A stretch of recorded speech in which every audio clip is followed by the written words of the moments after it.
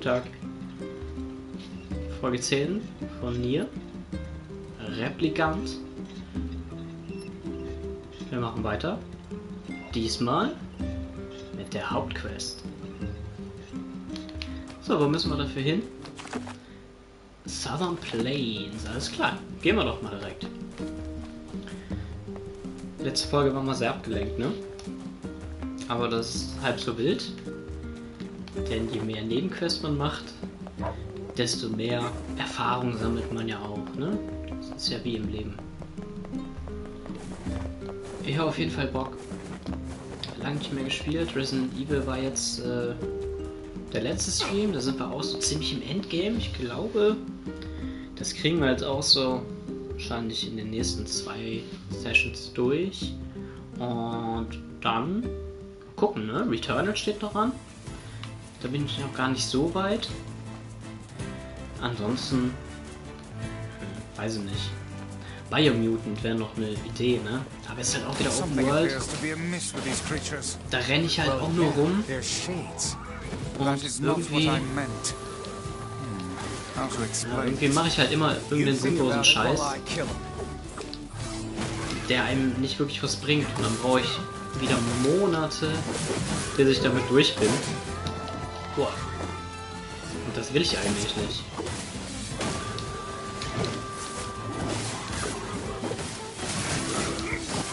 Ich finde Resident Evil eigentlich so, zumindest vom Gefühl her, ich bin da noch nicht durch, aber von dem, was ich so gehört habe und so, hat eigentlich eine ganz okay Länge, um das auf dem Stream zu machen. Ja.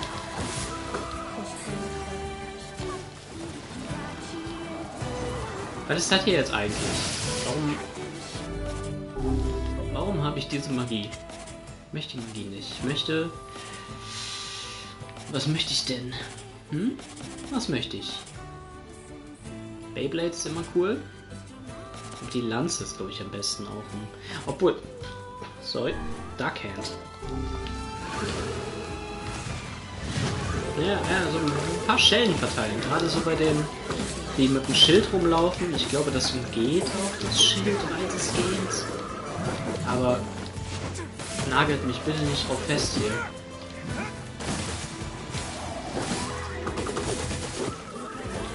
Das stimmt, der Move. Der Move ist lustig, ja. Bau. Ich bin wieder verzaubert von der Musik. Kann das sein, dass sie jedes Mal eine andere Lichtstimmung ist? Vielleicht bilde ich mir das auch mal ein. Aber es wäre schön. Bringt auch so ein bisschen Abwechslung. Sag mal. Warum keult ihr mich eigentlich hier in der Gegend rum?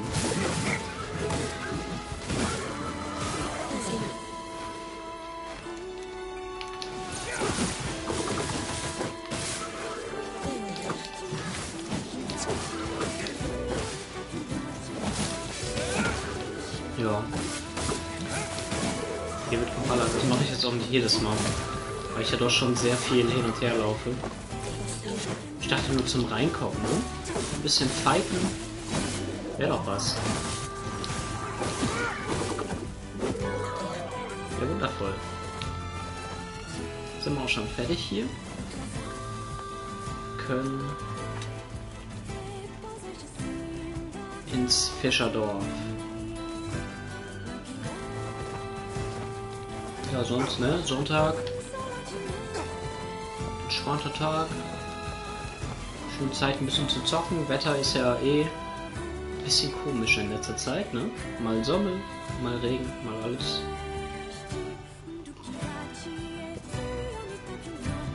Eher weird. Ich passe mal das Mikro an, damit ich auch straight da rein spreche.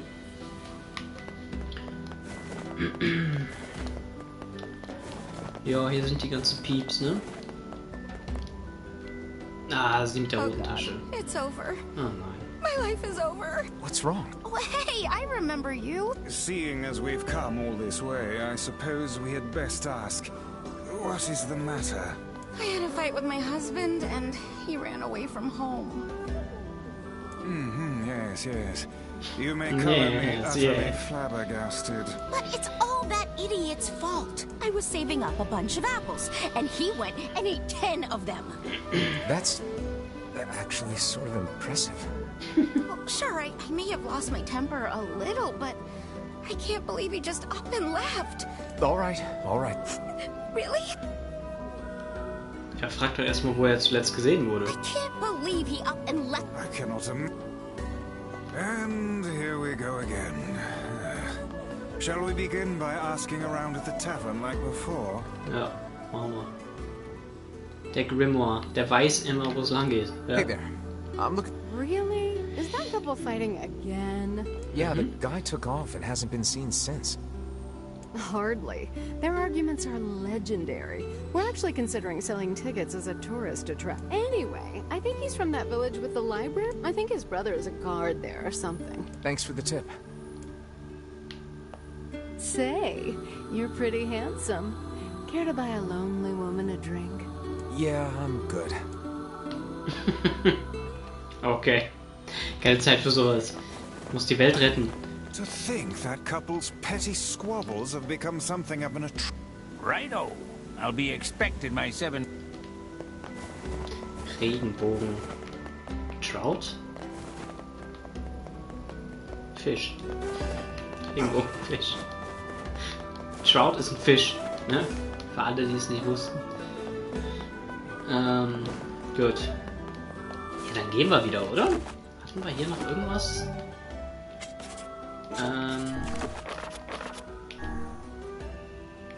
Fisherman, Creaky Water Wheel, Strange Things, okay, das ist die Wüste. Das finden wir niemals raus. Das auch nicht.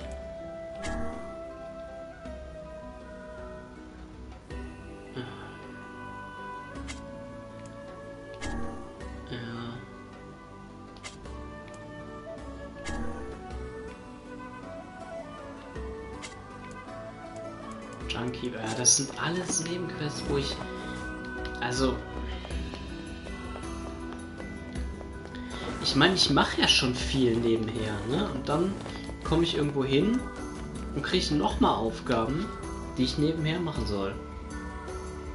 Das stört mich schon ein bisschen, vor allen Dingen, weil ich dann jedes Mal die gleiche Prozedur machen muss. Zumindest so das Junkie, das ist echt ein bisschen... Searched the southern plains back when the wife ran off too, right? Ja, ich möchte nicht sagen eintönig, aber Lots changed since then. irgendwie So it's kind of nice when we find something that hasn't. strapaziert The das fact meinen that Nerven. couple is still arguing almost fills me with, I don't know, the hope, I guess.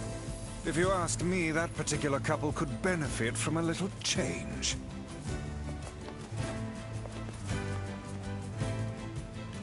Ja, der Grimoire.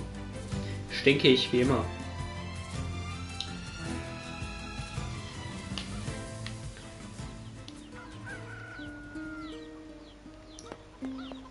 Oh, hey, it's you. You're related to the ferryman who carries a red bag around, right? Yeah, he's my little brother. A shame. Have you any idea where he may have absconded to? Not a clue. Like I said, I haven't seen him. Oh, that's unfortunate. Oh, but the last time I did see him, he said something about using his ferry to deliver letters. Maybe you should try... I guess we could ask the postman over at... Just once I would enjoy receiving a quest that can be sold in the general vicinity of the asker.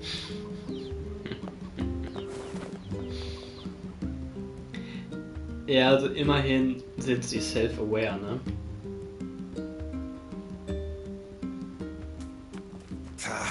I cannot believe how many trips we have made simply to track down a single man.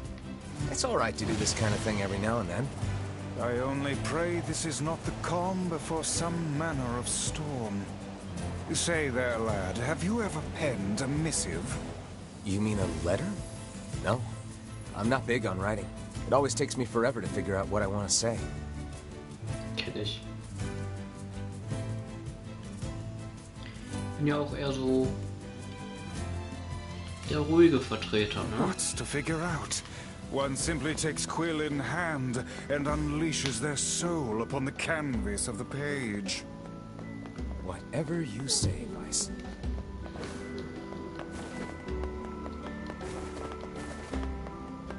Hier war das Post Office, ne? Ja, beim roten Punkt auf der Karte. Hey, postman. Oh, sorry. You're not him. I'm sure as hell not. I just swung by to pick up a letter and wound up running the damn place. Anyway, you here for a package or something? Hä?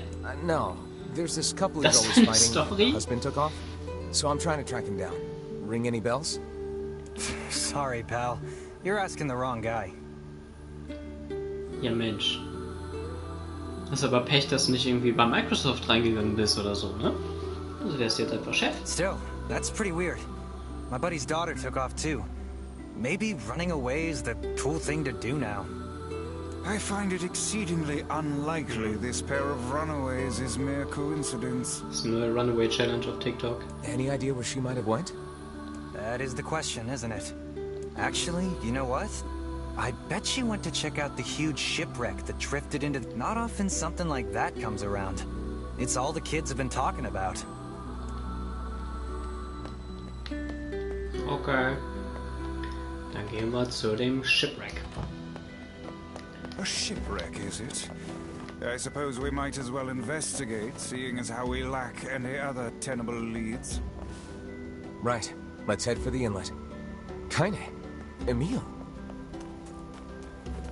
Nach dem da. What's going on? I haven't seen you two come into Seafront in, well, ever, I guess. Sorry for the surprise. Kainés said she sensed something strange in the area. Strange how? Like... Maybe? There's some kind of sound or something coming from up ahead. What an incredibly specific piece of information the hussy has... What is it, Kainés? Nothing.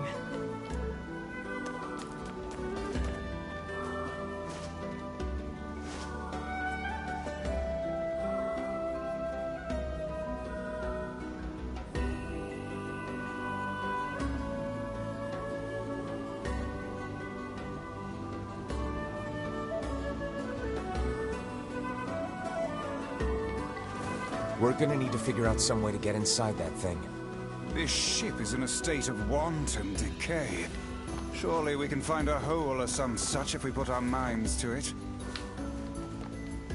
Ja, hier zum Beispiel. These Wo es planks blinkt. seem to be covering a rather large hole. We can probably get in if we move them out of the way.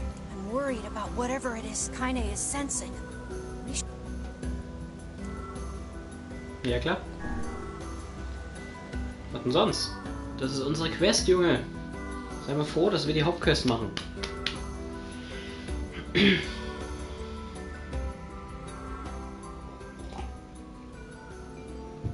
This ship is in poor condition indeed. Do try not to thrash about and bring its timbers down around us, hussy. Whatever. You sure you're all right, Kainés? You really shouldn't push yourself. Hey, I've got an idea. How about you and me search outside and get some nice fresh air in the process?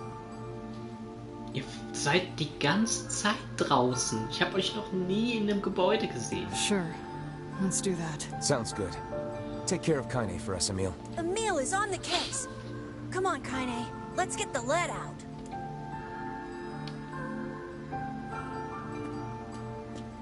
This place is pretty gloomy. I'm having a hard time imagining any townsfolk hanging around here. Well, as we've no other leads, let the search begin. Outside light is in short supply. I ask you. Look there, on the floor. I believe we've found ourselves a lantern. And there's still some oil in it. Egal. We require a key.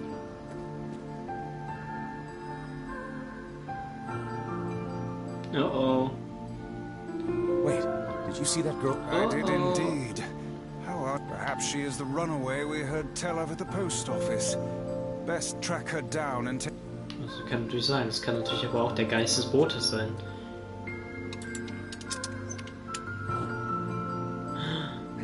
Sie ist nicht. There's no one here. Weird. It's like we just saw a ghost. Oh, what foolishness. I am certain this room merely contains a secret passageway or the like. Hat da jemand Angst? Hold key. What is with this ship anyway? You make There my may be heart clues somewhere breathe. that tell of how it ran aground.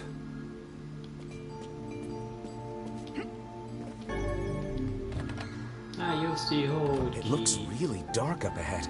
Then perhaps we ought to make use of that lantern.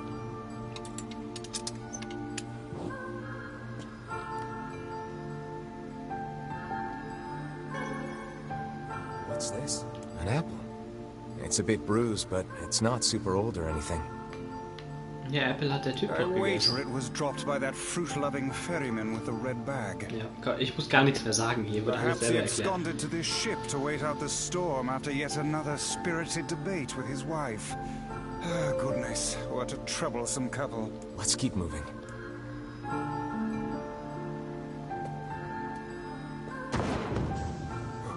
Oh, what was that sound just now? Sounds like it came from the floor above us.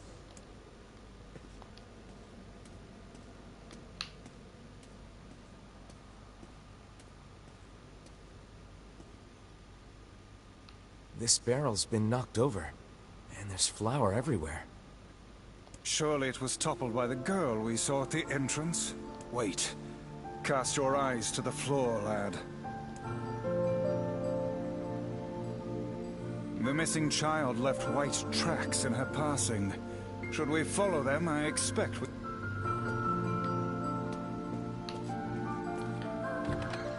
Gehen erstmal hier looten, ne?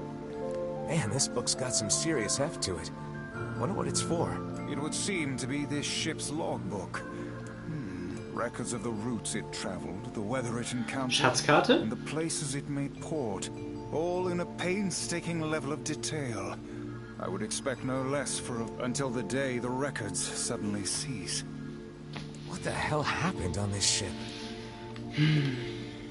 We've no time to stand about deciphering a logbook.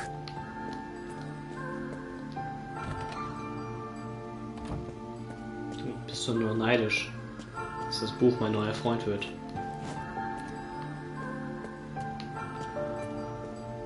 So, hier ist noch ein Item. Did you see that light on the other side of the shelves?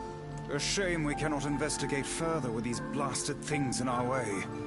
I would like a word with the interior designer who... Hang on. I think I can move these.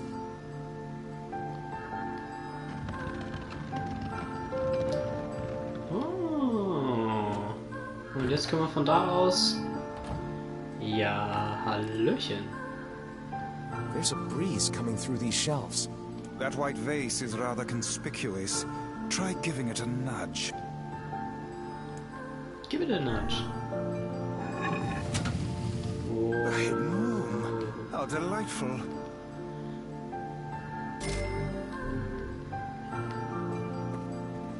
Hey, there's a notebook on this desk. Oh, wow, this thing is crammed full of... A record of the cargo they carried, no doubt. By my pages, this ship was used by slavers. How simply atrocious. Wait, you're telling me they sold people?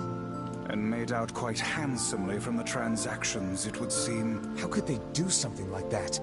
I do not know, nor do I care to ponder it. Let it suffice to say there are monsters who trade coin for misery in all corners of this accursed world. Dass ihm das Konzept nicht klar ist.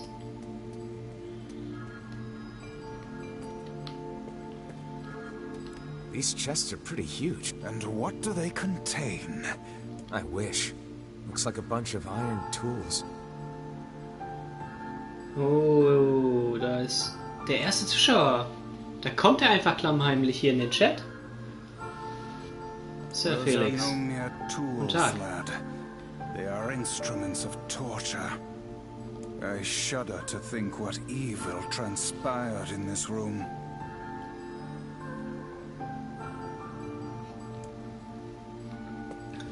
So, jetzt wollte ich aber hier raus und mir das Item holen, genau. Passageway Key. There don't seem to be any shades around, at least. This ship holds fortunate for us. Ja, was geht? Was geht ab? Es ist Sonntag. Sonntag ist Zocktag. The white tracks end here. Wait, I hear something.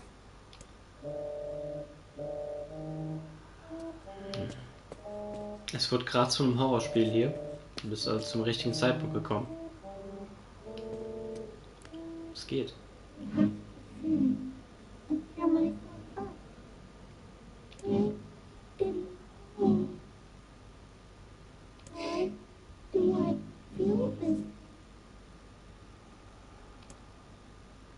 Whatever that sound was, it stopped. I swear it sounded like a girl. This is a voice pipe. A contraption by which one's voice can travel to a faraway location.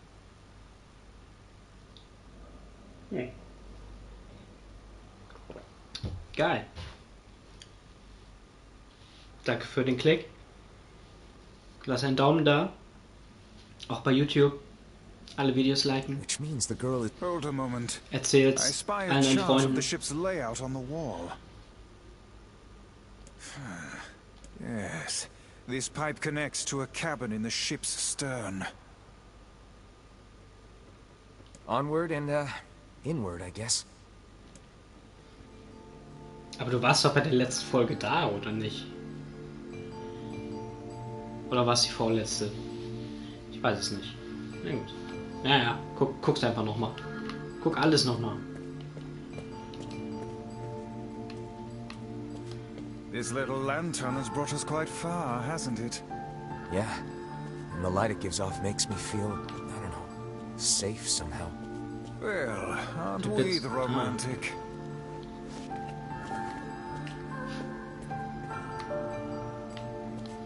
Alles klar, wir gehen erstmal hier in die erste Tür.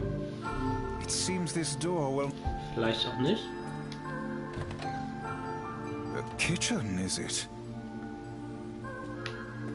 Sehr gut. Ja, ich bin tatsächlich recht weit gekommen.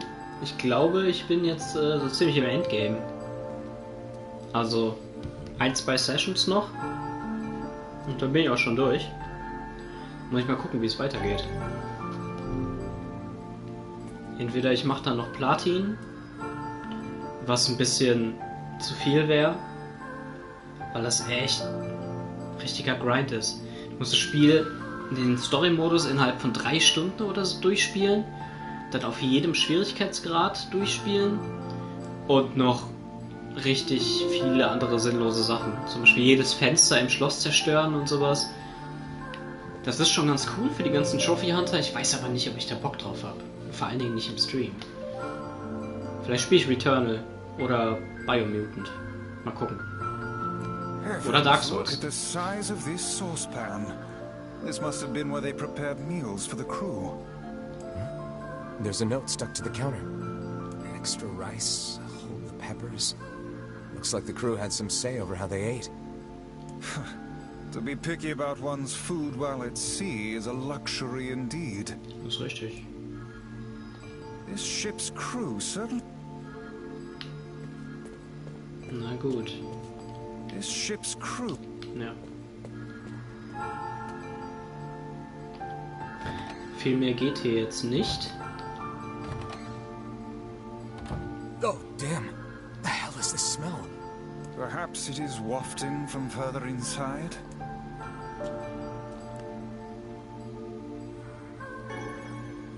Another apple. Just how many apples does that quibbling husband keep on his person while he's out and about? Let's keep searching. Searching. Vice? I think the floor is... Oh, Speak to me, lad.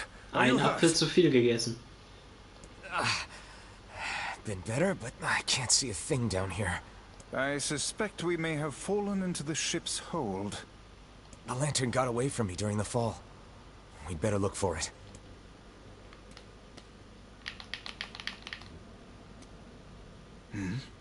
Is that... Vice, that's it! We found the lantern. About time. Might I suggest you cease the celebratory fanfare and light the blasted thing already?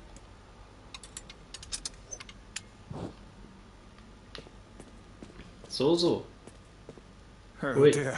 Oh, Look at the bodies. was ist denn hier los? They are all people from town. And I fear the missing ferryman. Oh. Oh no, this can't be real. Why? Why did he... God damn. Pull yourself together. Remember the presence Kainés sensed. I won't let them get away with this. Alter, das ist ja jetzt ein richtiges Horrorspiel auf einmal. Ich will nicht noch ein Horrorspiel. Hört auf damit, bitte.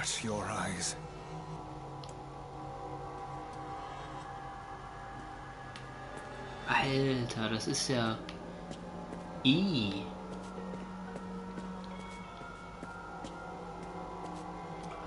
Sie geht jetzt auch ab.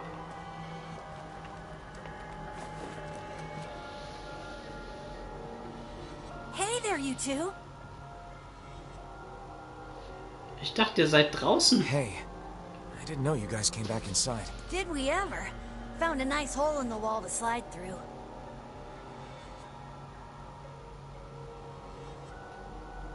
Der hört sich aber anders an. Das muss eine Illusion sein. Das ist der Gegner. But then we heard a bunch of noise coming from that super dark floor downstairs. You sure had us worried. Yeah, sorry about that. You feeling better, Kainé? A little, yeah. Sorry for... Good. That's good. Jeez, you seem really down in the dumps. Did something happen? Tell me, Kainé. It's on the floor above us. I feared as much. It seems we've little choice but to press onward. Warum hört er sich so komisch an? You're really not looking so hot. Hallo? You shouldn't have to bear all this on your own. Thanks. Warum disst ihr mich denn jetzt auf einmal? Du warst doch vorher so nett. So, was geht There's hier? a bunch of crumpled up paper here. Letters, maybe? Oder die Schatzkarte. They all seem to have the same words written upon them, but the penmanship is so poor I cannot make heads nor tails of it. They seem to be letters. Na gut. Na gut.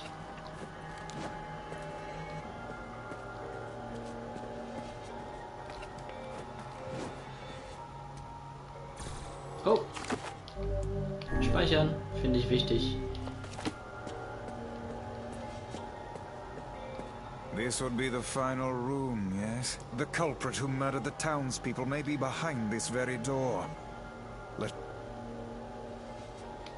Go inside, yes please. Ich hab Bock auf einen Bossfight hier. Ich will den Geist des Schiffes vermöbeln. Das wird doch cool.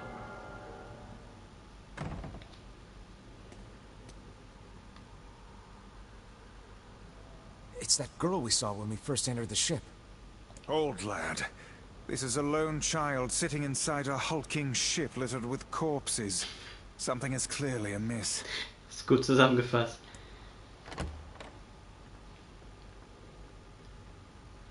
There. Could this girl be the presence you sensed, Kainé?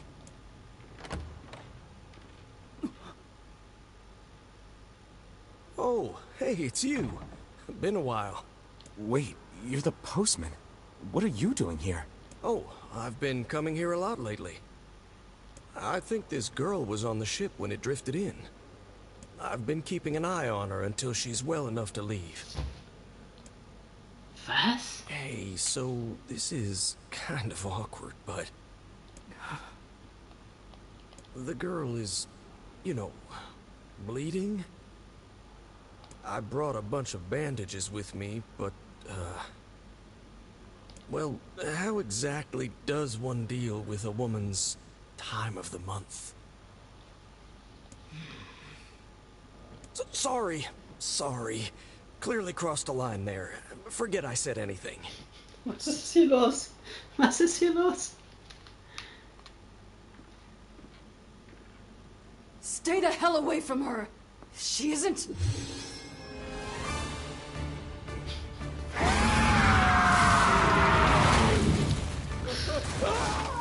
It's that time of the month again.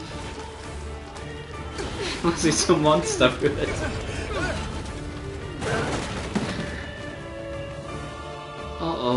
Kainé, Emil, we'll figure something out. You just find a way to get the hell out of here. The two of them will be fine, but you and I must withdraw. Also, das Spiel, ne? The ship is collapsing.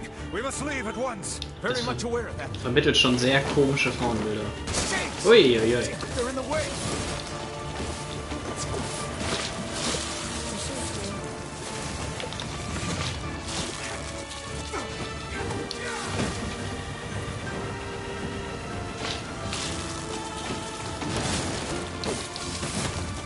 Oh, great. These things regenerate. Looks like we can get out through that hole up there. Ah, okay. Passt.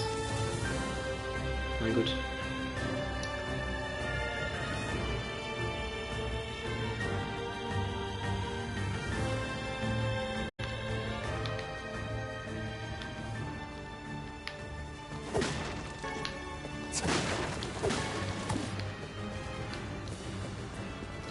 Die Herbs sind Derbs. Okay. Boah, jetzt Glad you two made it out in one piece. One Piece. Weil wir auf so einem Schiff sind. Lustig. Yeah, we're good. But that poor postman is still trapped inside. We'd better go help him out. No shade would dare pursue us into sunlight such as this. We should use the opportunity to ready ourselves.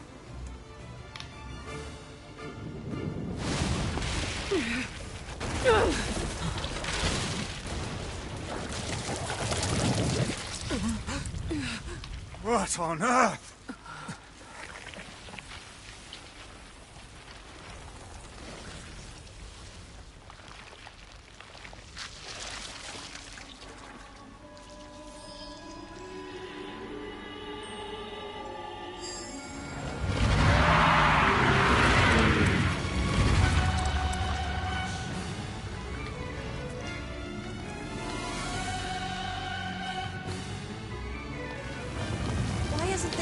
Being hurt by the sun. That is not precisely the case. It most certainly is being burned by the sunlight. However, its regenerative abilities far outpace whatever damage the light is able to inflict. This light, something is coming. Get out of the way at once. Oi, oi, oi. I can't believe that little girl was actually this thing. Ja, aber wenn du dir den mal anguckst, ne? Der sieht schon cool aus. Also schon wieder ein Boss, der einfach ein geiles Design hat. Ja. Und einen totballern will mit seinen komischen Orbs. Aber ich finde... Was habe ich da gemacht? Ich finde, der hat schon einfach wieder cooles Design. Style haben sie ja in dem Spiel.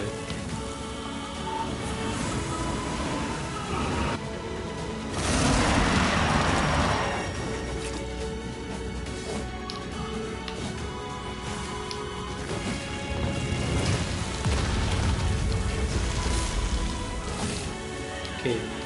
Also ihm tun nur die Hände weh. Yeah. Focus on the next one. This thing is gonna pay for what it did to those people. The town will be in grave danger should we leave this creature be. We must end it here and now. Das sagt sich so leicht.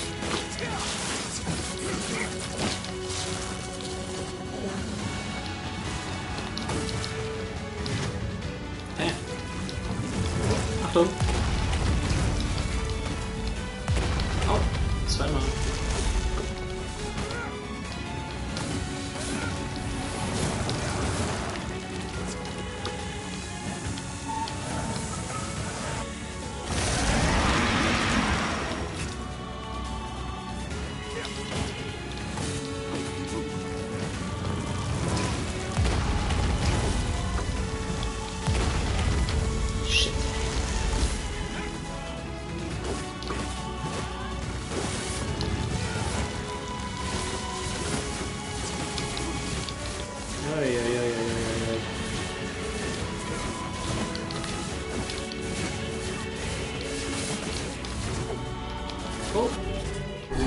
verliere die ganze Zeit HP. Warum sagst du denn nix?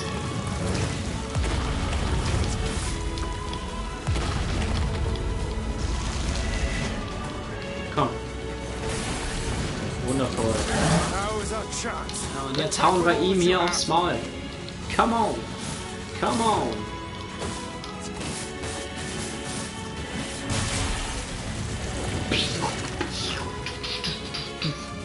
Finishing.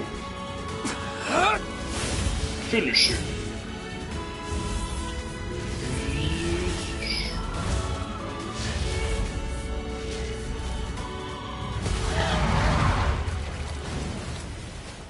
Brutality.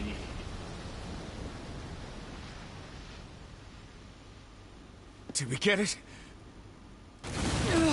Darf man nie fragen. Man kommt dann nämlich immer noch mal wieder.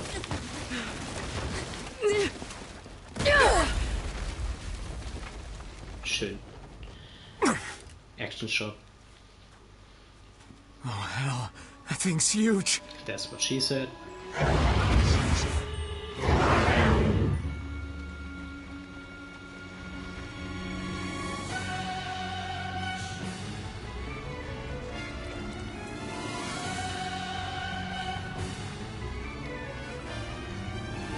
Boah, okay.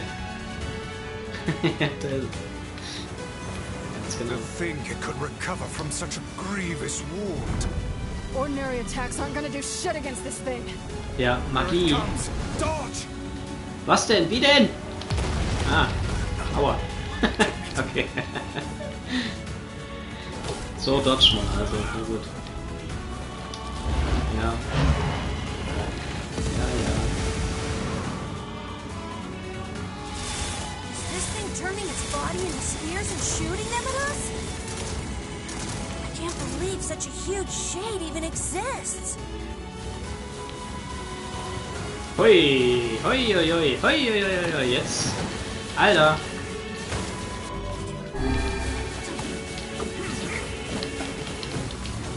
That thing ain't normal, so stay smart unless you want to get dead. Ja, warte mal, stay smart, dann sind wir doch mal smart. Das können wir jetzt eh nicht gebrauchen. Dark Wall. The shades are gonna pay for it.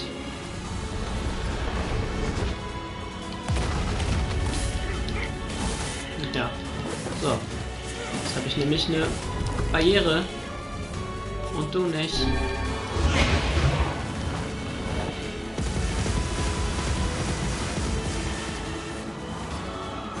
The number of spears flying our way is increasing. Yeah, I can see that. Damn it. Ja, kein Problem. My word, if this continues. Vielleicht doch ein Problem. Ne? Nee, kein Problem. Hey, over here! So. Noch ein Problem. This guy's important to you, isn't he?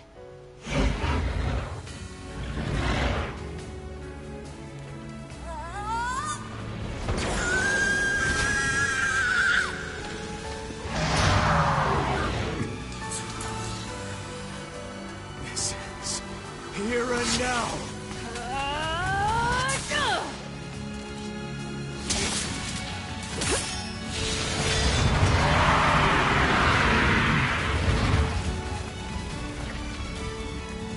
Doddy.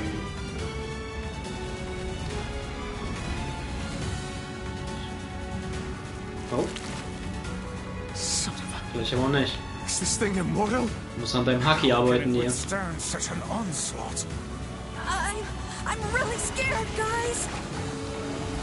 We will be in grave danger if it unleashes that attack. We must stop it. Ah.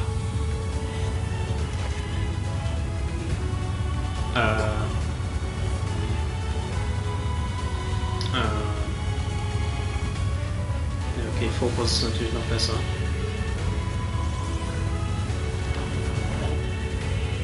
Okay, das bringt aber gerade gar nicht so viel. Ja. Das habe ich schon gedacht. Shit! Tot.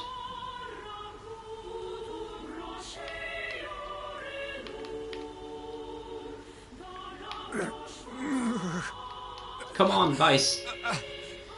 I think Beiß dich durch. My body won't. Damn it! Fuck! Ja, was machen wir denn jetzt? Ich kann mich nicht bewegen. Ich kann nur die Kamera bewegen. Stop! No!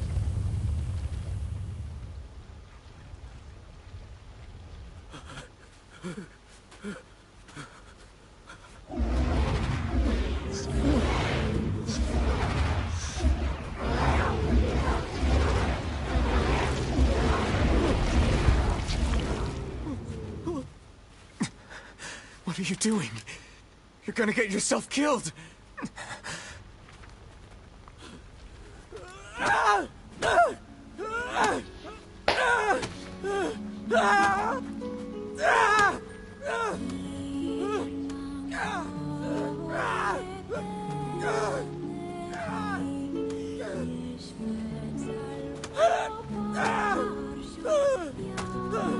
It stopped. Focus on the source of its magic. Aim for the head. Ja, soll ich jetzt? Die ist doch offensichtlich...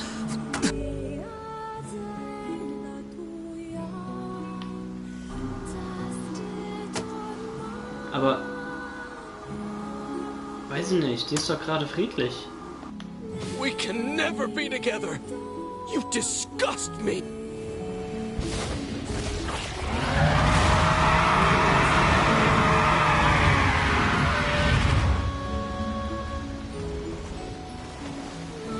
Also so wie die gesamte Story verläuft, ne, glaube ich, dass am Ende irgendwie noch so eine Art... Also nicht so eine Art, sondern halt so ein moralischer Twist kommt oder eine moralische Frage gestellt wird. Kann man mit den Shades leben? Sind das auch nur Menschen? Weil es waren ja mal Menschen. Spüren die noch was?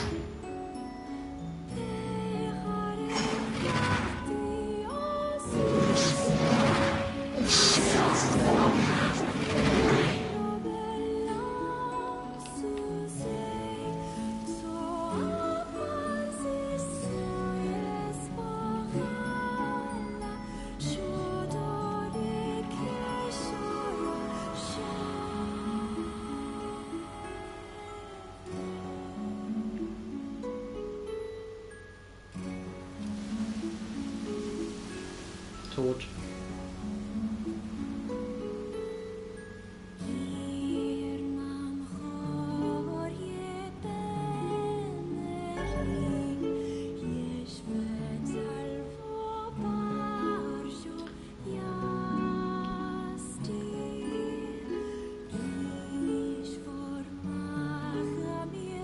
Ja. Das ist, weiß ich nicht. Hätte man die retten können? Also von der Story her jetzt gerade nicht, aber vielleicht in den nächsten Playthroughs kann man die dann irgendwie Thanks. You really saved our bacon. wieder ins Meer zurückschicken oder so. You've all done so much for me. Oder mit denen reden, das wäre Offering natürlich a auch little was. refuge is the least I can do. Stimmt, wir haben ja ein Buch und das Buch kann I don't Sprachen have lernen. the words to express Ich kann mal how wirklich mit denen sorry reden. I am. We all knew townspeople were out there being eaten by a shade. But I never imagined I was taking care of it this entire time. The fault lies with that foul creature alone, Postman. Not yourself. I hope I can believe that someday. All right, well, there's someone else we need to break this news to. Fair enough. I hope to see you out there on the old letter trail again soon. Ah, da ist sie schon. Hey, did you find my husband? Yeah. Wait, why are you hesitating? Is he all right? Please tell me he's all right. Come on, say something already.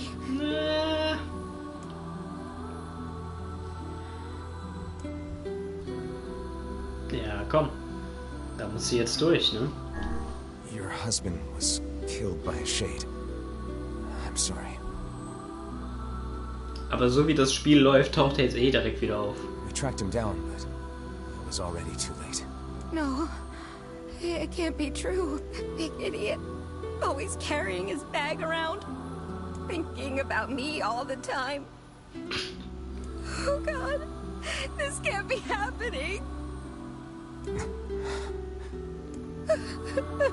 Nee? Okay.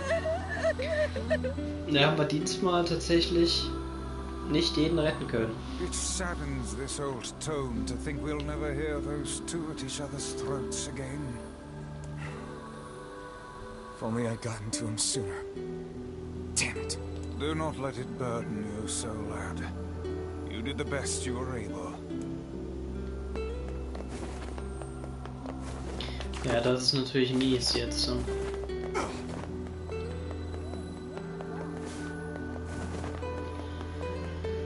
Das ist wirklich mies.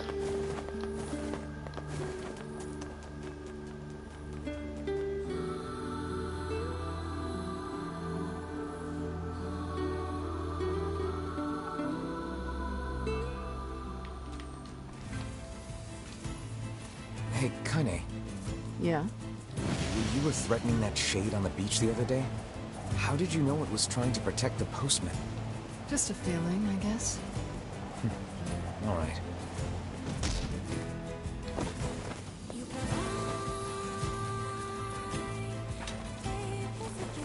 Ja, ist alles sehr mysteriös, ne?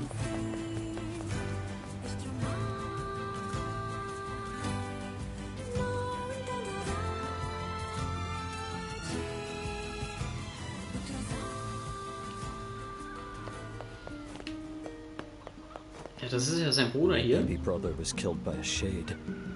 Damn fool wasn't careful. And now he's left his beautiful wife all alone.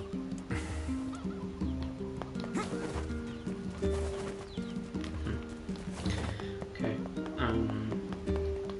Was ist das Ziel? Okay, wir gehen in die Bibliothek zu Popola. Vorher schauen wir aber nochmal, ob unsere Blumen denn schön gewachsen sind. Und ob wir jetzt Pink Moonflower Seed gefunden haben. Angebaut haben.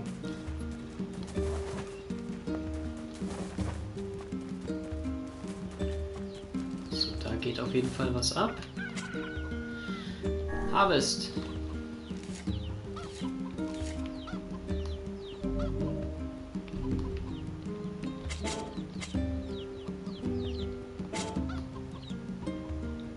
Was? Sind die eingegangen, oder wie? Ach, fuck it, ey. Na gut, dann... Ja. Dann war's das mit dem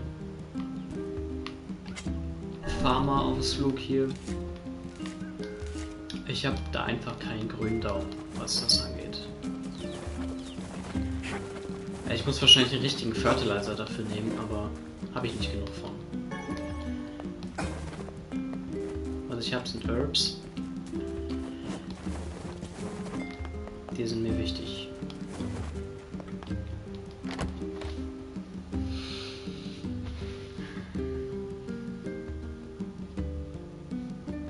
Ja, traurig, traurig. Den Smiley, den du gemacht hast, da habe ich jetzt...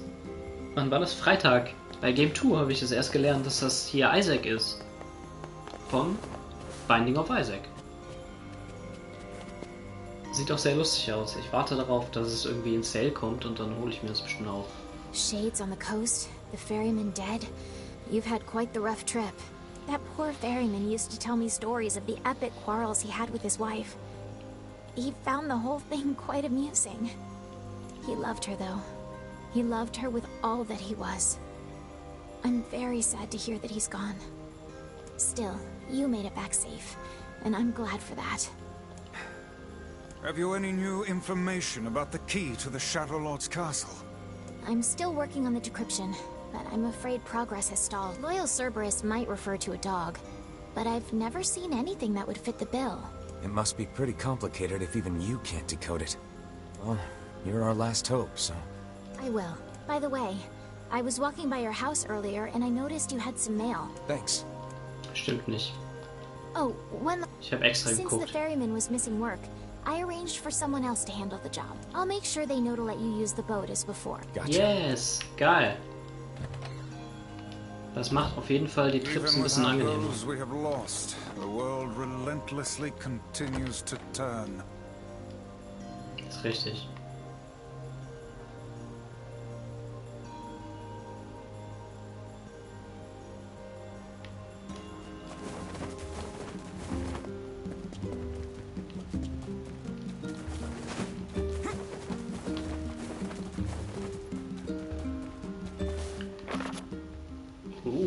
official notice.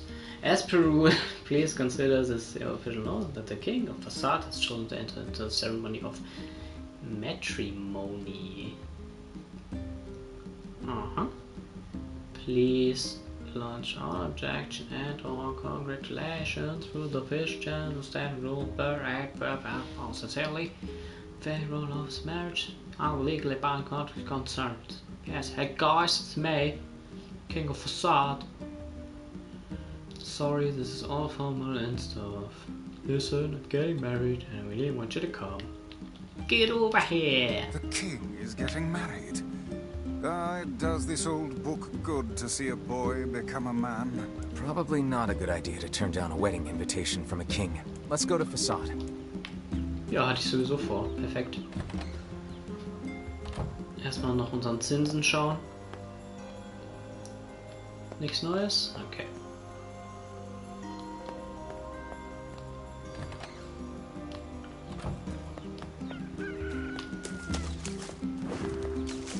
Kann ich hier angeln? Nee. Okay.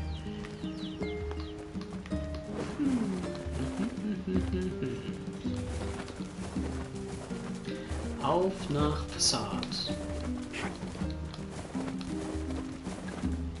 Fahren wir doch auf jeden Fall mit unserem Kollegen hin, der neue Fährmann ist.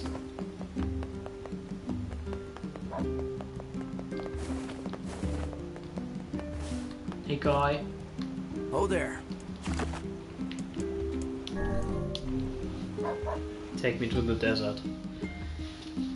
Where the grass ain't green and the girls wear masks.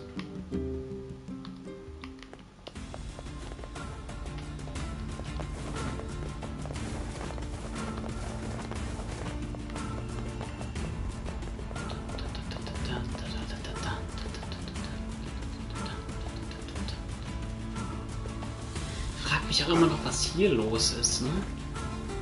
Es sollen ja Gräber sein, angeblich.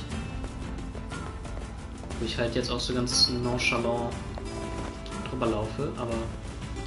Does it not strike you as curious to find wolves in the desert? Should it? It appears they normally live in forests, yes. Deserts would seem to hold little sustenance for them. Well, we can certainly guess what they've been eating.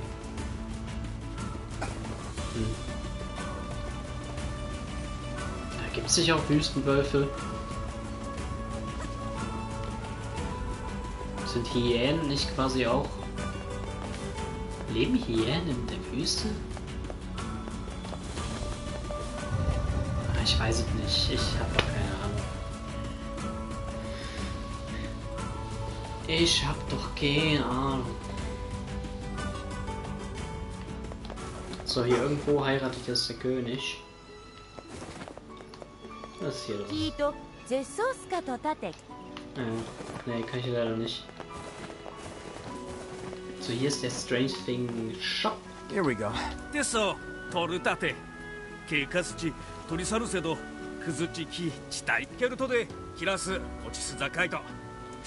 I'll let her.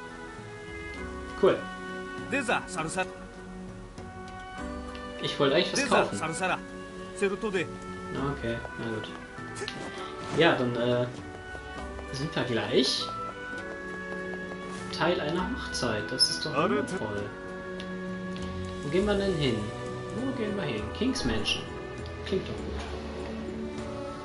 So, bevor wir das tun, werde ich aber noch mal kurz in die heiligen Hallen und mir auch einen Kaffee machen. Also, bis gleich.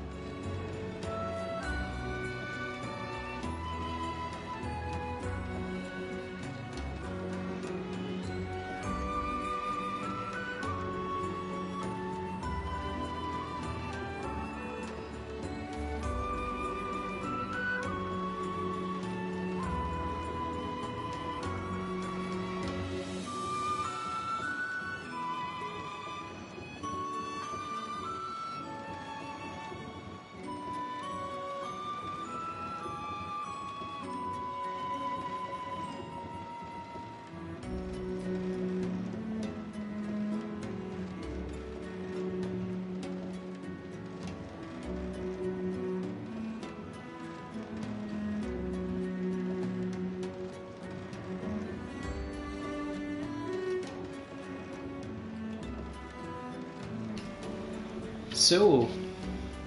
Attention, attention. Wir sind bei der Königsmansion. Enter.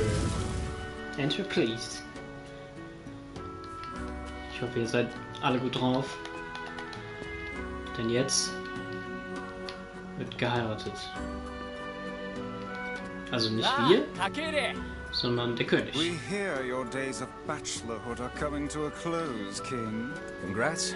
Forgive my prying, but we are all eager to know the identity of your lucky bride.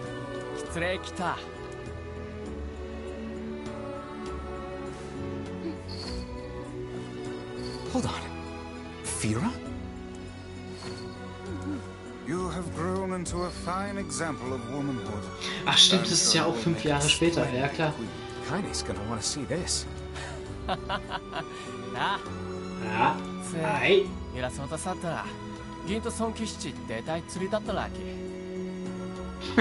Okay. Pleased to make your acquaintance, Your Royalness. Congratulations on your wedding. I'm sorry Kainé's not here, but...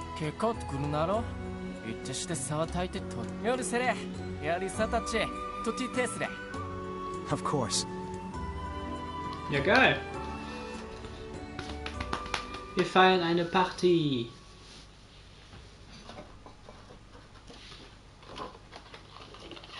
Ballern wir uns direkt. To think they Noch even rotes have Schokoeier rules rein. governing the timing and water temperature of a bath. What's it to you? You don't even take baths. Hey, Kainé. Kainé? Kainé? What is the matter? I don't like this. Weddings are festive occasions, you know? Should I even be here? We were invited here by the king, remember? Sure. But what about everybody else? This city isn't like our villages. And since there isn't a specific rule about you, I honestly think they won't give a crap. Yeah. Maybe. Will you at least procure a new set of lingerie for the festivities? Some spring colors, perhaps? Keep talking, Book. Ich lasse sie doch rumlaufen, wie sie will.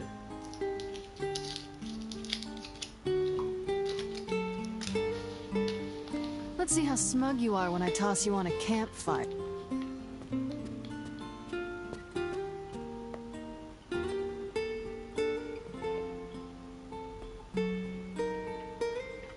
Oh, What's up? just having trouble getting to sleep. Something bothering you? No, the opposite, in fact. Kann der überhaupt schlafen? I'm just so excited about the wedding that I can't settle down. Ja, darum gehst du ja auch bei einer Wedding, ne?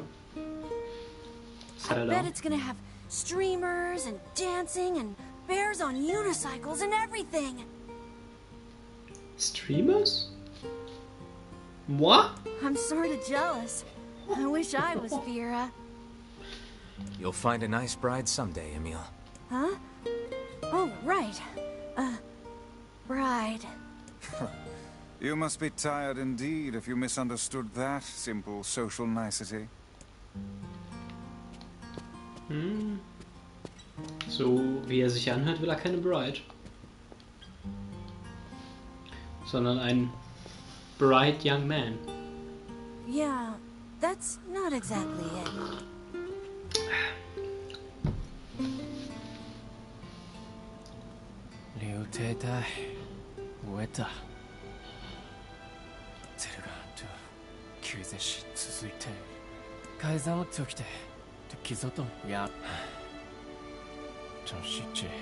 Everyone needs to blow off steam and celebrate once in a while.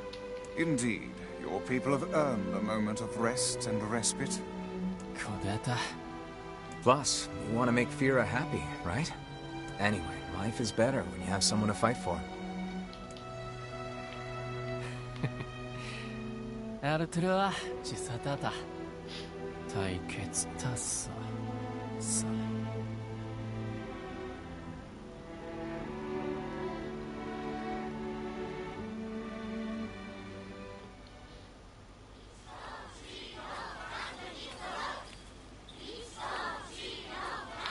Aw, weddings are the best.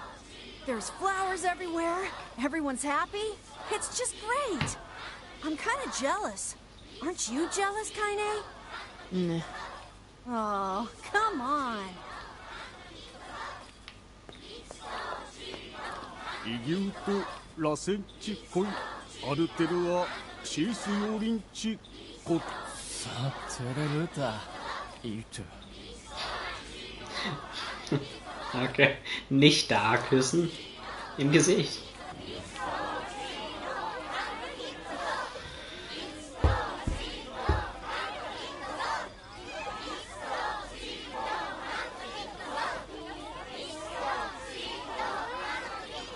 Das greift bestimmt Shade an, ne? Ist viel zu glücklich da in der Welt.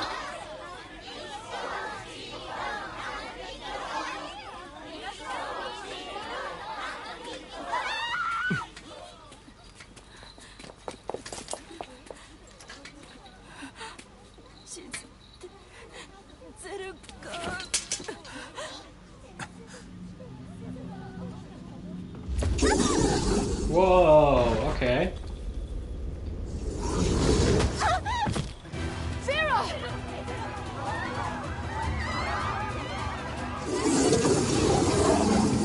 Alles klar. Ich schätze, das wird dieser Wolf sein, der uns dann auch den letzten Teil des Schlüssels bringt. Ah, warte mal. Ich habe ja immer noch hier die Magic. Ich würde aber gerne Duckhands. The wolves appear to be targeting you. The leader seems to have the power to reflect magic. Oh, echt? Das ist aber nicht gut.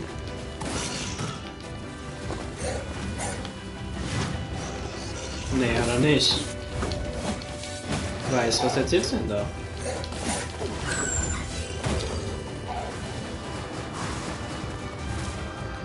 Ja. Faust.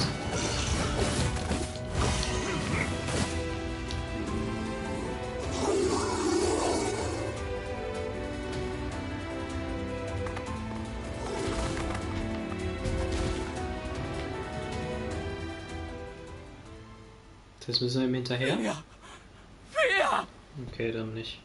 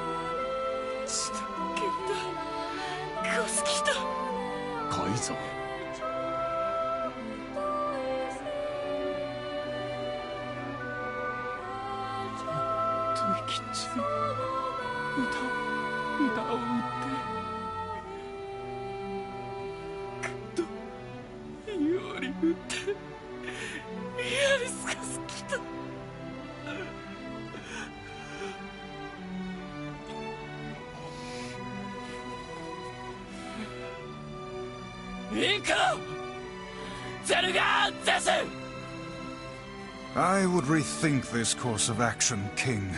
Ahead lies a battle you cannot win.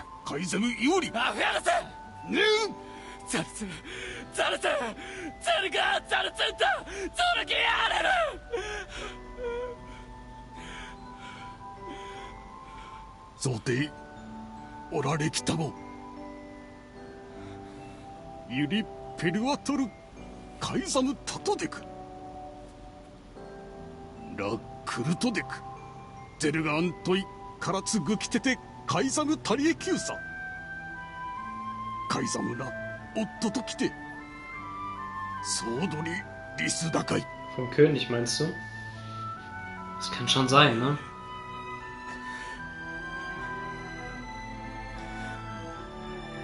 Ah, jetzt sagt er leider nichts mehr. Er klingt schon ein bisschen so, das stimmt. The king's grief is strong.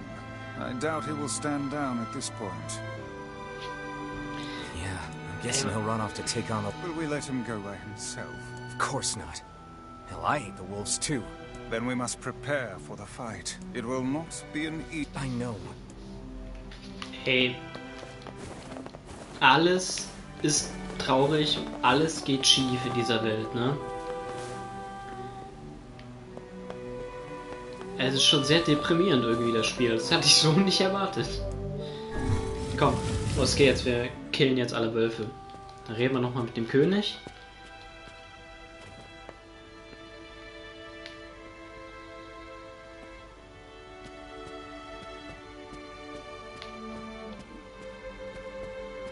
Are you ready for battle? Ja, sicher. Yeah. Time to have... Gucken wir mal. King of Facade. Voice Actor. Ja. Shigematsu.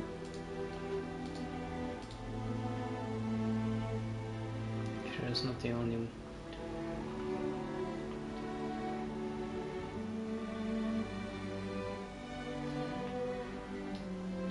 Ich guck grad mal hier. Aber der Name an sich sagt jetzt nicht so viel aus.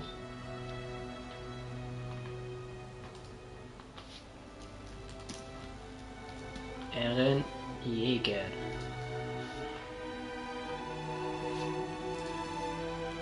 Eren Jäger Voice Actor.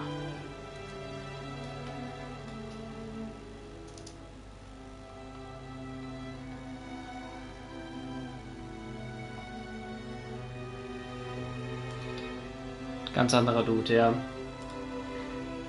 Hab's jetzt auch nicht gefunden.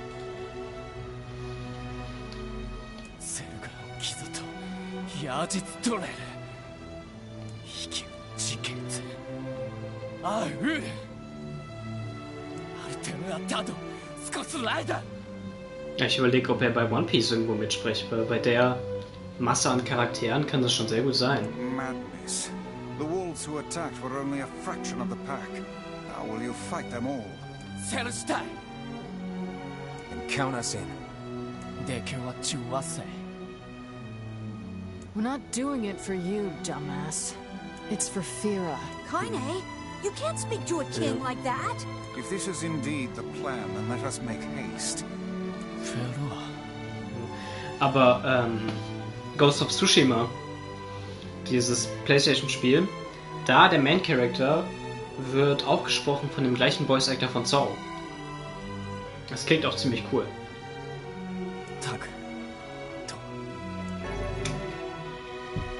One-Handed Sword, Ancient Overlord. Das klingt auf jeden Fall geil.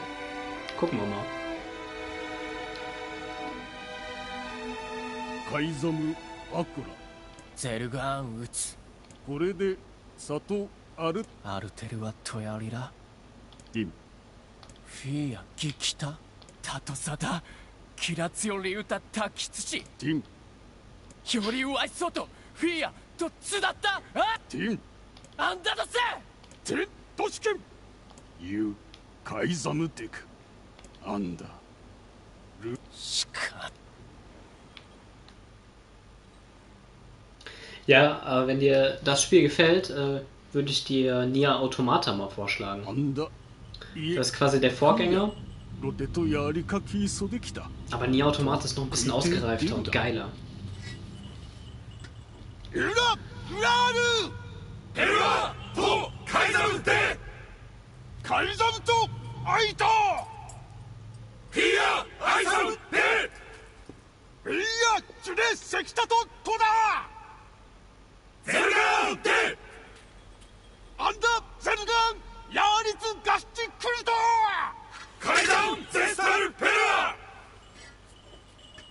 老体リスラ関係かけてしたすわれアルムーキエルトチギサンってきたあるん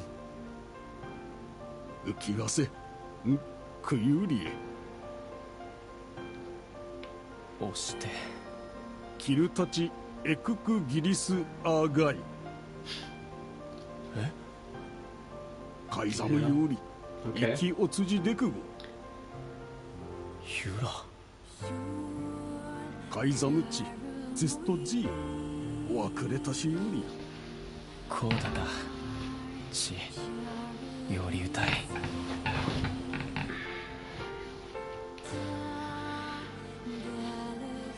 Nice. Dann haben wir jetzt das ganze Dorf hinter uns. Beziehungsweise Königreich. Kuri, Zerugant, Li, Itte. Forget it. Let's move. Let's kill those bastards.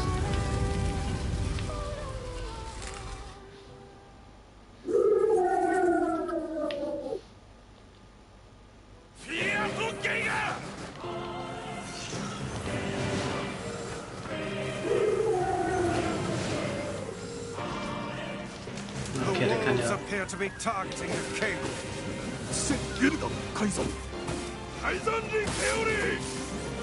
He seeks the king of facade.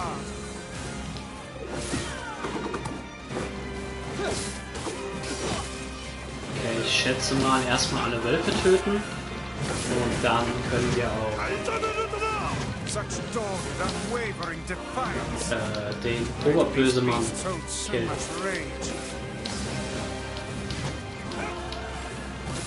The smaller wolves are not infected with shades. But as for the leader, if even one shade is here, then I have to kill all of them.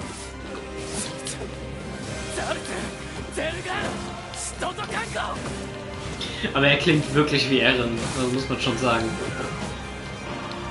Kann ich mir richtig gut vorstellen.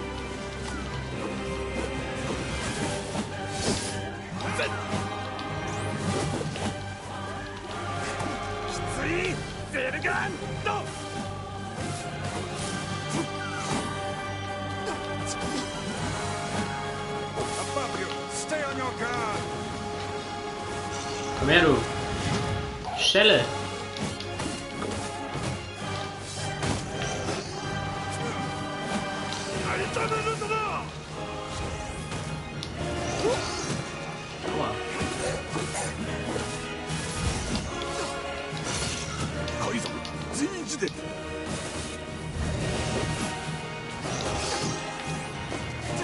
Ich wollte meine Combo durchbringen.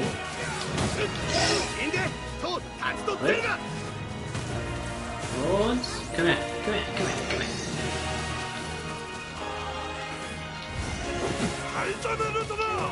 Shit. Okay. Na gut, dann müssen wir es halt ohne die Combo machen. Kriegst du halt jetzt so einfach ein paar aufs Maul. Wollte ich mal schön spielen. Darf ich aber nicht.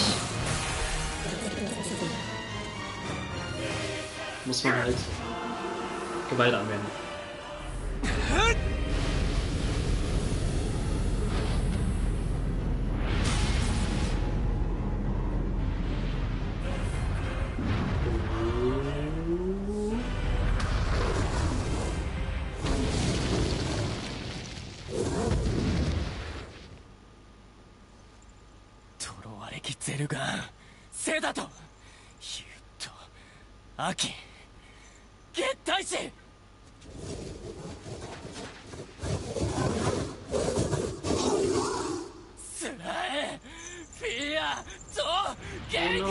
Oh no. Na, okay. Ich dachte, der geht jetzt drauf dabei. Aber hat er geschafft.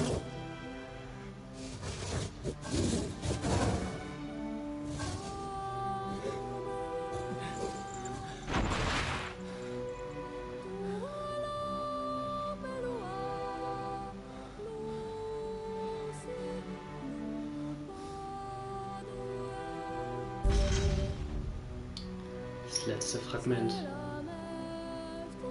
Damit haben wir alles, um den Shadow Lord zu besiegen. Ist das nicht geil? Mega geil.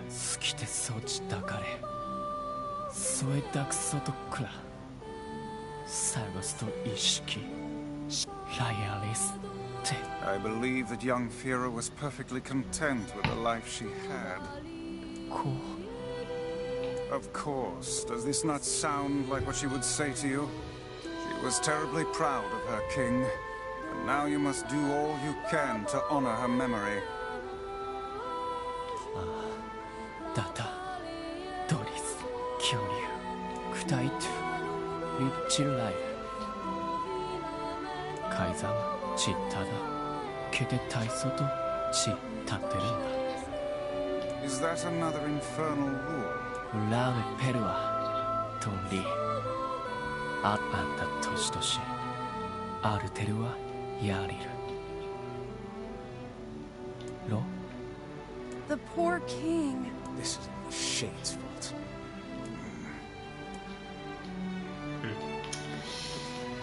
Come. Ja. Das tut mir natürlich leid. This is the last of them. No, Trophäe bekommen. Now we Großartig. can find the Shadow Lord. And Yona. Yona! We certainly can. Hold on, Yona. I'm almost there.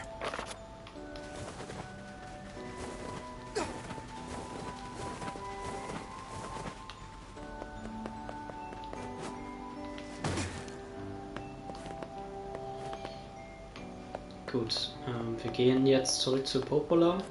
Die wird uns einen Schlüssel geben. Oh. Warte mal, was?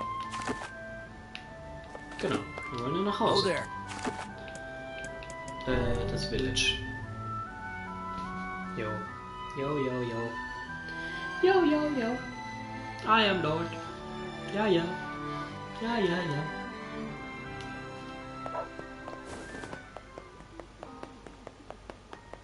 I marvel at how relatively simple a task this retrieval process proved to be. It is almost as if someone deliberately set us on this path. You're overthinking again, Vice. Sagt es sowas nicht. I don't care if it's a trap. Yona's waiting for me and I'm going. I see. Naja gut, im ersten Fight hat er uns ja auch unsere ganze Magic abgenommen, ne? Das bedeutet, vielleicht hat er natürlich nur diese kleinen Pfade gelegt, damit wir mehr Magic kriegen und er uns das alles klauen kann. Was ist das denn hier? Achso, ich dachte, ich könnte die Leiter hoch. Das wäre jetzt auch keine so große Abwechslung gewesen. Erstmal anklopfen mit dem Speer. Oh, hallo. You're really gonna do it? The whole village is buzzing, you know. They say... I guess it's really happening, huh? I'll bring her back. I promise. About that. Yeah? Nothing. Never mind. Popola just loves to worry. Anyway, you be careful. Yes, do be careful. Thanks.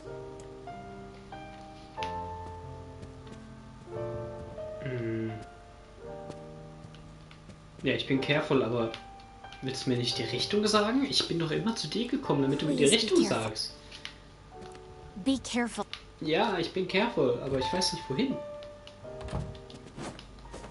Okay, wir haben ein neues Kreuz.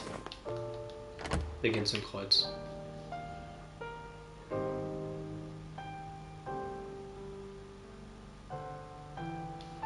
Was sagt man dazu?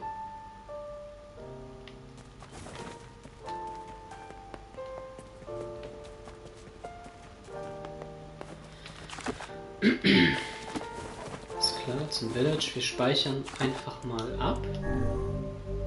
Denn jetzt ist wahrscheinlich so ein Punkt, wo man dann nicht mehr zurückkommt. Aber das könnte auch das Ende des ersten Playthroughs sein. Wenn wir jetzt da hingehen, Shadow Lord besiegen und alles, da wird wahrscheinlich wieder irgendeine Tragödie passieren und der nächste Playthrough beginnt. Parts are on the way, but it's gonna take a little. The guy said he'd bring them to you when they're ready. That's great. I found someone to do the repair work. Here, I've got a little... Jo, danke. Cool. Direkt noch eine Quest gemacht. Das ist doch wundervoll. Was bei The dir? village fountain is starting to break down. I would speculate that the source of the problem lies in the fountain's pump. That's my guess, too. I heard you had parts made for the water wheel. Okay. Sure, why not? Thanks for agreeing to get those fountain... Habe ich nicht genügend Fountain Parts? Was brauche ich für die Fountain Parts? Travel in Facade and obtain parts. Nee, würde ich sagen. Habe ich keine Lust drauf. Ich will jetzt meine Schwester retten und den Shadow Lord killen. Oh there. Get known? Ja.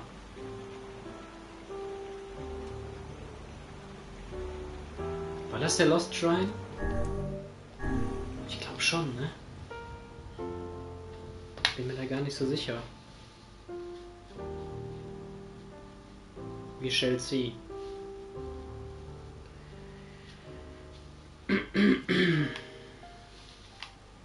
Are we ready? Let's all make it back alive, okay? It's a plan. Alles klar, Leute. Das wird der finale Fight. Ja, ich denke, ich spiele die anderen Playthroughs auch. Einfach um die gesamte Story zu haben.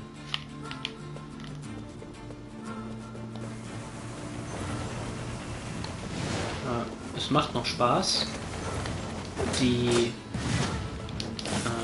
Nebenquests nerven ein bisschen. Aber die muss man ja auch nicht alle machen. Und, oh, ja. Schwimmen kann man übrigens nicht. Everything in working order. Wollte ich nur noch mal zeigen. Yeah, weiß. Good. Your health is diminished. Do be more careful next time. Was mache ich eigentlich hier bei euch? Ich will eigentlich nur den Shadow Lord killen.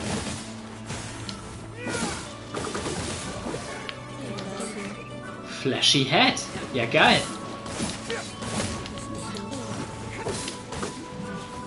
Ich kann leider keine Armor tragen, sonst hätte ich mir ihn angezogen.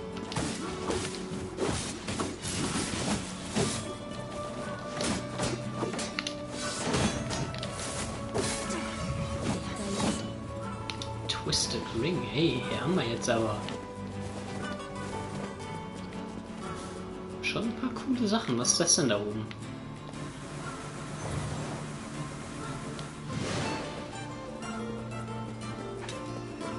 Kommt zu mir. Was ist das? Das ist auf jeden Fall ein Gegner. Das war ein gesamten Berg hoch, dass man da keine Schnellreise hat. Hoi, hoi, hoi. Also die Schwächen von dem Spiel merkt man schon. Ich soll Follower kaufen. Nee. Brauche ich nicht. Gucken doch eh schon genug Leute zu.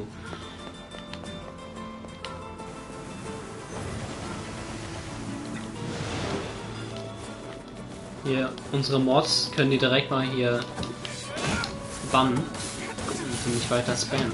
Aua.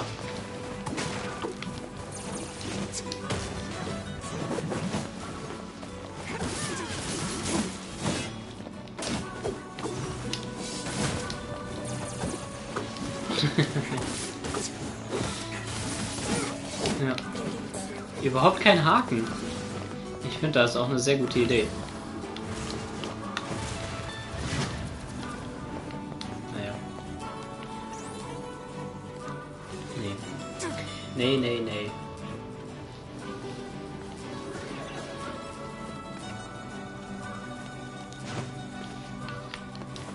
Nö, lass mich mal bitte in Ruhe. Ich möchte eigentlich nur zum Shadow Lord. Die ganzen Schatten habe ich jetzt genug geslayt. Ihr seid mir recht egal.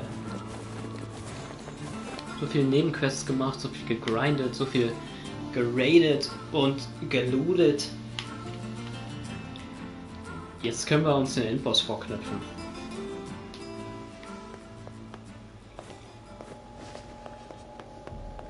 So, hier wollte noch einer eine Wurzel haben als Nebenquest, aber die können wir ja eh nicht mehr abgeben, ne?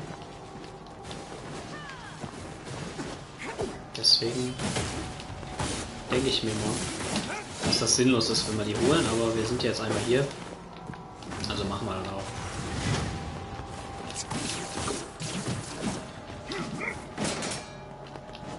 Na komm.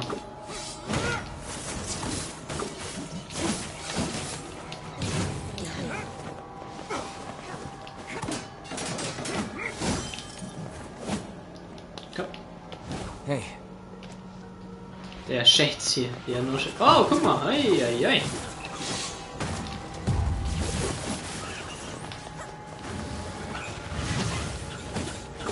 Du hältst ja gar nichts aus, Kollege. Bist du sicher, dass du in Shape bist? Du bist ein richtiger Lappen.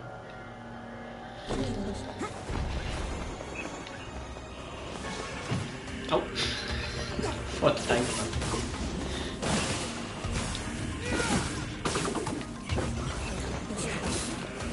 Kann ich mir das jetzt schnappen?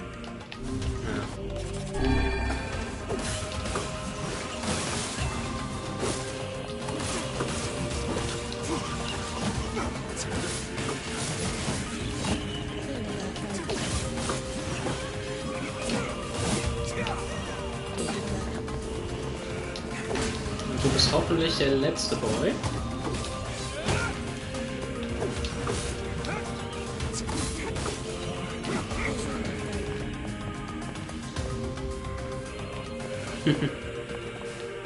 That's the last of them.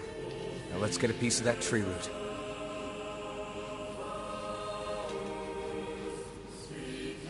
Nice.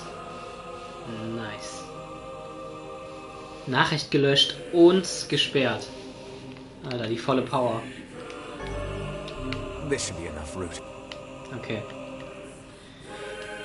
We found our roots. Und jetzt? Das Shrine Exterior. Jetzt wollte ich eigentlich hier hin, ne? Geht das? Nee. Das heißt, ich muss nach ganz oben schon wieder. Alles klar? Ja, nee. Ich renne an euch vorbei. Ihr seid mir egal. Und eventuell habe ich ja im Nachhinein noch Mitleid mit euch. Das heißt, wenn ich nicht alle kille, ist das unter Umständen auch gut.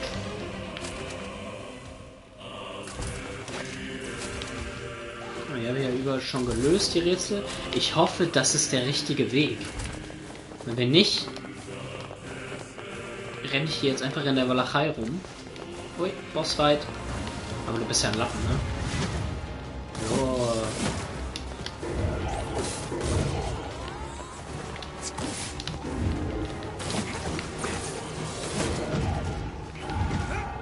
Hey.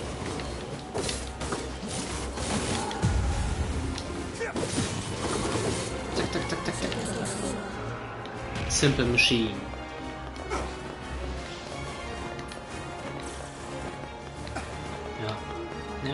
Ja, gute Arbeit an die Mods. Sehr schön, wir wollen den Channel hier clean halten. Keine Spammer. Keine Flamer. Es dürfen nur die Mods selber. Und ich. Ja, will ich nicht. Lasst mich durch. Lasst mich durch. Ich will hier raus. Danke.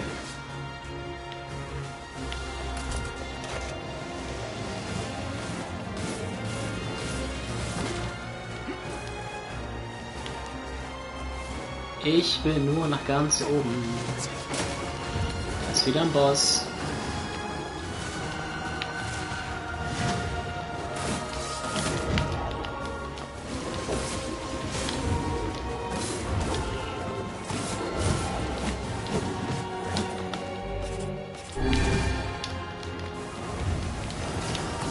Leute.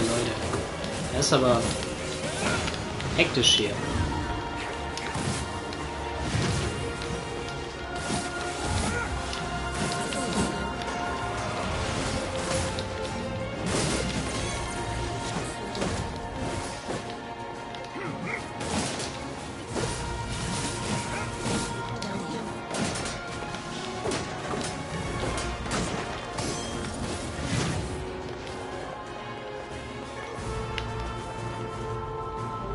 Medicinal Herb. Danke. So, hier geht's, glaube ich, weiter.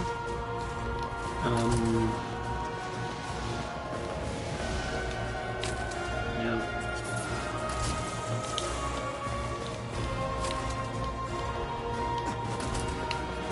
Zack, nochmal mehr Herbs. Nehme ich gerne.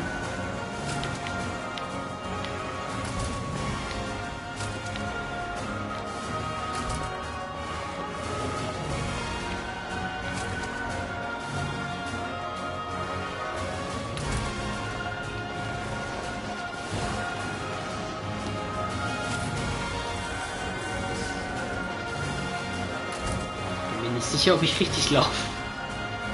Ich habe das Gefühl, ich laufe die ganze Zeit im Kreis.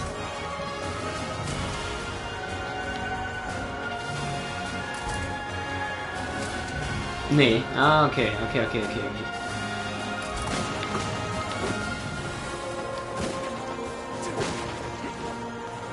Ist jetzt hier lang? Nee. Ich kann sie jetzt... Hä? Ist sie in der Sackgasse oder was? Muss ich die jetzt erst killen, bevor ich da durchkomme? Ist doch bescheuert.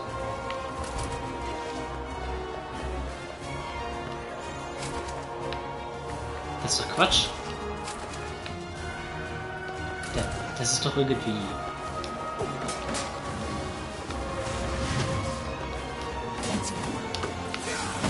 Ihr seid auch noch ultra gepaddelt und so. Das mag ich nicht.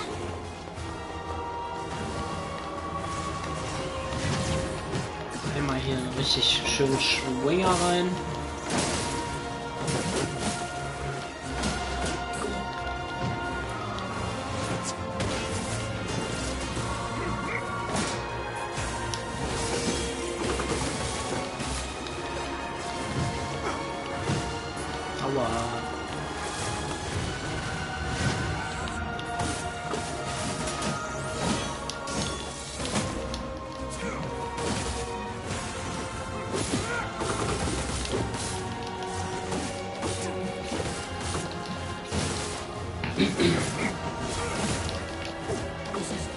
Schön.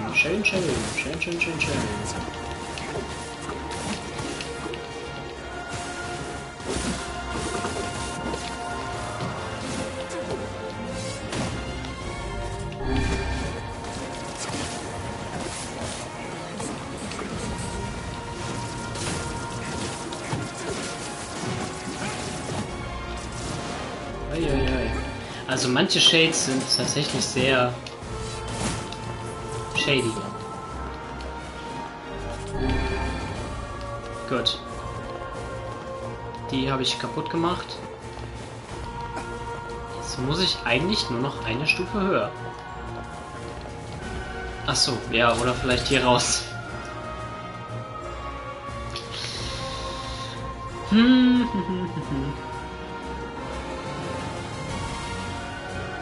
Hat keiner gesehen.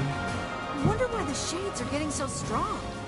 They were never this powerful before. It seems the shades are continually expanding their forces. Looks like they'll just keep pushing us humans back, huh? No. I'll find a way to stop it. Das glaube ich dir. Weil du der Held bist.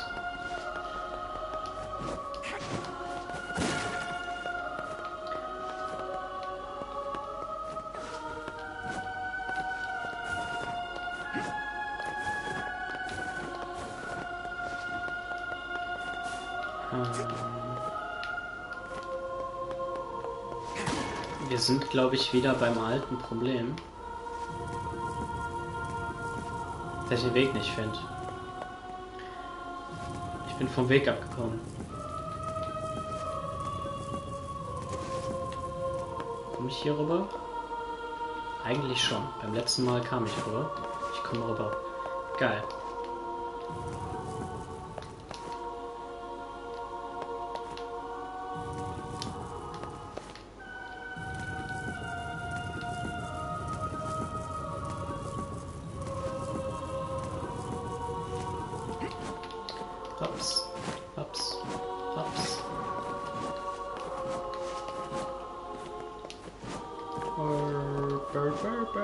Ah, hier. Okay. Speichern. Und jetzt rein da. And boss.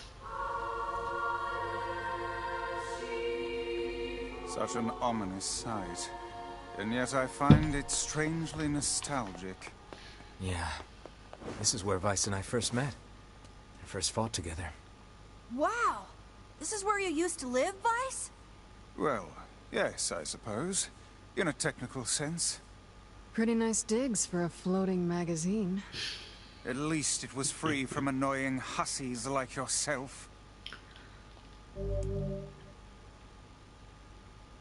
Yes, and now please. the path is open.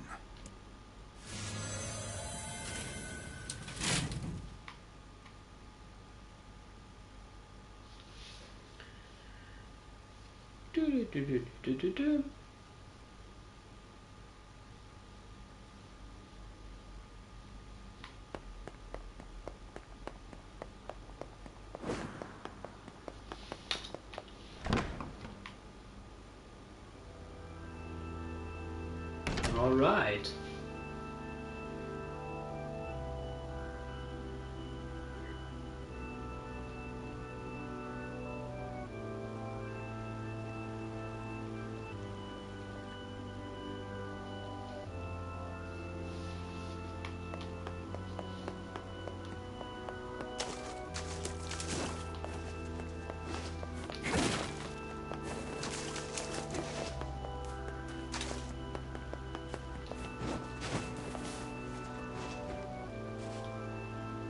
To whom does the true voice speak?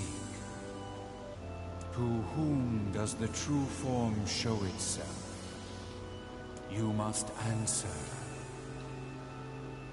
Sind wir jetzt hier bei Hateful Boyfriend gelandet? Also mit Tauben reden. It can talk! I ask, why did humans disappear from the world? The hell is this? I believe this is some manner of password. Password? Why did humans disappear from the world? Climate change? Yes. The correct answer should grant us access to the castle. I feel confident I have heard this somewhere before. To whom I ask, why did human, you must...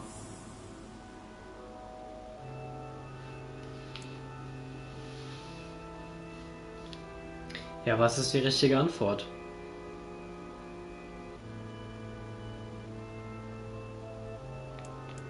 Schreibt's in den Chat. Ich hätte jetzt gesagt, life's are short.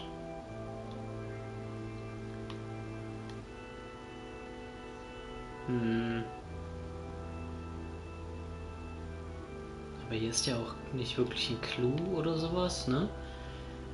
Ich sag mal, life is short. Life sucks, and then you die. I answer, because their lives are short.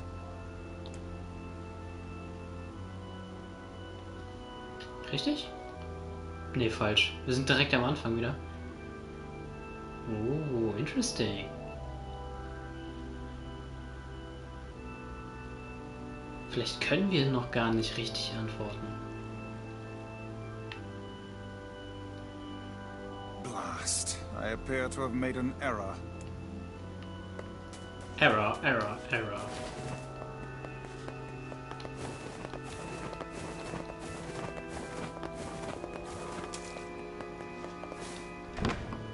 Ach. Nein. Okay. Ja, es gibt, das haben wir schon gesehen. Strange. Super strange. Ja, soll man die Black Disease auch nochmal ausprobieren? So viel bleibt ja nicht mehr übrig. Oh. Phoenix.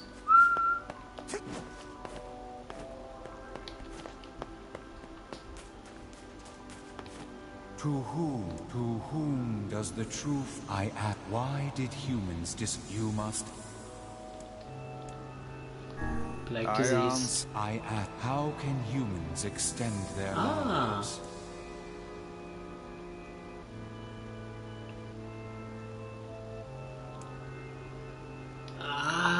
Okay.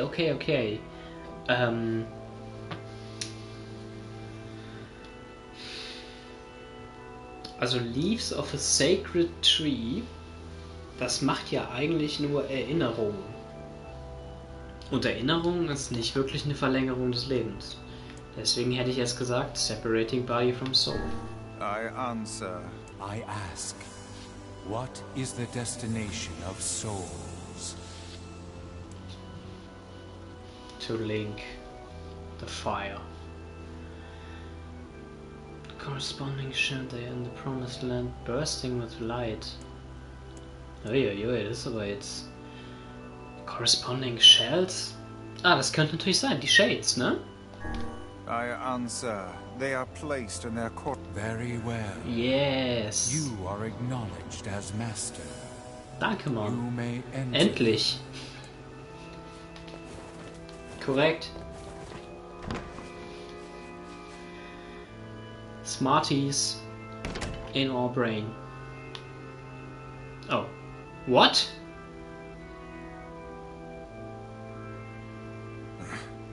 It's the twins from your village.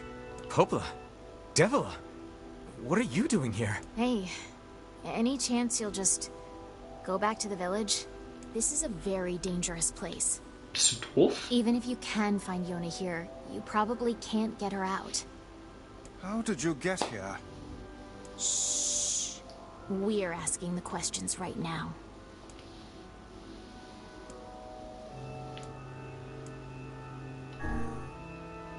We're here to rescue Yona.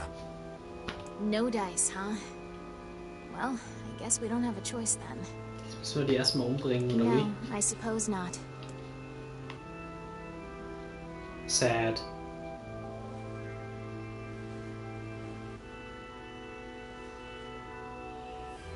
We didn't want to fight you. We really didn't want to. Was?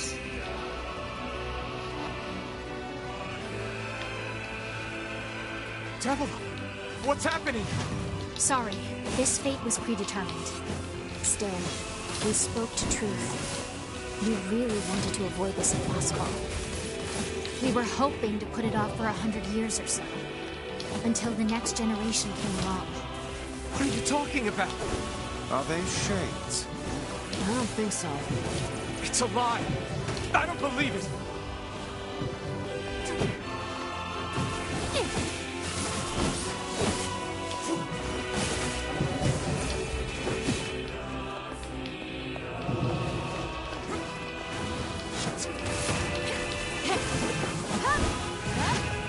We never thought you'd grow to be this powerful. This is madness. Why do you block our path? You have no cause to speak so with us, Grimoire Weiss. You are a traitor.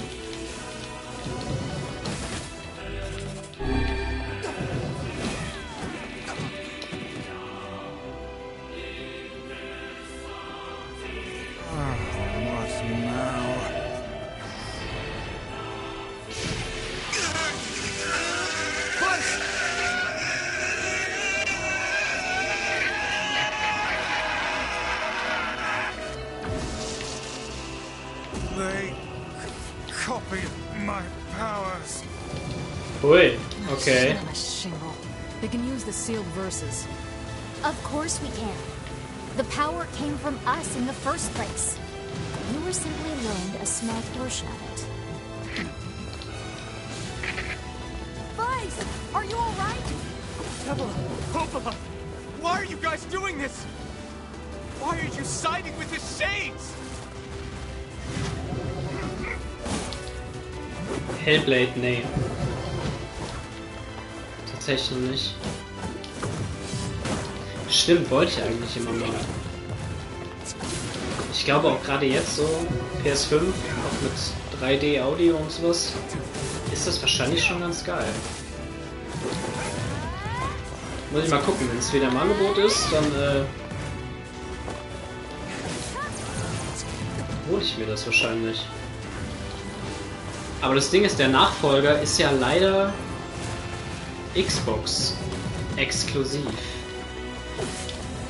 Zumindest auf absehbare Zeit, ne? Gut, der ist eh noch nicht raus, oder? Ne, der ist noch nicht raus. Aber trotzdem. Lass mal kurz heilen. Du hast es gespielt, ne? Hast du es durchgespielt?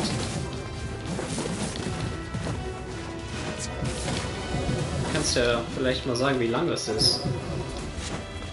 Ob sich das lohnt. Außer für Stream und so. Why?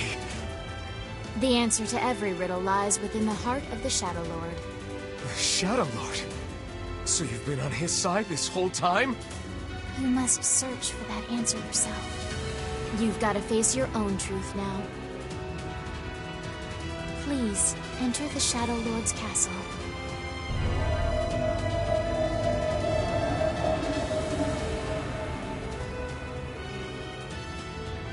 Krass, okay. Ist gar nicht mal so viel, ne? Devila and Popola are fighting us. Yes, they do seem to be putting us through a great deal of...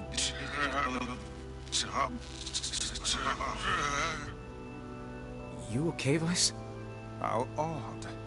For long years, my mind and tongue have been my greatest assets. But now the latter seems to be... Well... Vice? Do not look at me like that. I am Grimoire Vice. I am perfectly...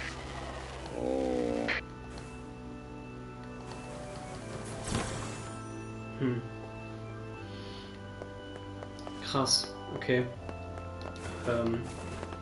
Ja. I think I hear a waltz. Dann wurden wir also verraten jetzt. Von Devila und Popola.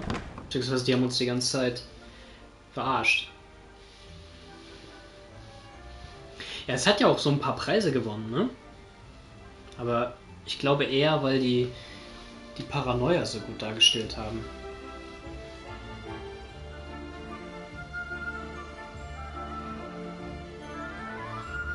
Ich setze mir auf jeden Fall mal auf die Watchlist und dann gucke ich mal. It certainly is a grand affair. Okay. Bunch of dancing bastards. They're all shades.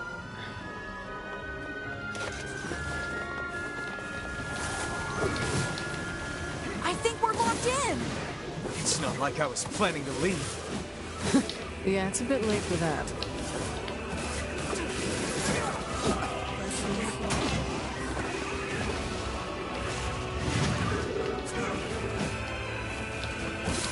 Ja, ich glaube, das ist auch so ein Kopfhörerspiel. Ja, also wenn du das irgendwie nur auf dem Fernseher oder so hörst, dann kommt das gar nicht so richtig rüber. Du musst dich ja auch ein bisschen drauf einlassen, da verrückt zu werden.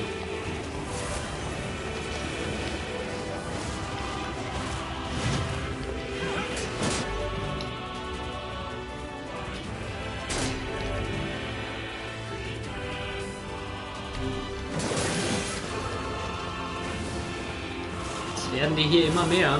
Das gefällt mir gar nicht.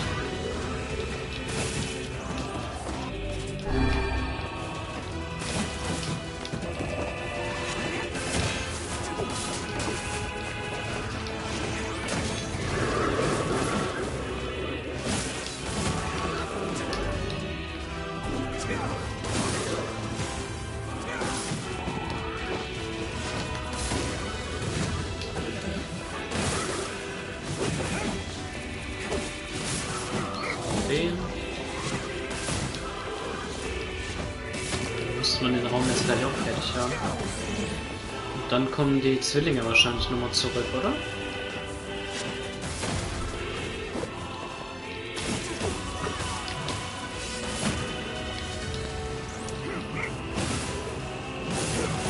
Der rennt einfach nur weg.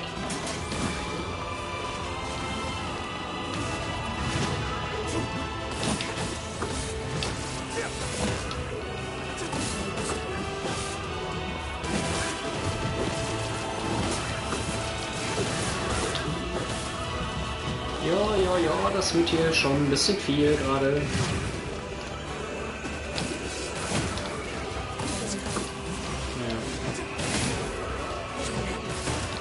Aber wir kriegen ja immer genug Magic. Da werden die geheilt. Ist hier ein Heilerboy? Irgendeiner heilt die bestimmt. Du stehst hier so am Rand. Ja, guck dir das an. Der will die heilen.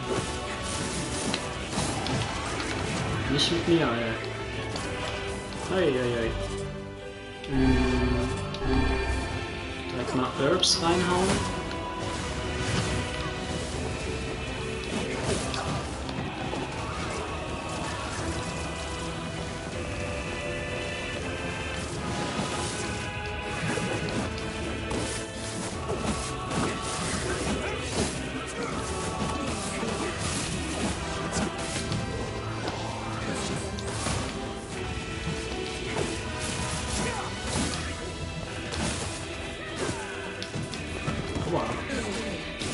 Dass ihr immer euren scheiß Vorwärts-Lunge machen wollt.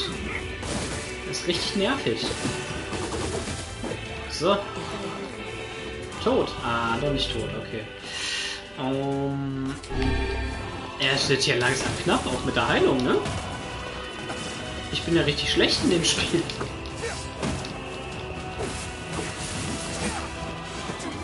Bisschen Parrying auch mal zwischendurch. Ich glaube, das kann nicht schaden.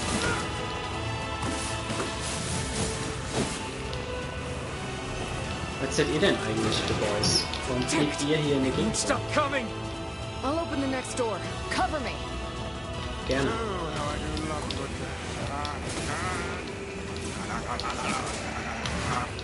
Fight! Oh, right. Protect the hussy, yes? Good plan. Let's go. Oh nee, weiß. Der war ja im ersten Fight, wurde der auch quasi außer Gefecht gesetzt, ne? Nicht so gut. Hurry! It's not open yet? Do I look like a goddamn locksmith to you?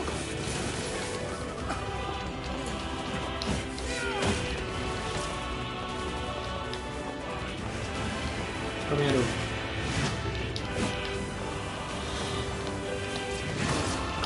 Ich spring doch die ganze Zeit, warum springst du nicht?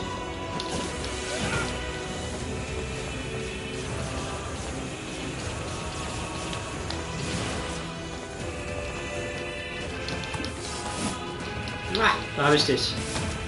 Yes, okay. Da sind nicht mehr viele.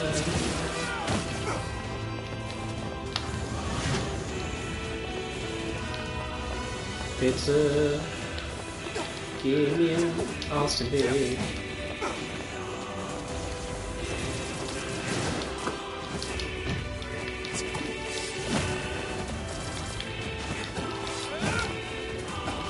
Na komm, jetzt wird's aber langsam lächerlich. What are you doing? Lock doesn't want to open? Fine. I'll just break it down. Stop, you Break it impatient down. fool. Do it. Just do it. Damn no good bullshit bastard! Open the fuck up already! Ugh! Got it. Kainés, look out! Oh nein.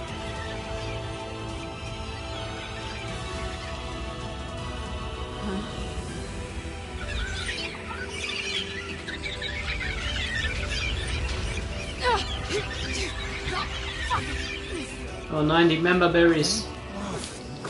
These things are freaking me out.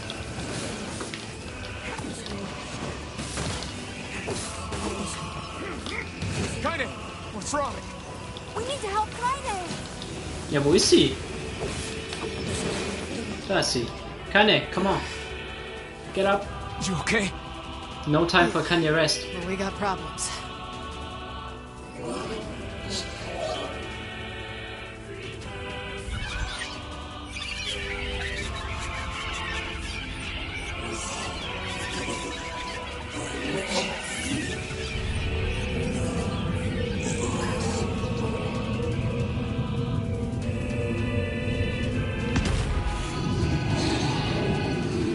Oh. Meister Eber. We don't need forgiveness, asshole. Kainé?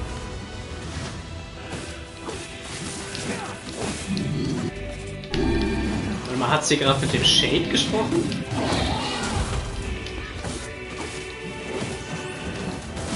Das wäre natürlich eine sehr interessante Wendung in der Geschichte, dass sie die Shades versteht.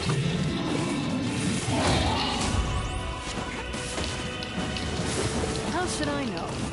Kainé, are you all right? I'm fine. Let's just kill some shit and move on, all right?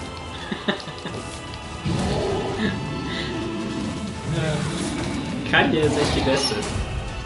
Damn it! How can something so big be so fast?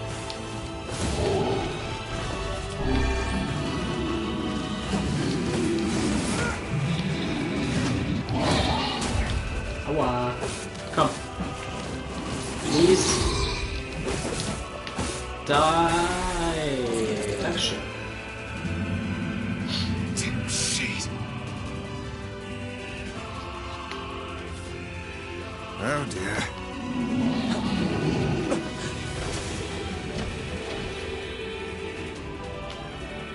Alter.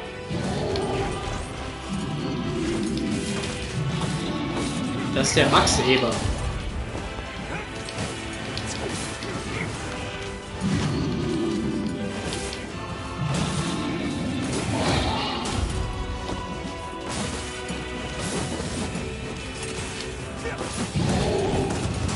Aua.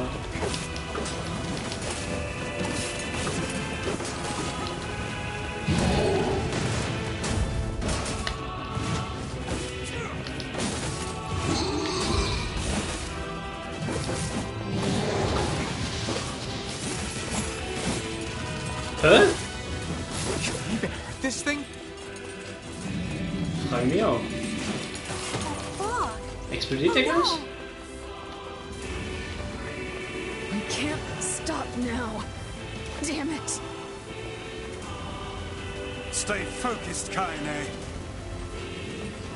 Don't fall victim to such distractions. Come on! We have to keep going! Let's go!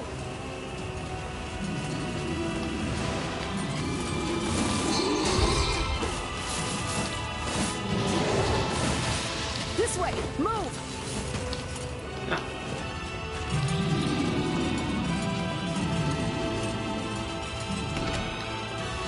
Alles klar. Up here! Heilung. Herbs, ja, sehr gut. Boah, ich habe nur noch 3 Heildinger. Ui, ui, ui. Na gut.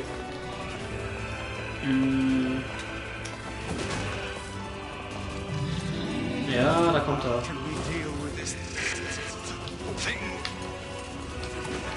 Oh, jetzt. Crash Bandicoot. Please, hurry! Crash Bandicoot Vibes. Alle Kisten kaputt machen. Wegrennen. Nein! Oh no!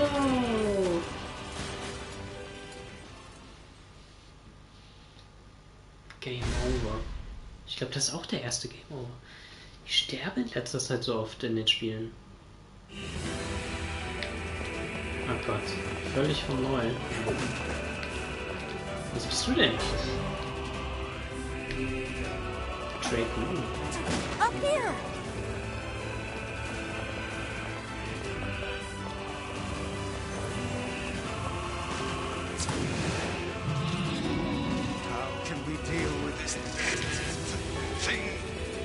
Okay, wir müssen wahrscheinlich einfach wegrennen, ne? Please, hurry! Ich versuch's.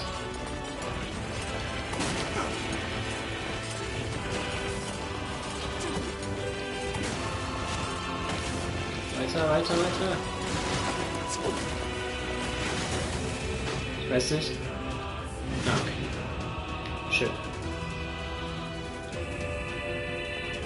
Oh, es wird jetzt aber hier richtig spannend noch zum Schluss. Mach die Tür auf.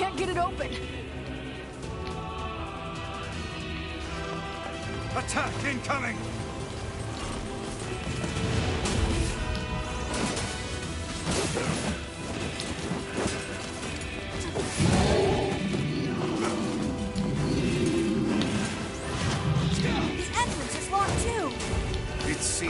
we're in a bit of a predicament. Strike the beast while it's down. Yeah, no shit, boy. Hit the thing while it's down.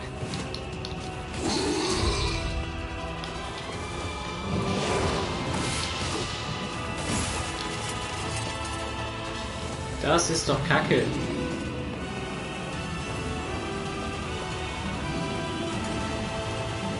Aber was ist das? Ist das Poison? Okay, Videosequenz.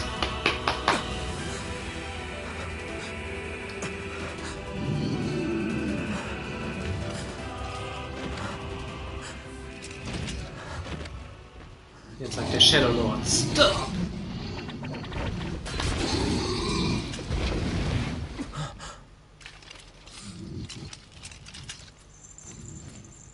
Oh, die Boys! Yeah! Erin ist am Start. Ja, nice, Leute.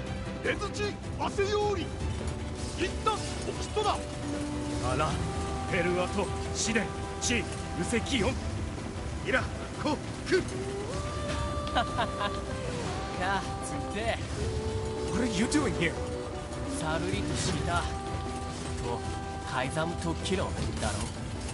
You are correct.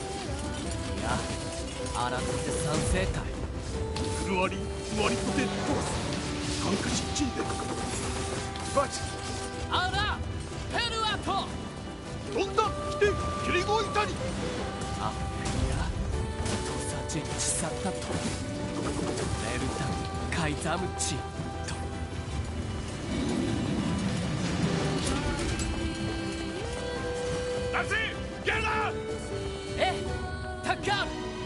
Hey! Stop! Let me go! Stop it! Damn it! King, no!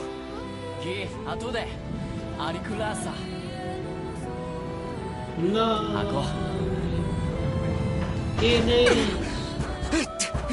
No! Open the door! You can't fight that thing on your own!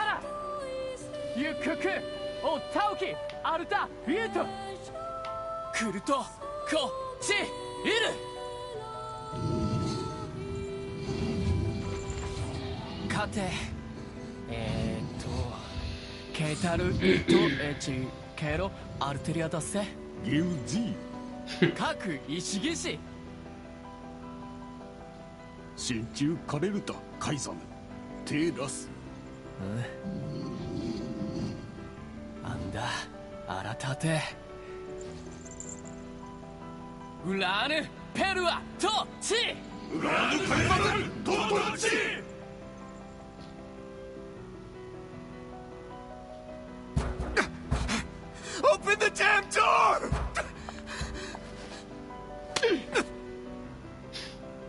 Knock it off already. Let's go. Kainé. He's fighting for you. And for Fira. Don't let him die for nothing. My friend.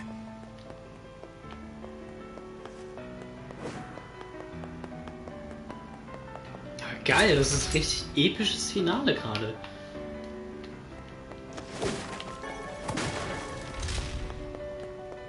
Okay, noch ein paar Health Items. Das bedeutet... Jetzt kommt der böse Boss. Ich gehe noch mal ganz kurz auf Klo. Mach mir ganz kurz einen neuen Kaffee. Denn jetzt wird es gleich super episch. Und ich will dafür ready sein.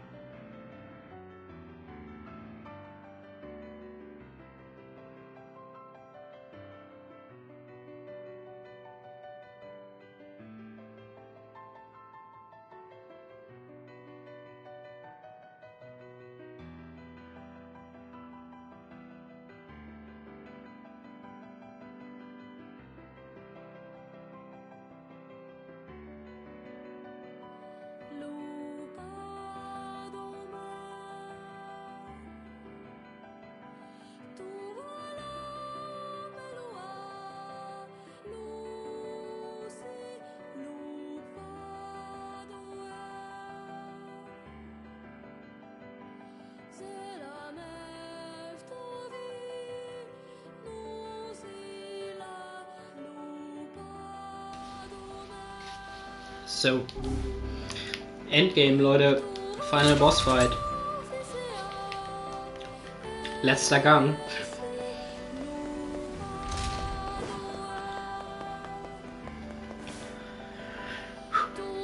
Alles klar. Emil, Kainé, Grimoire. Let's go.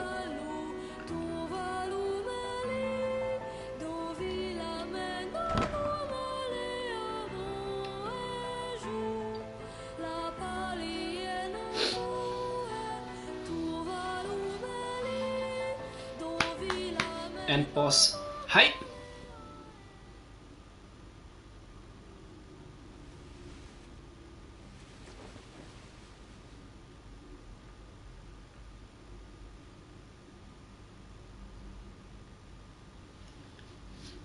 Devila! Popola! Oh, look. You made it. We've been waiting for so long. Why are you doing this? It began 1300 years ago. Humanity, finding itself on the brink of extinction, undertook a last-ditch rescue plan called Project Gestalt. Gestalt? Do you still not remember, Grimoire Weiss? Das war ja auch Emil, der unter dem Projekt Gestalt entstanden ist. Then let's give you a refresher. Beziehungsweise seine Schwester. Oh! Flashback! Oh, oh, oh, oh! Viel zu schnell.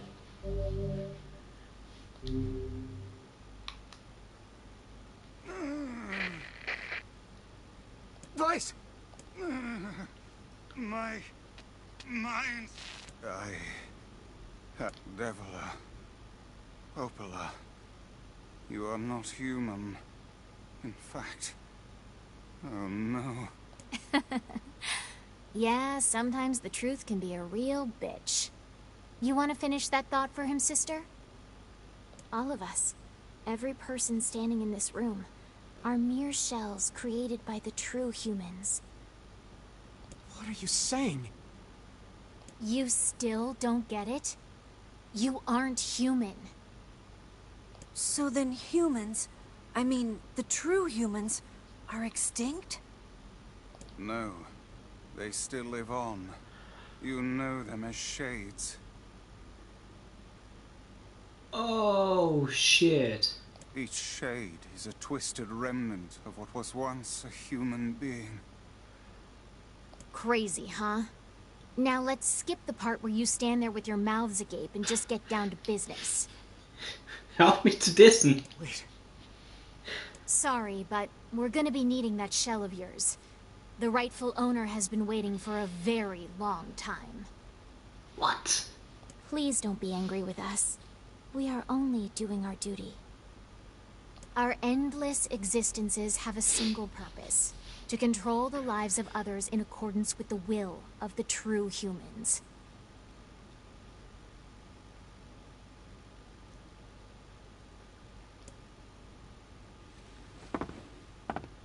You have your own motives, your own desires. And we have ours. I fear it really is just that simple. Don't speak such foolishness. Sorry.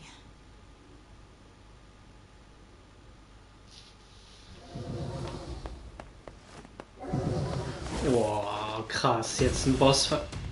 Okay, ich dachte ein Bossfight ohne Musik, das wird das Ganze nochmal auf eine neue Stufe heben. We're the Aber same. Tools in the hands of a master. No. I'm nothing like you.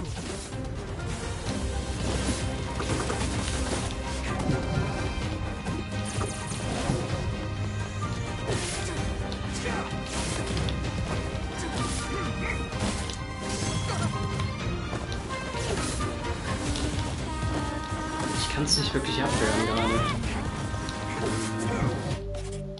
Moment. Ich mache mir mal eine Dark Wall. Oh, Enemy Magic Attacks. Oh, das gefällt mir.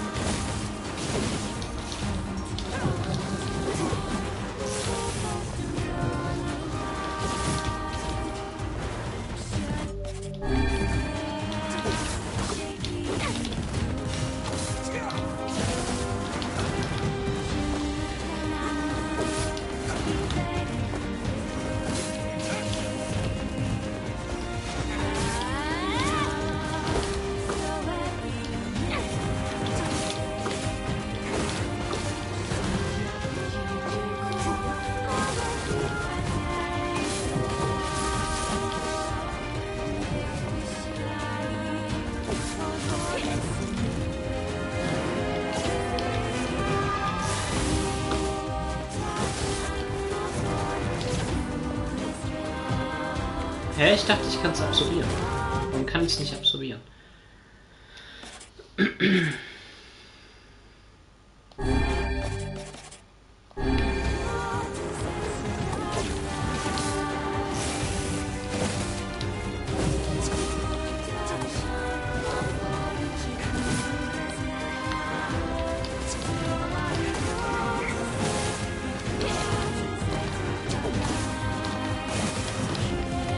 Das bringt gar nichts mit dem Ding. Dark Wall. Das ist, glaube ich, am besten.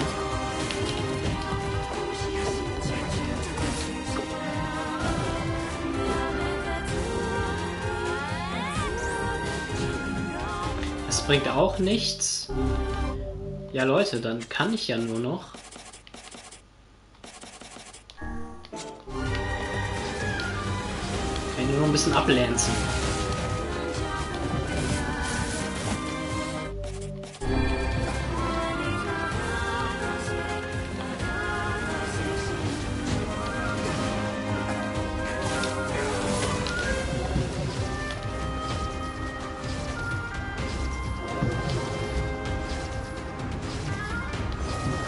Bisse. Oh Gott. Das war ja richtig scheiße. Ah, Fernseher geht gleich aus. Alles klar. Eine down. One to go. Aber krass. Okay, wir sind tatsächlich dann so eine Art Android.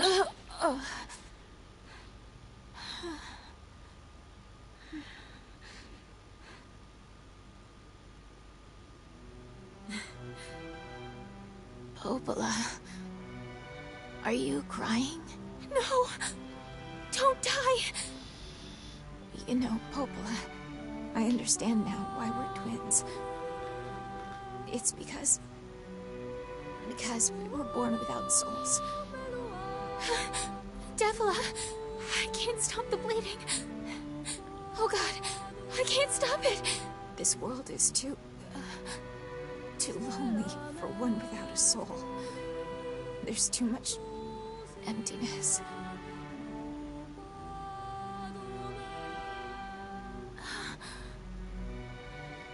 Our souls are missing. And yet somehow our tears still work. It's kind of weird. Sorry, sis. I love you. Devila! Devila! Don't you go! No, I can't be alone! Devila!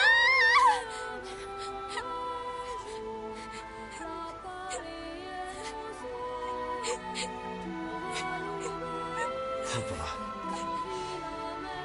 Let's stop this now. Stop?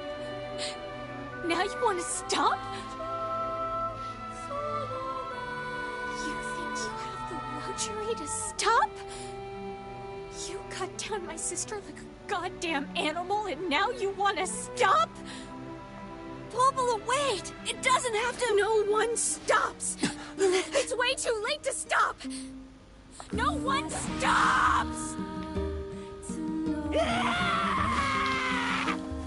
Please, don't do this, Popola! You and Devila were like parents to me! Those two have watched the world wither for time immemorial. The cruelness of such fates is difficult to imagine. I don't want to do this! I don't want to fight her! Stop bitching and start fighting! It's the only way!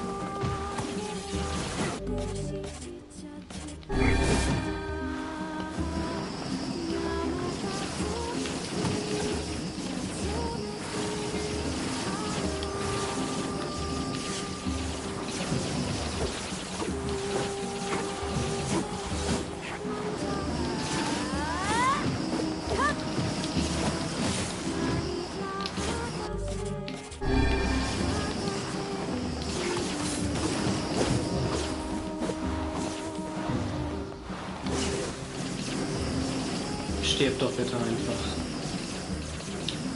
Ich möchte ihn nicht bekämpfen. Ich möchte einfach nur... Ich möchte nur zum Shadow Lord.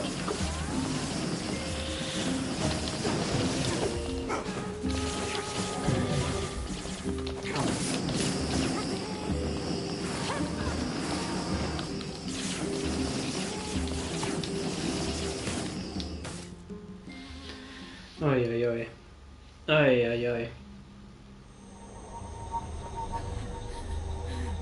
No stopping. No stopping ever.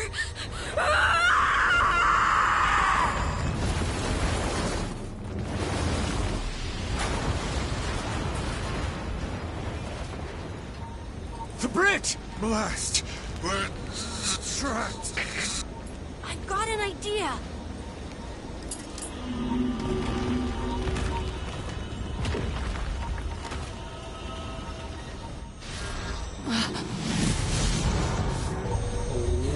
Boy.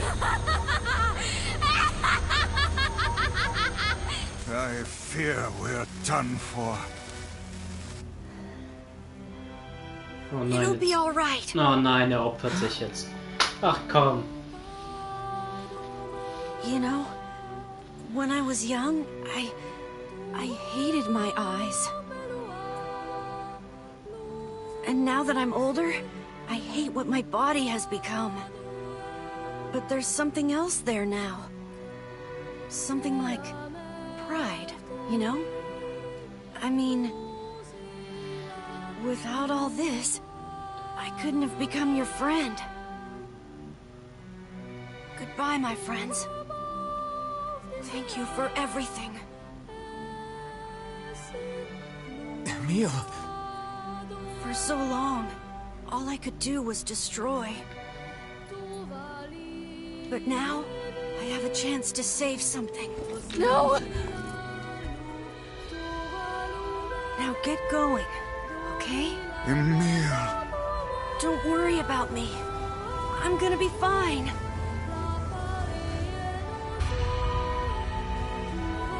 Emil! Emil! Emil! You jackass, get back here!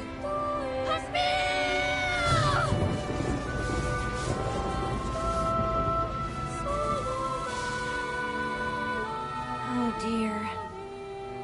Kainé's so unstable, and Vice can't stop arguing with people. I hope they can hold it together once I'm gone. Well, I guess they'll just have to learn.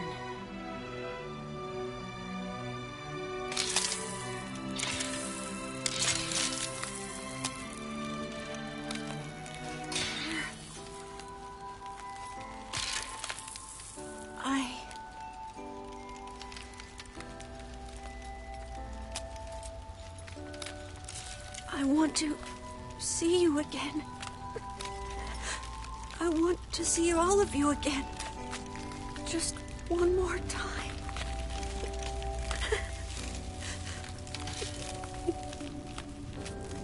I'm scared. I don't want to die.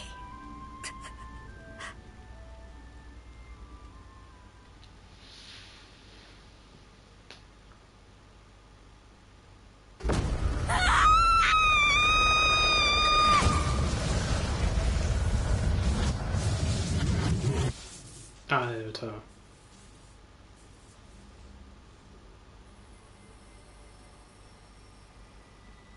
Das ist halt wirklich auch so eine Ruinenstadt, ne? Wo mal echte Menschen waren. Emil ist weg. Ja, aber er hatte jetzt gerade seinen Anime-Moment, ne? Geopfert fürs Team. Ich hoffe, es hat was gebracht. Es kommt nämlich noch der große böse Boss.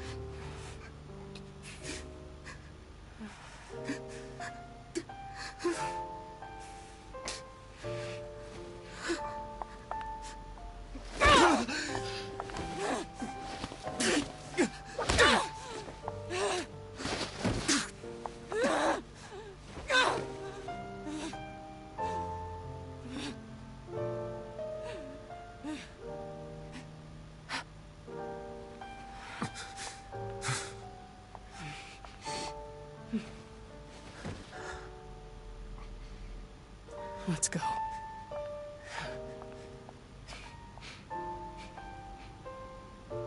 Yeah.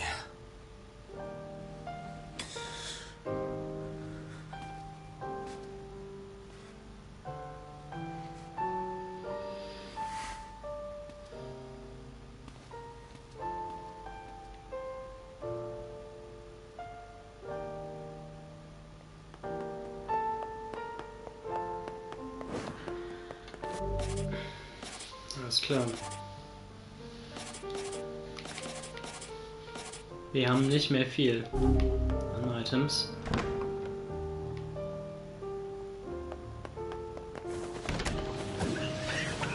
Jetzt kommen die ganzen Shades. Können wir die nicht ignorieren? Das ist doch... Alter.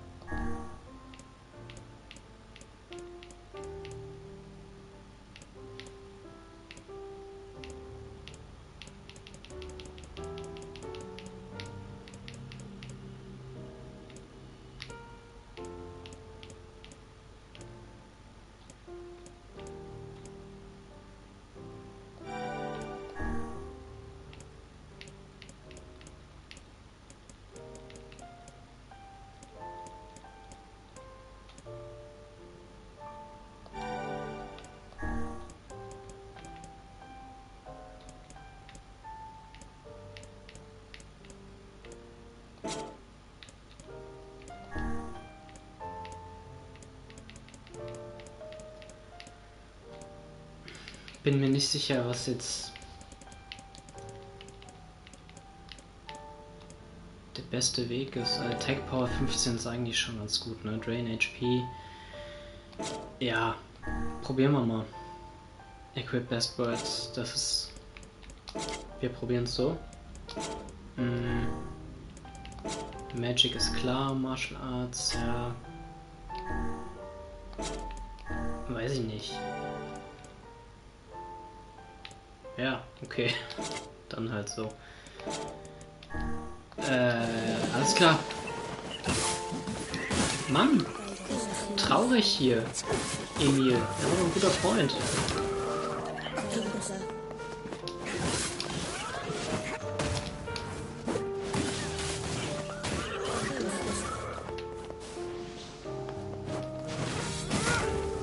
Hier findest du halt auch einfach Used Coloring Book.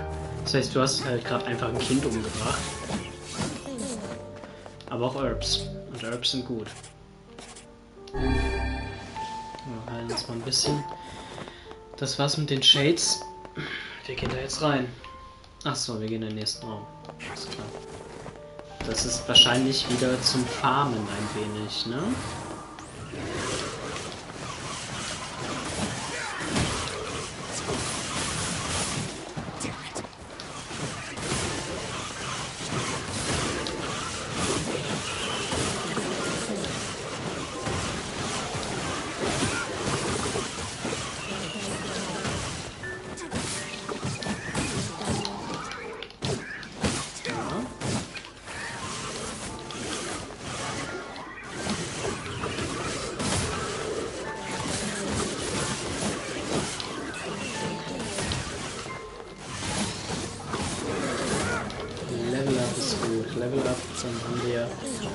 Volles Leben. Rusty Kitchen Knife. Und ein Coloring Book. Okay. Na, jetzt haben wir immerhin wieder ein paar neuen Heiltränke. Okay, auf geht's. Auf geht's. Beenden wir das, bevor es noch trauriger wird. Keine stirbt bestimmt auch noch am Ende. Und gar nicht wissen, wie der 4. Playthrough endet, wenn das jetzt schon.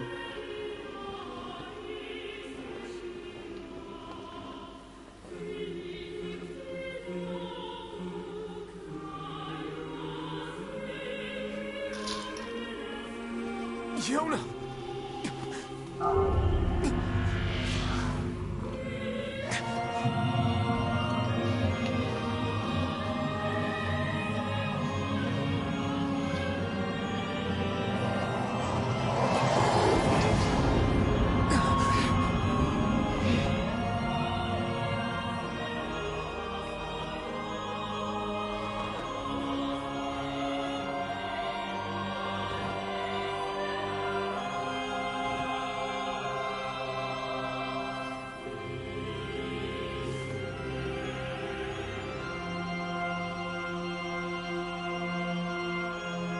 This ends here.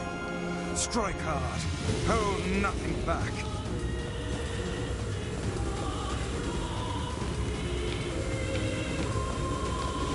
Das ist immun gegen Magie. Ja. How can a mere tool hope to stand against the Shadow Lord? Don't speak in such a manner, fool. I am nothing like you.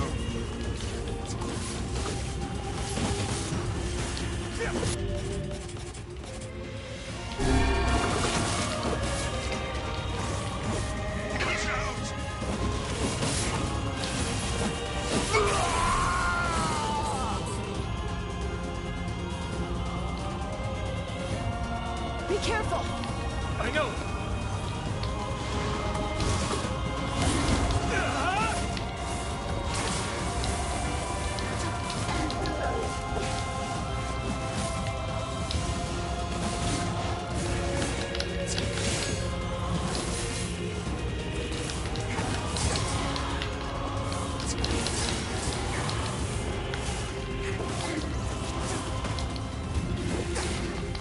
Ich sehe gar nicht wirklich, was er macht.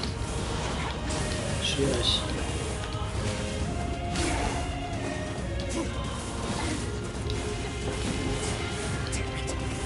Ich würde ihn gerne auch mal parryen, aber ich sehe ihn so schlecht. Ich glaube, er ist mehr so der Magic One, ne? Pass mal auf, wir machen jetzt auch mal Damage from Physical Attacks, Damage from Magical Attacks, ja. Vice, you alright? Naturally, I am as fit as a flint.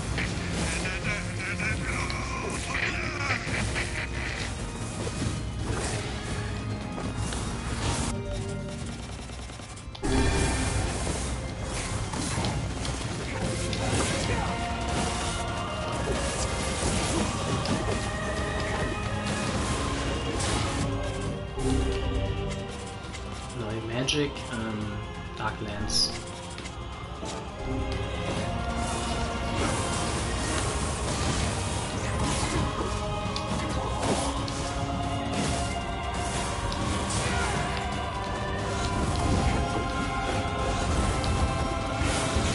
Hui, hui, hui.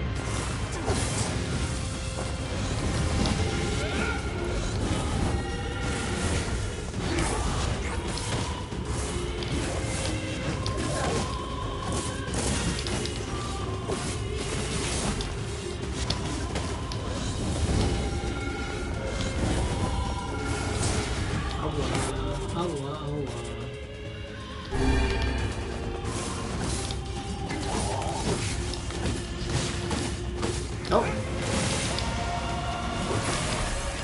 Ein Seal broken. Gleich haben wir's. Wait.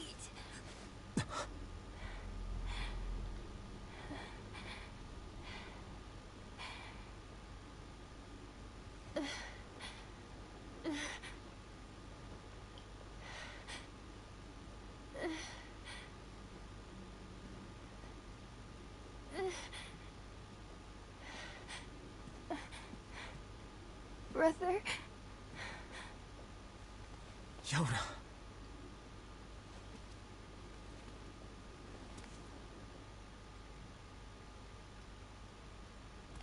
Huh? No! Wir sind der Shadow Lord! Please, just stop. I don't Oder? want to do this anymore. I don't need someone else's body. I don't want it.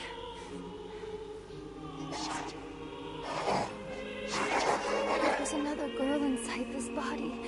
I can hear her. She won't stop crying. She says she wants to see her brother. Yoda's been possessed? This girl loves her brother too, just as much as I do. Okay. It's not right, you know? It's not right that she can't see him.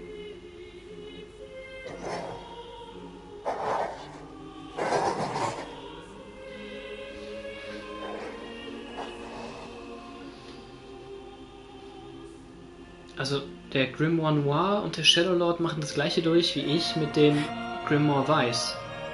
Und beide Seelen unserer Schwester sind in dem Körper.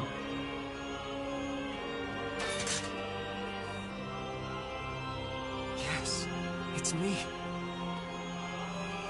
Let's go home.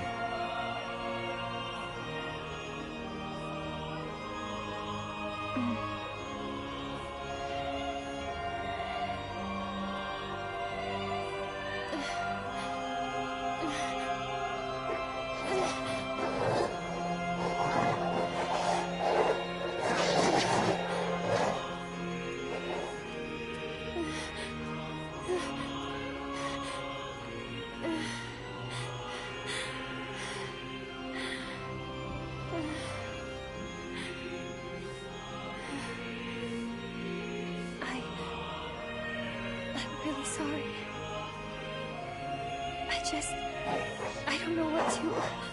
I'm so very sorry. No matter what. Just know that... I love you.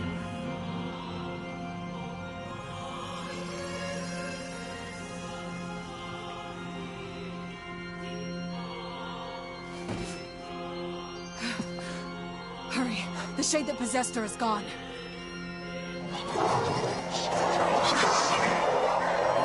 Jetzt rastet er erstmal aus, weil seine Schwester tot ist.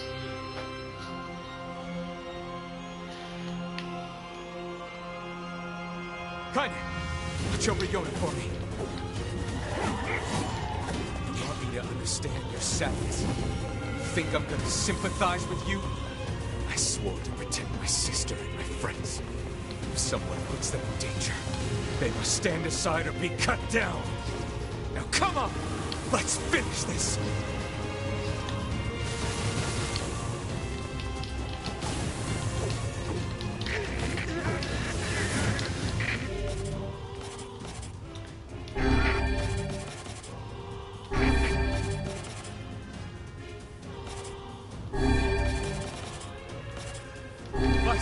It's all out.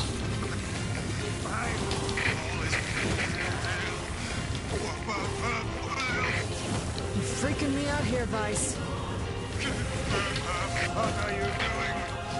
Come to... Do it. Strike the killing blow.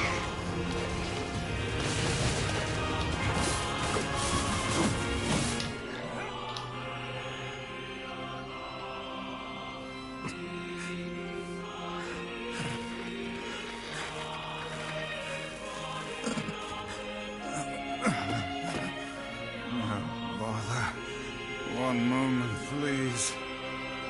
You okay? Fine, just fine. All right, no, I'm not. Vice. It seems some headstrong idiot has decided to push me beyond my limits. I should have taken that job as a cookbook when I had the chance. Vice. Sorry. Sorry. Only joking. I hate cookbooks. But Let's go. Out of the way. I have one final task to fulfill. Where are you going? Why, to stop him, of course. But after that, it's up to you. Only you can see this battle to its conclusion. I wish you luck, my friend. You can't. I swore I'd always fight by your side. You are an exceedingly stubborn lad. You know that, yes?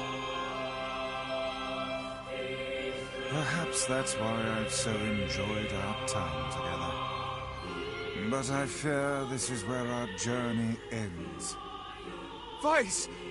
Oh, and remember what I told you about using my full name. Well, forget it. I've grown rather fond of Vice. Vice. I knew you'd come around. Don't let it go to your head now.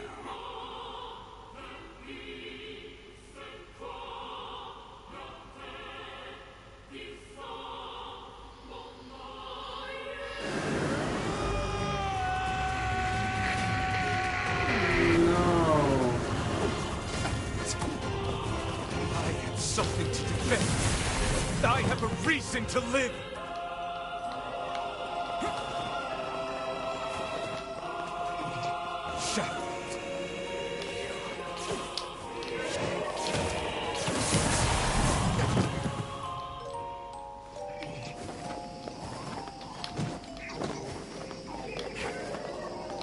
Wie geil ist das denn gerade?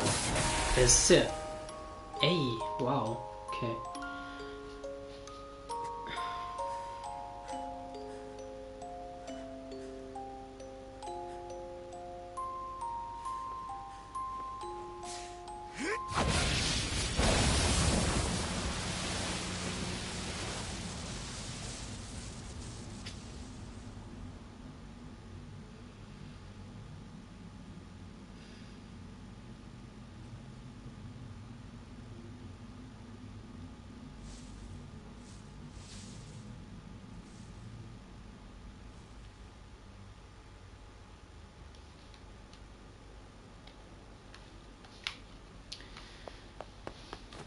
Charaktere besiegt.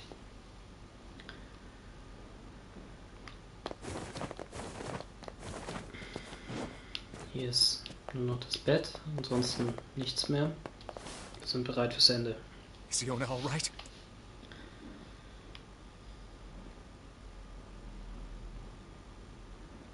Oh God, no.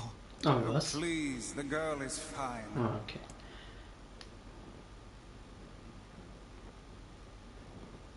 Vice? Where are you? I am as well as can be, considering I have lost my physical form. Doubtless my voice will be the next to go, so listen closely. Your sister is safe. Do not mourn her, and do not give up hope. Instead, you must call her back to you. How? Use your memories. Recall the times you spent with her. Present her with proof that the two of you live still, and that your lives have meaning. I don't know. Typical. But take heart. I know you can do it.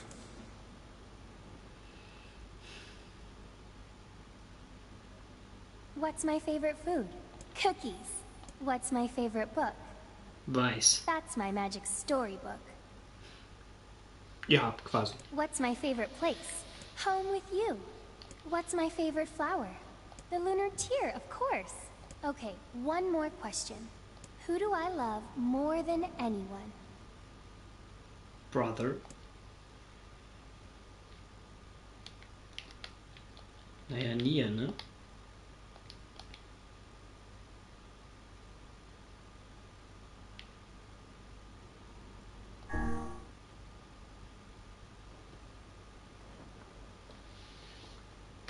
Klar. Ah, cool, dass man einen eigenen Namen eingibt. Is that you?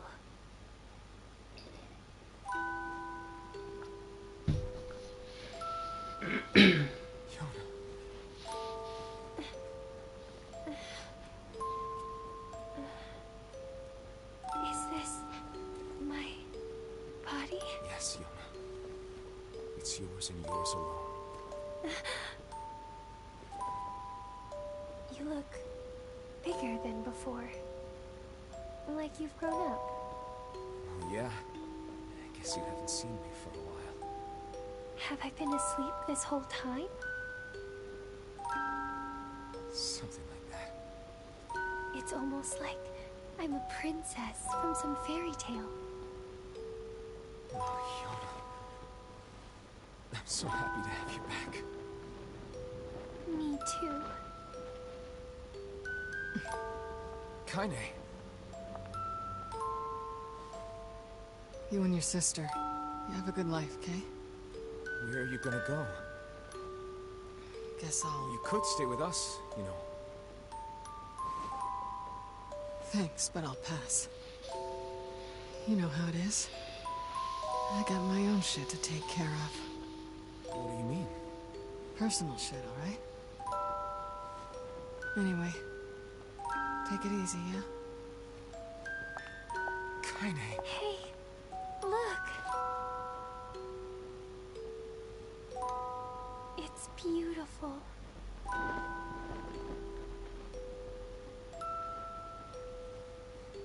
For the longest time, I heard someone telling me how they wanted to see the light.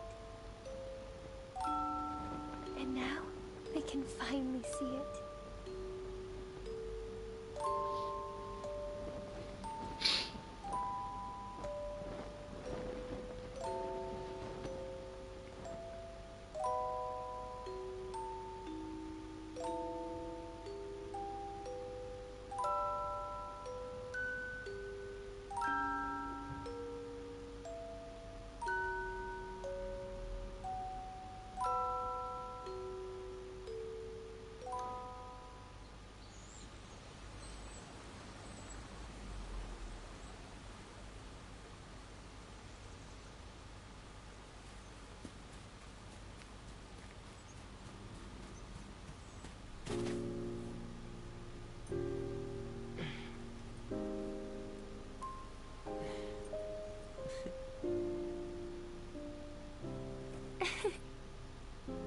Thank you. I love it.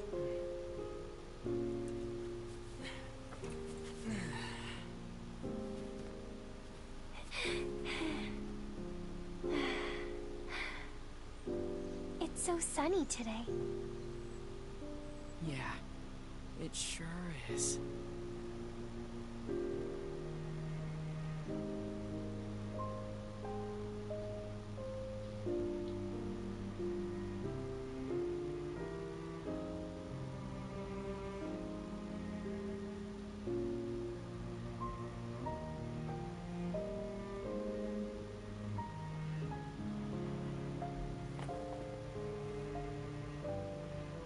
Und die beiden sind anscheinend auch wieder vereint. Und das war's.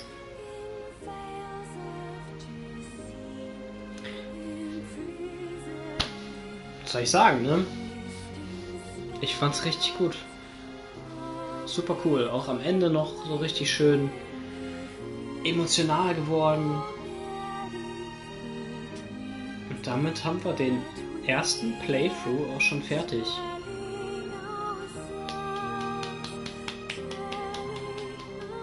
Applaus. Richtig, richtig gut. Ja, es war ein wunderbares Ende für die Folge, oder?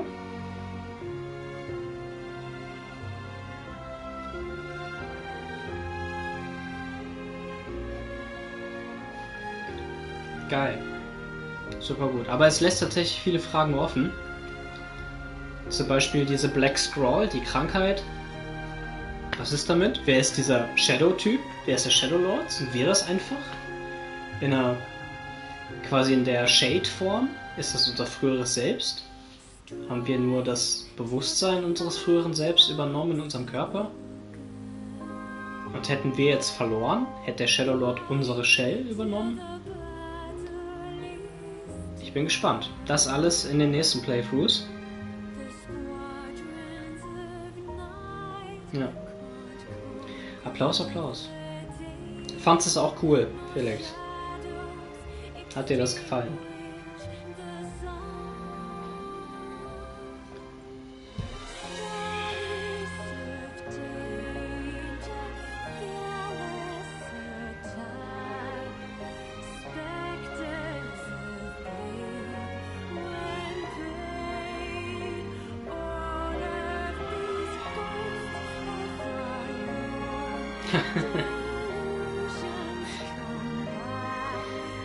Ja, verständlich. Du hast ja auch nicht alles gesehen, ne?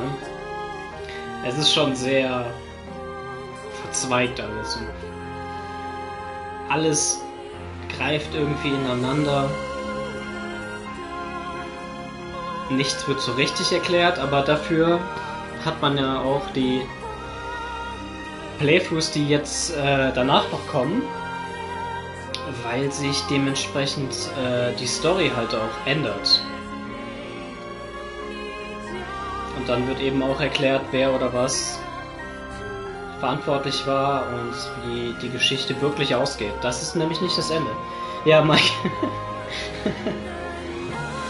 Ja, wir sind schon ein bisschen dran. Du bist jetzt quasi wirklich erst zum Ende gekommen. Es tut mir sehr leid. Aber das weiß ich jetzt schon, es wird weitergehen, bis wir alle Enden haben und alles von der Story verstehen.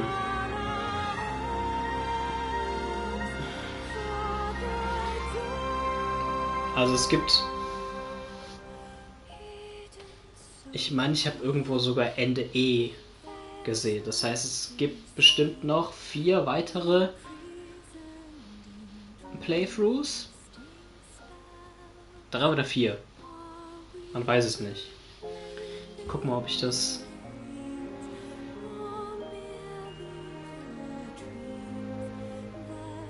wie viele Runs, ja. Also ich glaube, es gibt 4. Naja, 4 weiter, also insgesamt 5. Da sich die Story aber dementsprechend halt auch ändert und so, werden die natürlich nicht so lange gehen wie der erste, denke ich. Oder, ich weiß es nicht. Mal gucken. Deswegen, ich bin gespannt, wie sich das Ganze jetzt noch entwickelt. Also ich werde es auf jeden Fall bis zum Ende der Geschichte durchspielen und mir dann nochmal ein YouTube-Erklärvideo ansehen, was das alles überhaupt zu bedeuten hat. Ja, so ein bisschen versteht man ja schon, aber also das erste Ende lässt auf jeden Fall viele Fragen offen.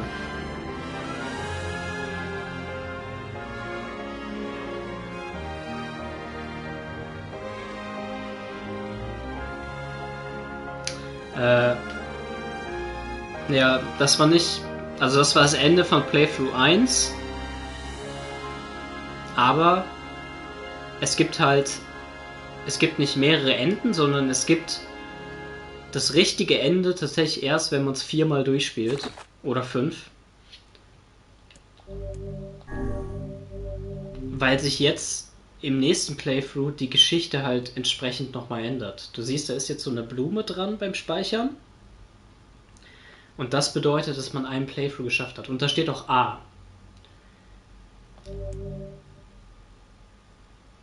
Ja, genau. So, gespeichert. Jetzt gehen wir zurück. Exit the clear data save screen. Ja. Ending B. Genau. Ah!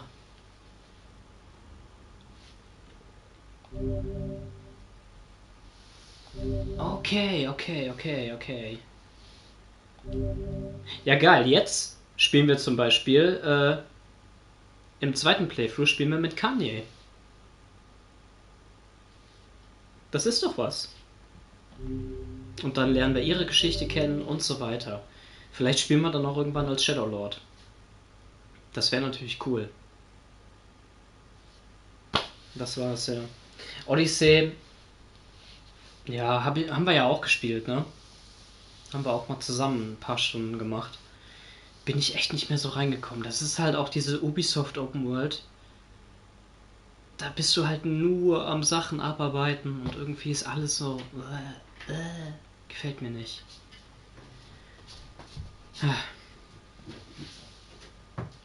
Ja, ich glaube aber, dass ich jetzt auch nicht wirklich viel noch machen werde. Aber wir schauen zumindest erstmal noch rein in den zweiten Playthrough, oder? Wir gucken noch einmal. Load the File, weiß ich nicht, ob Load the File. Probieren wir es mal. Wir schauen mal rein. Wir gucken mal. Ich habe auf jeden Fall Bock, das weiterzuspielen. Die Story, gerade am Ende, hat das nochmal richtig reingehauen. Whenever I interacted with Kainé, I was reminded about something from my past. Maybe my mind has been confusing her with my sister this whole time. Jetzt steigen wir nämlich quasi bei der Hälfte der Geschichte ein, wo sie wiederbelebt wird aus Stein. Sie war ja vorher, oder sie wurde am Anfang der Geschichte versteinert, war dann Kainé fest und jetzt kommt sie wieder und ich glaube, ab jetzt übernehmen wir sie. Und das ist doch geil, das ist doch richtig gut.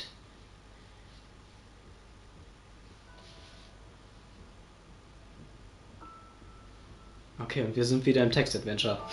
Auf geht's. Sound of rain filled the village. The steep cliffs that surrounded the area magnified sound, causing even the slightest drizzle to rattle like a thunderstorm. Thin wisps of smoke streamed from huts at the village, huddled in their homes and waited out the rain. A single child, however, had braved the downpour and was now wandering slowly towards irgendwas, wooden, hawk-shaped weather, a vane at the center of town. The wanderer reached the vane, which had existed for as long as any could remember, and... irgendwas. The child face was simultaneously delicate and fierce, like a teacup that had survived a shipwreck. Those traits combined with pale white skin to give the face an almost sexless quality. If the beak turns east, I go home. If it stays west, then I... Child blinked, rain slowly dripped down the young one's short hair and began its long descent to the ground. Come on, come on! Child felt a slight breeze and watched as the vane slowly creaked to life, spinning this way and that for a moment. It finally settled with the beak pointing firmly towards the east. East? Really? One way could move again. Jagged rock came spinning out, trundling through the... striking home against the child's head. The force of the blow dropped the child to the ground. Hail of stones began to fall all around. Oh no! They found me. A heartbreaking smile crept across the child's face, and the stones continued their assault. Through the rain, the sound of multiple footsteps grew louder before a voice rang out. Yo! Kainé! Brooke is there! The voice belonged to Demo, okay. Worst of all, the bullies in the area. As Kainé struggled to stand, final stone came skittering through the mud and bounced her foot. Blood oozed from the cut above her eye, blurred her vision. She could make the shapes of Demon and his usual gang of idiots. Boy seemed taken back for a moment, Kainé's seeming indifference to the blood dripping from her face, but quickly regained his... composure? Wahrscheinlich? Man weiß es nicht. What's up, freak? You like the rain? You like getting all wet? Okay. Or did you finally decide to run away from home? Though she knew it was futile, Kainé turned to leave. Before she could get more than a few steps, the other children scrambled to surround her, cruelty burning in their eyes.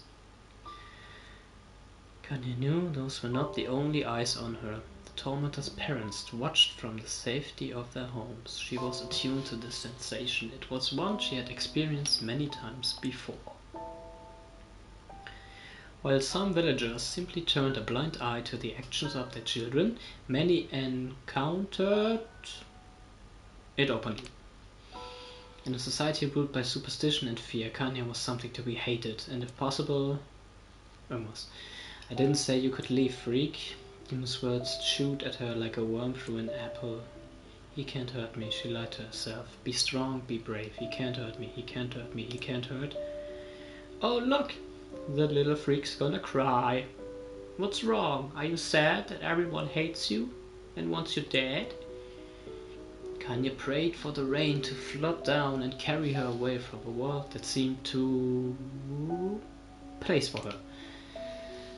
But if there were gods, they chose to ignore her. As Demo crept even closer, the clouds began to thin and the rain slowed. Even the weather hates me, I'm useless, a failure. I wish Demo's rock had taken my head off. Kainé couldn't meet the leering gaze. She lowered her eyes and stared at the muddy ground below. The bully moved forward until he was inches away. She could smell the scent of old meat on his breath. Oh. Jo, hau rein. Danke fürs Einschalten. Wir sehen uns demnächst. Like den VOD. Ich kontrolliere das. The boy grabbed Kainé's face with thick fingers and yanked it upward. She tried to turn away, but he forced her gaze back and jammed his thumb against her eyelid to pry it open. Show me. No. Did you just say no? Demo grinned evilly. You don't say no to me. No one says no to me. Taking his attention from Kainé, he called to his cohorts. Come on guys, let's give the freak what she deserves, wahrscheinlich. As soon as Demo finished, kicks and blows began to rain down upon Kainé. Demo paused, still grinning, as Kainé curled into a ball and tried to make the pain stop. I don't get you, freak. What you acting like a girl for, huh? Everyone knows what you really are. Kainé ignored the question, choosing instead to stare at the weather vane. Continued to point east, as if supremely confident about the future it had chosen for her. Go home? Yeah, that's a funny joke for someone with dead parents and no home to go to. Freak, chanted the children, freak, freak, freak. Kainé closed her eyes, listened to the rain, waiting for the pain to start again. As the clutching hands of the village children closed around her, she bent her mind to the sound of the rain, letting it become her world entire. The rain fell, but the pain never came. Only when the laughter of her tormentors turned to terrified cries did she dare open a single blood-caked eye. Kainé was shocked to see Demo sprawled on the ground, holding his head and screaming. She could see blood wailing from spaces between his fat, twisted fingers. Oh my god, he's crying. Actually crying. Deprived of their leader, the other children glanced back and forth between themselves, waiting for someone to step forward and take charge. No savior emerged. They began an uneasy shuffle away from Kainé. The young girl was the least of their concerns. Instead, their attention was wrapped on the ancient woman standing a few feet away. After struggling for breath for a moment, she finally spoke in a voice thick with rage. Hurts like a bitch, don't it? Now I suggest you scatter before I throw another one. And if any of you little bastards ever touch my Kainé again, I'll do far worse than throw a rock. You can count on it. Das ist wahrscheinlich die Grandma von ihr. Davon hat sie ja im ersten Playthrough auch gesprochen. The old woman crouched down and gently touched the hand Demo was using to cover the wound. Before he could think to protest, she ground her palm to the wound and twisted back and forth. Ow! He screamed, leaping to his feet. Stop it! Quit whining, ain't no one ever died from a scratch. You hit me with a rock, you stupid bitch. Big one, that thing coulda killed me. Old woman shrugged. Death is the best cure for stupid. Krass. Demo's face twisted with rage at her words, and locking eyes on Kainé, he took a step backward and spat on the ground. Get out, leave this village, no one wants you here, either of you. Seeing the old woman grab another stone, Demo and his companions turned tail and ran. As they fled, the old woman grabbed her side and barked out a single laugh. Ha! Look at the fat boy go! Guess he's healthy enough to run from a fight. Ja, wirklich. Granny don't take no shit from the young boys. The woman's smile faded as she turned her attention to Kainé. Kneeling down, she removed her shawl and placed it around the young girl's shoulders. then produced a cloth from the folds of her dress and began blotting at the blood on her forehead. "Oh, Kainé, why didn't you fight back? You're stronger than that lot." The words of her grandmother stung Kainé and she turned away. "Don't be nice to me. I don't deserve it. Nothing matters anymore." Her tears, held in check for so long, finally began to fall on the muddy ground below. "Everyone hates me. They think I cause bad things to happen. They think I'm a freak. I wish I was dead." As Kainé's tears turned to sobs, she felt her grandmother's hands on her shoulders. Despite her advanced age and diminutive size, she was a woman of surprising strength, and Kainé herself unable to turn away.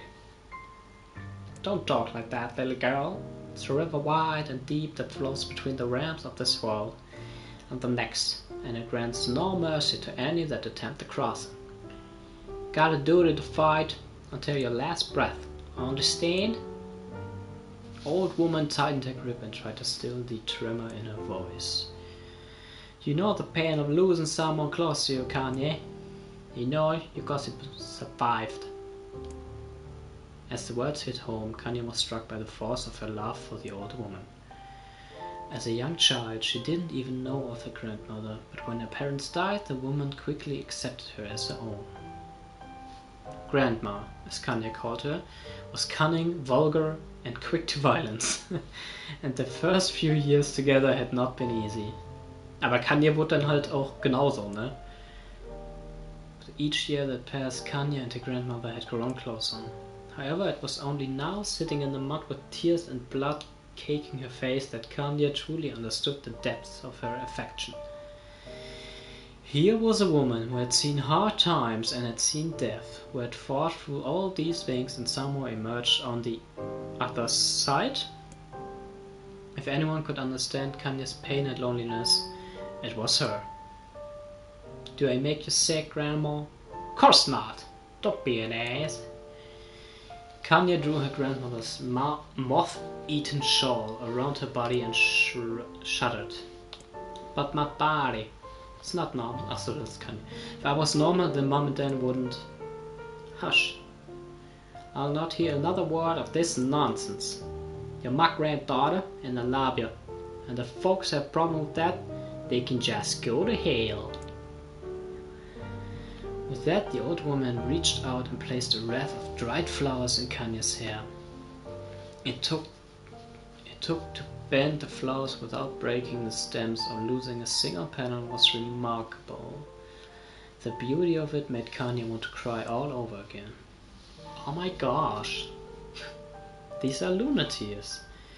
"Grandma, you made this for me?" Luna tears were legendary flowers. Most people could live their entire lives without ever seeing one, and yet a grandmother had somehow collected a dozen or more. Kainé reached up and touched the wreath as if she couldn't believe it was real. "Where did you find these?" "Just stumbled upon them while I was waiting out doing the shopping."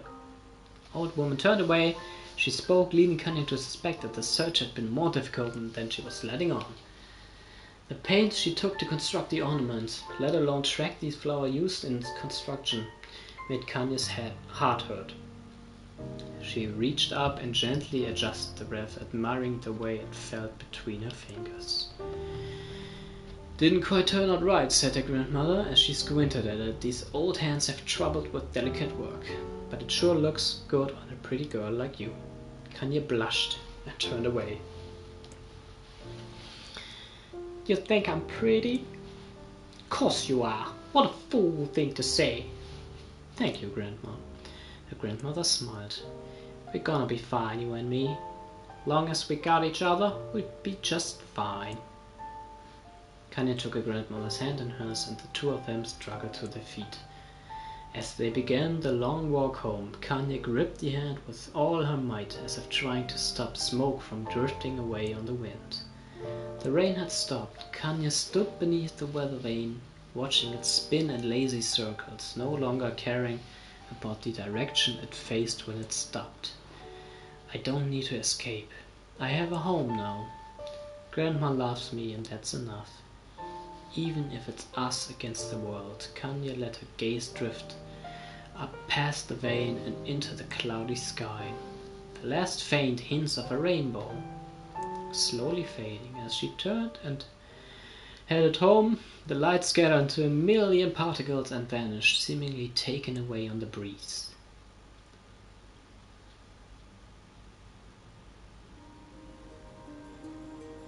Das geht weiter mit Text.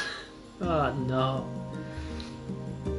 In the distance, Kanye heard the steady sound of an axe striking wood. The noise had a purposeful quality to it, as if she was wearing a master woodsman go about his work. Firewood being produced was as far from a work of art as could be. Pieces of every shape and size were being flung about a barren yard with wild abandon. Anyone trying to stack such wood would probably die of frustration before the job was through. Stupid piece of shit axe! Kanye's grandmother flailed away with the axe, filling the air with both splinters of wood and words that would make the most hardened sailor blush. Grandma. That you, Kainés? Yet the old woman, taking her eyes off the wood for a moment. Don't get too close or I might take your goddamn foot off by mistake. Brought the axe down on a piece of wood, sending chips flying in every direction. One spun past Kanye, close enough for her to hear the whistle, at which point she decided to step back. Ja, das stimmt. Es gibt tatsächlich ganze Quests, die nur in Textform sind. Aber ist natürlich auch ein Stilmittel, ne? Die haben so einen Baum gefunden, der die ganzen Erinnerungen der Menschen in sich trägt. Und diese Quest findet tatsächlich auch in einem Traum statt. Und da macht es ja Sinn, dass es nur Text ist. Und hier, ich glaube, sie ist ja auch gerade versteinert, hat da diesen Traum und dementsprechend passt es ja auch mit dem ganzen Text. Aber es ist schon sehr anstrengend. Ich glaube, der Answer on the Mouth shouted. Ich versuche auch mal ein bisschen schneller zu machen. Grandma, need help? Something? Ex-boy strike another woolly blow? Grandmother smiled. Tell you what, since I'm doing such a piss poor job of odd shopping, why don't you come here and take over so I can get the water? Shades have been restless lately and I don't want you running into one of them bastards. Ja, ist natürlich auch die Backstory von Kanye, ne? Finde ich auch ganz gut, ein bisschen mehr über sie zu erfahren. Am Anfang wusste man ja nur, dass sie auf der Suche ist, glaube ich, ihrer Großmutter. Und jetzt findet man vielleicht raus, was passiert ist. Ja, Grandmother holt Wasser.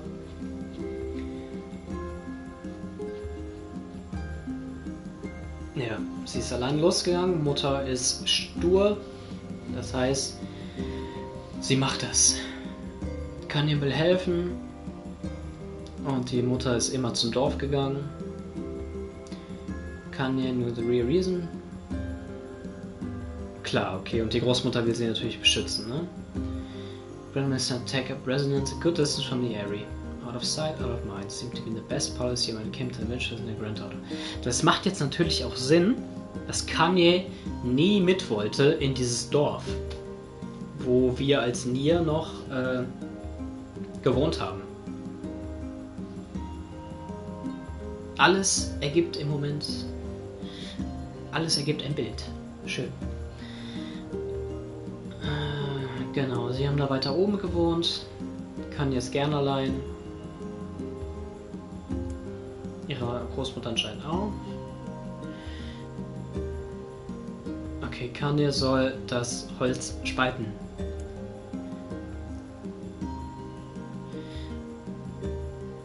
Okay, sie ist noch ein bisschen zu schwach.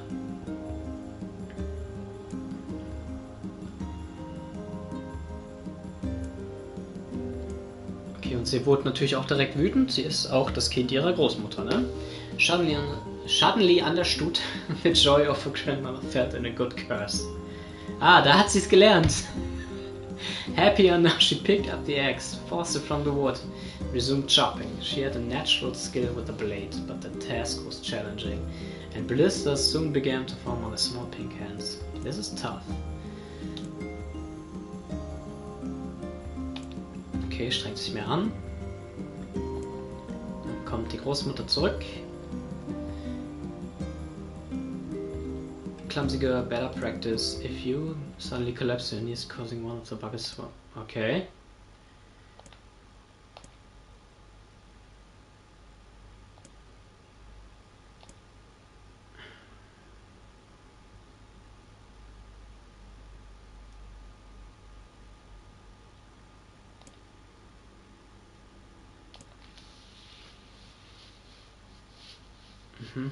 Großmutter kollabiert, Kainés weiß nicht, was sie tun soll.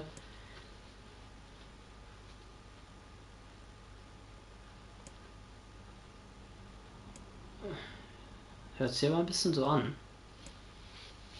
Teil von Jeff, ja gut, ist halt eine alte Frau, ne? Musste jetzt diesen Eimer schleppen, vielleicht war es so einfach zu viel. Oh oh.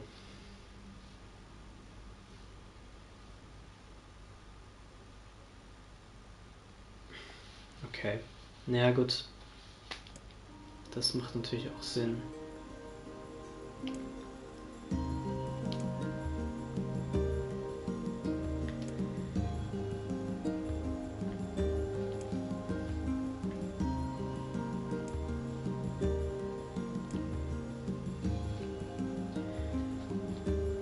Ja, Kainés wird älter, die Großmutter wird älter, jetzt muss sie sich halt kümmern.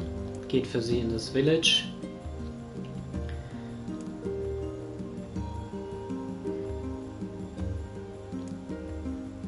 Bisschen paranoid, dass sie bestohlen wird.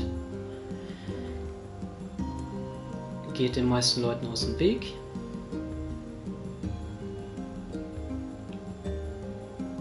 Ja, denke ich auch. Einfach nur durchskippen ist ein bisschen doof dann, ne? Also sie trifft niemanden. Die Leute, die sie trifft, beäugen sie ein bisschen komisch.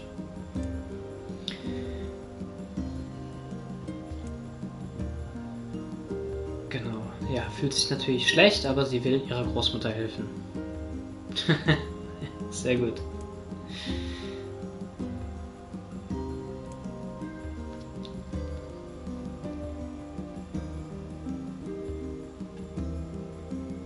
Ah, okay. Sie wird natürlich dann von den anderen ein bisschen komisch angemacht. Eine alte Frau ist besonders gemein. Hey lady, said Kainés with bravado she did not feel. Where's the apothecary? Apothecary? Okay.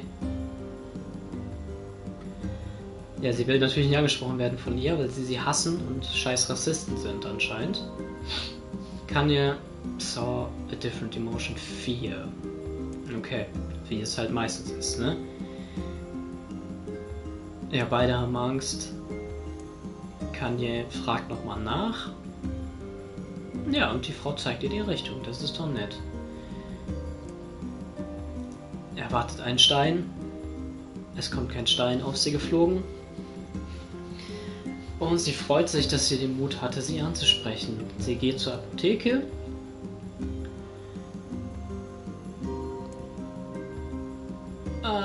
Und in der Apotheke steht Dimo, der anscheinend auch Medizin holt. Immerhin ist er alleine. Er kennt sie natürlich direkt, fragt sie, was sie da macht. Kainés ignoriert ihn erstmal, ignoriert ihn. Fragt nach Medizin. Dimo macht sich über die Großmutter lustig. Go to hell, Dimo, sagt Kainés.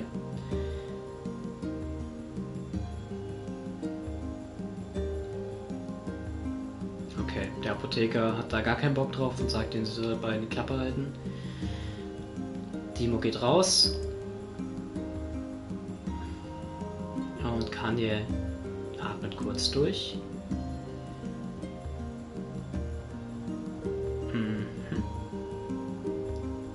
Der Apotheker holt sehr viel Medizin raus.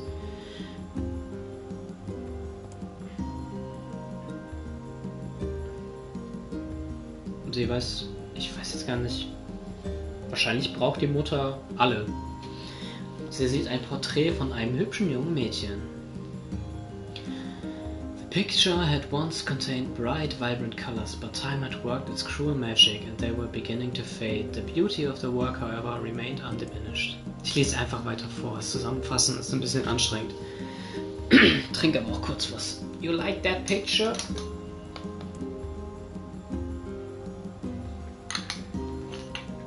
Kanye turned to find den Apotheker with a small vial of medicine in his hand. His eyes wore irgendwas, but sad, and they seemed to stare through her and into nothing as he spoke. That's my daughter. I sketched it when she was just a little girl. She's been dead a long time. Kanye didn't know how to respond. She just stared at the portrait and tried to come up with the right words. Pictures are wonderful things. They let the ones closest to you live on forever. He shook his head slightly, then looked down at Kanye and smiled. Handing her the medicine, he reached into a sizable green apron and produced a handful of old wax crayons. Ja, finde ich auch. Also es weckt auf jeden Fall Interesse weiterzulesen und mit der Musik im Hintergrund gibt das auch echt gute Stimmung ab. Und ich glaube, es ist auch, weil es auf Englisch ist. Auf Deutsch wird das wahrscheinlich nicht so rüberkommen. Vor allen Dingen das Fluchen passt nicht so wirklich auf Deutsch, deswegen finde ich es auf Englisch auf jeden Fall besser. You should have these, there's no one left that I wish to draw. Ken took an instinctive step back, causing the shopkeeper's face to darken. Yes, I've heard the rumors about you. It's a small village and word travels quickly. Between you and me, I'm not sure which of them to believe. But I also don't think they matter much. I know your grandmother, Kali. Okay, müssen wir uns merken. And I think the way she was driven out of this town is just deplorable. Die gibt's bestimmt irgendwo auf YouTube. Und habe ich vorher schon gesagt, Automata-Soundtrack nochmal eine Stufe besser. Und absolut zu empfehlen, ist auch auf Spotify, glaube ich. Weight of the World. Hör dir das mal an. Richtig nice. Super cooler Song. Grandpa's name is Kali, thought Kanye-san. Okay, wusste sie auch nicht. She was still mulling this new fact over in her mind as she reached out and gently took the crayons from the apothecary's hands. Your grandmother's is an old friend of mine, he said as Kanye scooted away yet again, and I owe her much. I wager she would like it if you drew a picture of her. Yes, I think she would like that very much. Kanye murmured a quiet agreement, but inside her heart was bursting. Never before had a villager treated her with anything but complete contempt. It was a tiny, almost imperceptible step, but it was a step nonetheless. And with enough tiny steps, she might one day discover the rest of the world. When Kanye returned home, she found her grandmother asleep in a bed. Her feet were blackened and raw, even bleeding a bit in places, leading Kanye to think that she had been pacing around the room until exhaustion finally caught up with her. She placed the medicine by her grandmother's pillow and turned to leave, but found the old woman's hand clasped around her arm. Back already, are you? Asked her grandmother with a yawn. Come here. Let me have a look at you. Grandma sat up and examined Kanye from head to toe. Finally satisfied that nothing terrible had befallen her grandchild, she leaned back and allowed herself to relax. Well, how was it? The bastards give you any trouble? It was kind of fun, said Kanye. No, seriously, it was. Fun, eh? Asked her grandmother in a voice which implied she believed anything but. So anytime you need me to run an errand, just let me know. Aha, hat sie gesagt. As she spoke, Kanye removed the crayons from her pocket. After a brief explanation of their source, she informed her grandmother that she was going to sketch her a portrait. Portrait of me? Ridiculous! No one wants to stare at a wrinkled old crone. But Grandma, it'll make you live forever. Oh shit, said her grandmother, throwing back the sheet from the bed. Living forever just pissing me off. Now put those crayons away and help with dinner. But Kanye would not relent, and in the end, Grandma found herself leaning against the wall, the house as if posing for a master artist. Kanye took up the crayons. eyed her subject carefully and set to work. Just as the grandmother was about to nod off, Kainés finished the piece. After staring at it for a bit, she released it from her grip and let it slowly drift to the floor. It's terrible. It doesn't look like you at all. Sorry, Grandma. I found these crayons would, you know, make drawing easy or something. The old woman's eyes narrowed at her grandmother's disappointment. Let me be the judge of that, sagt sie wahrscheinlich, she said, ignoring the pain in her back and reaching for the paper. The sketch could have been a person's face. It also could have been a boulder, a lump of clay, or an incredibly misshapen loaf of bread, all rendered in a chaotic array of colors. The old woman stared at the picture for a long time, then slowly wheezed out a laugh. Oh, Kainés, she said between laughter, you truly are my blood. You're as clumsy as me, and I love it. But hush, I won't hear any more about how ugly you think it is. It came from the heart, and I'll treasure it always. True to her word, the old woman gave the picture a place of honor above the kitchen table. In the days that followed, Kainés would often catch her staring at the portrait with such a strange smile on her face, an action she interpreted as silent, mocking laughter. A week later, Kainés could stand it no more and asked her grandmother to take the artwork down. Posh, said the old woman. I'll take this down when they roll me in my shroud. She pondered this for a bit, then turned to Kainés and dropped to one knee. Listen to me, girl. Seeing this picture makes me happy in a way I've never felt before. And it makes me want to go on so that someday you could feel the same happiness. It was a moment that burned itself in Kainés' memory, a perfect blend of pride and love that came together to form a lifelong remembrance. She swore to never forget this moment, never forget the old woman who had made her place in the world possible. Time moves on, people and memories move in and out of her life like ghosts passing through a hall. Hall, yeah. But this moment will be different, Kainés swore, because I will remember it forever. Forever.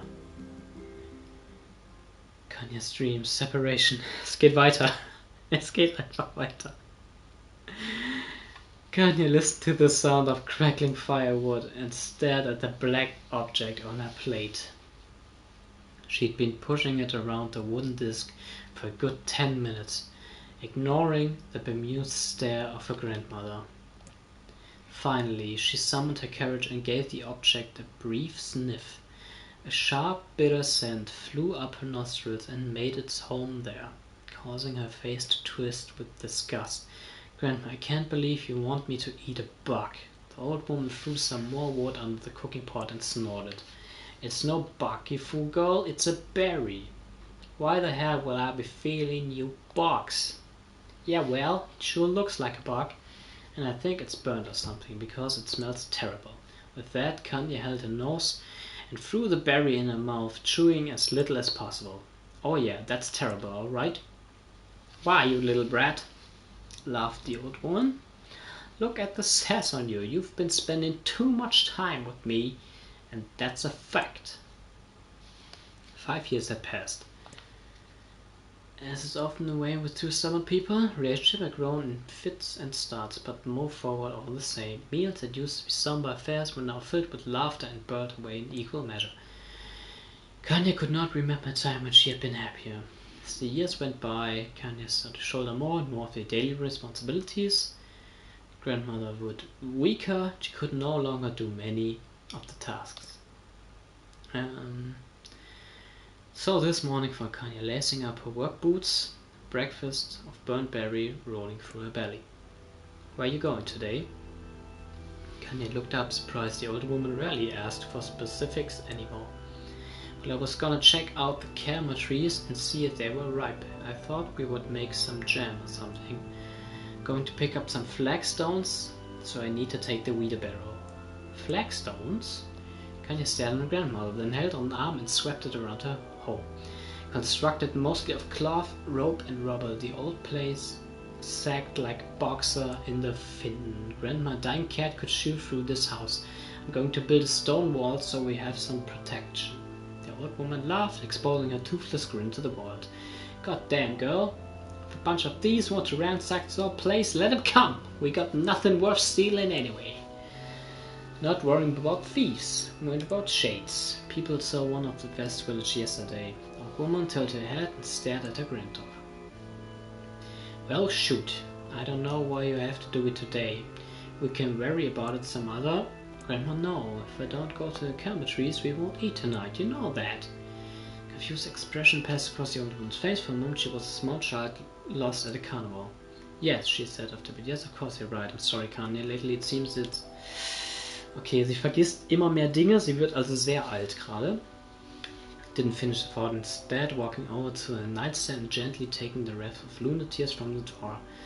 The flower's petals had aged to a brilliant whiteness, and Kanye thought it was more beautiful now than the day she first received it.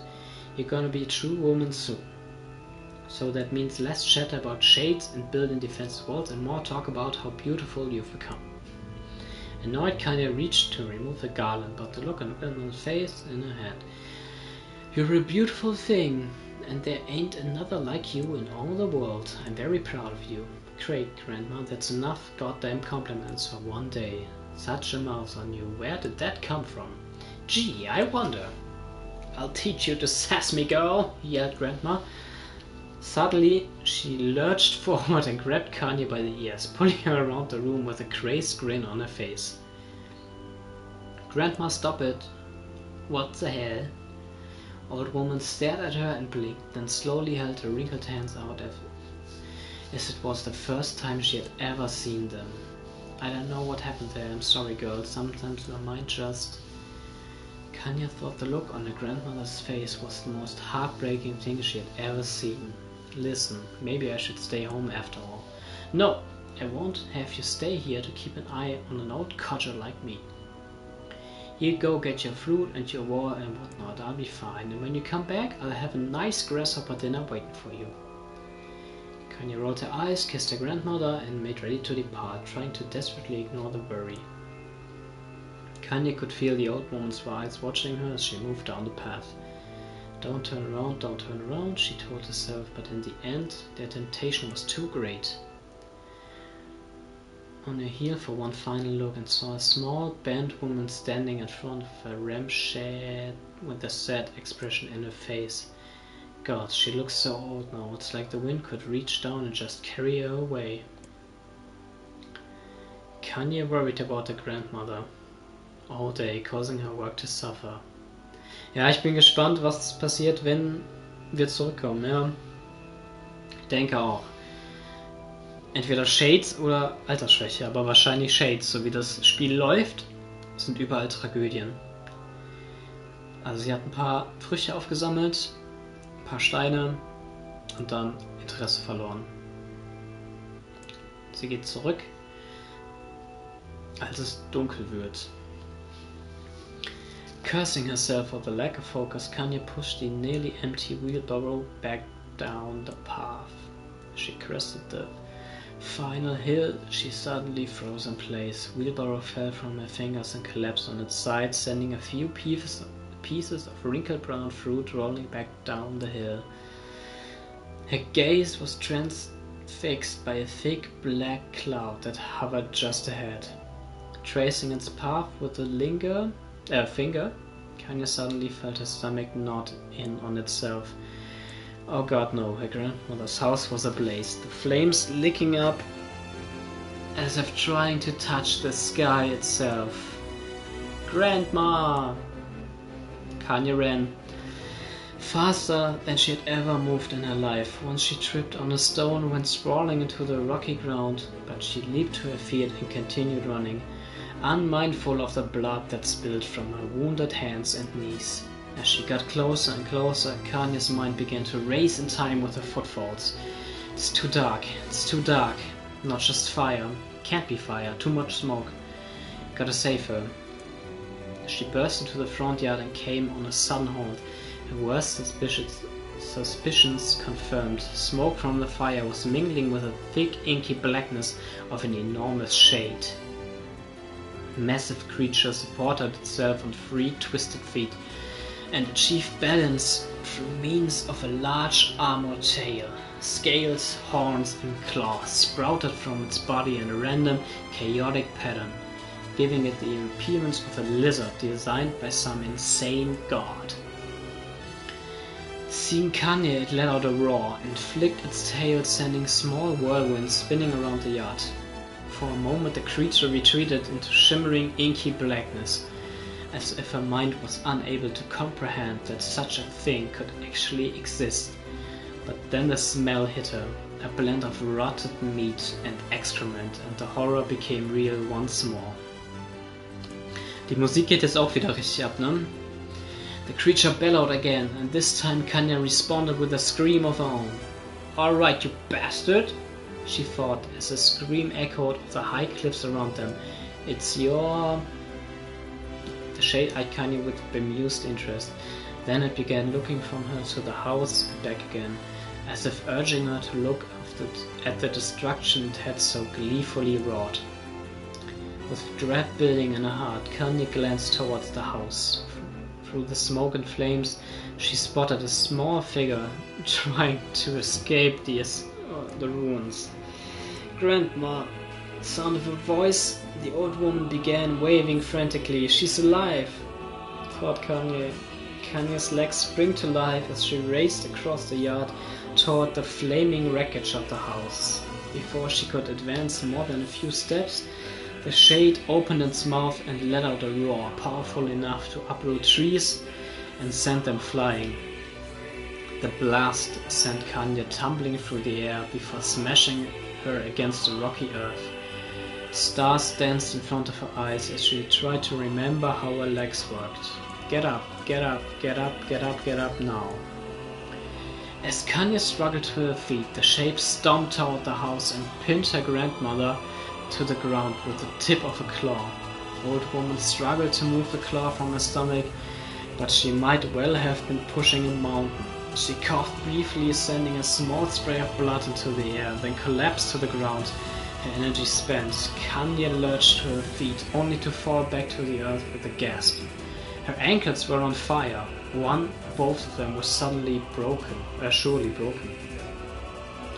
Ignoring the pain that screamed through her body, she began dragging herself across the ground, leaving a drunken trail of dust and blood in her wake. "Grandma, hold on just a little longer." Her grandmother's face was turning blue, her eyes rolling back until only the whites were exposed. Kainé pulled herself across the ground with maddening slowness, the distance seeming to increase with every second that passed. The shade glanced between the two women and flicked out its tongue, its giant mouth turning up at the corners. Short, panting breaths belched from somewhere deep inside its core. Bastard, laughing at us. She had no idea how such a mindless creature could experience emotion, but there could be no doubt the shade was taking joy in their suffering. "Yeah, I see your plan." The shade moved its claws slightly, allowing grandmother to breathe again. It was clearly keen, alive only to snuff out her life when Kainé was close enough to touch her. "I'm gonna kill this bastard." Summoning all her strength, Kainé rose to her feet. There was a sickening snap from her right ankle as the foot twisted backward, but she forced it from her mind and began to hobble toward the monster.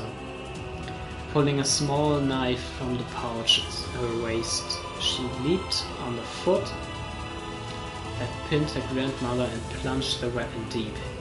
Give her back to me." It was like stabbing a rock. After a few swipes, the knife broke at the hilt with a dull snap. The shade painted laughter again, then raised its tail and sent it rushing through the air toward the young girl that was latched to its foot.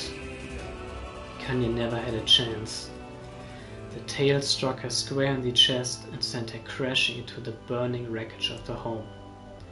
As she lay on the ground with blood pouring from multiple wounds, a small, weak voice spoke up.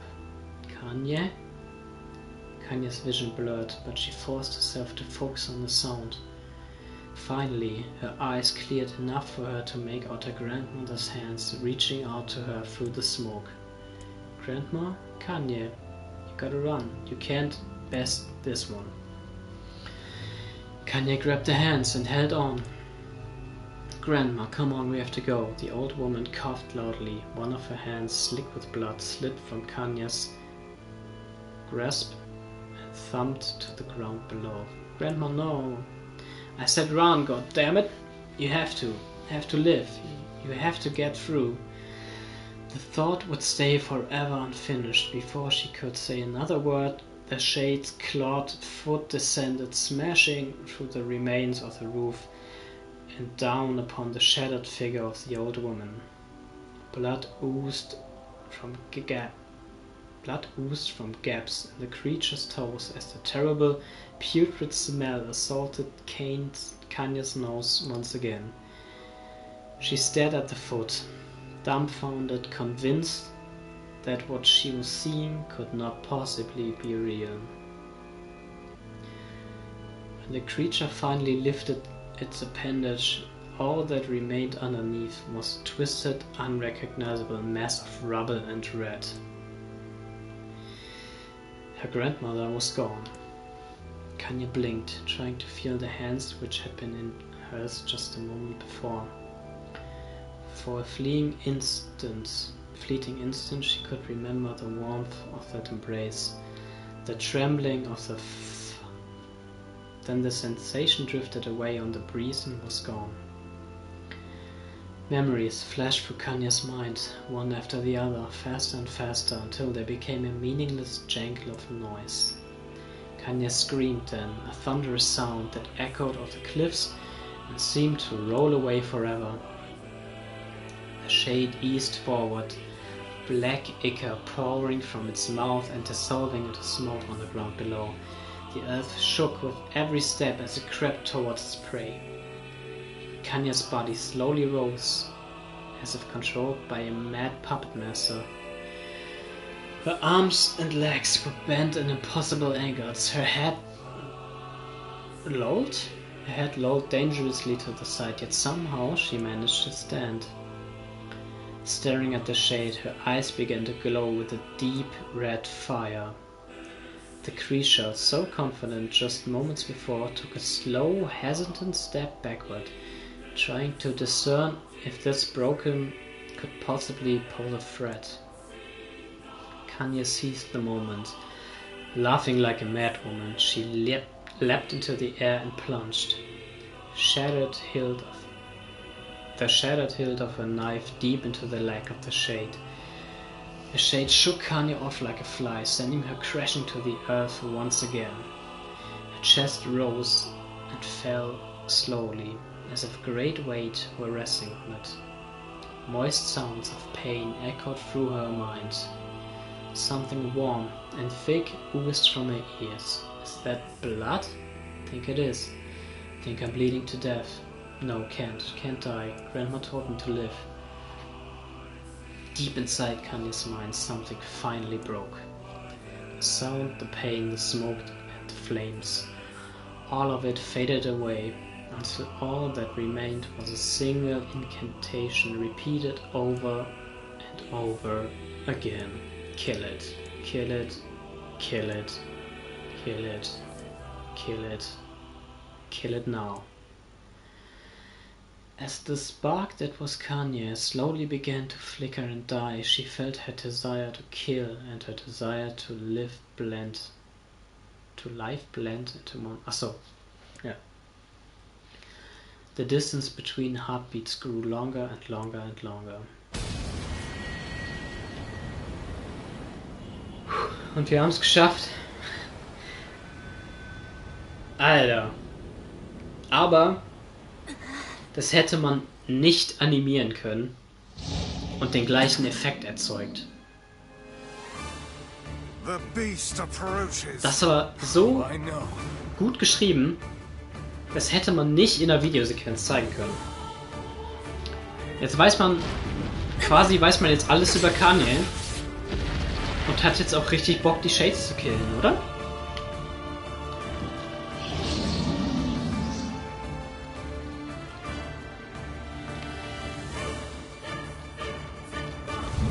Okay, und jetzt sind wir trotzdem noch Nier. Ich dachte, wir sind Kainé. Naja. Wir killen ihn erstmal. Ey, und dann in der nächsten... Die nächste Möglichkeit zu speichern nehmen wir auf jeden Fall wahr. Und dann war es auf jeden Fall für heute. Das war auf jeden Fall krass anstrengend. Also cool, ne? Für eine Backstory auf jeden Fall richtig nice.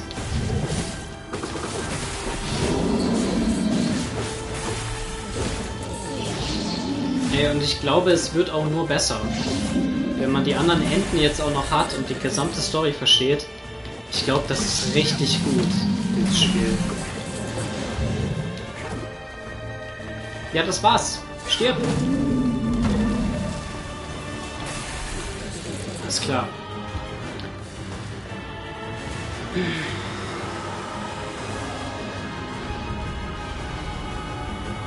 Ich konnte auch echt nicht mehr lesen zum Schluss. Alles verschwimmt.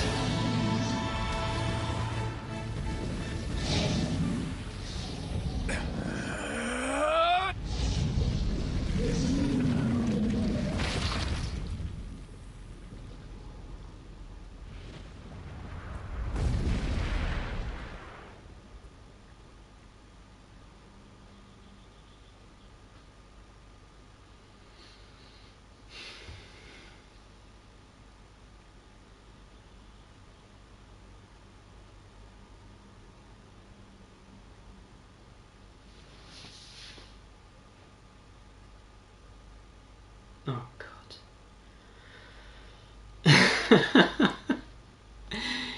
Gently, weakly, softly. I'm gonna fuck you gently. Shade, sure that its tormentor was dead, turned and stormed off toward the horizon, stopping along the way to bellow one final roar. Couldn't kill it. Shamed beyond imagining, Kainé tried to turn her head to the side, but only succeeded in a huge god of blood.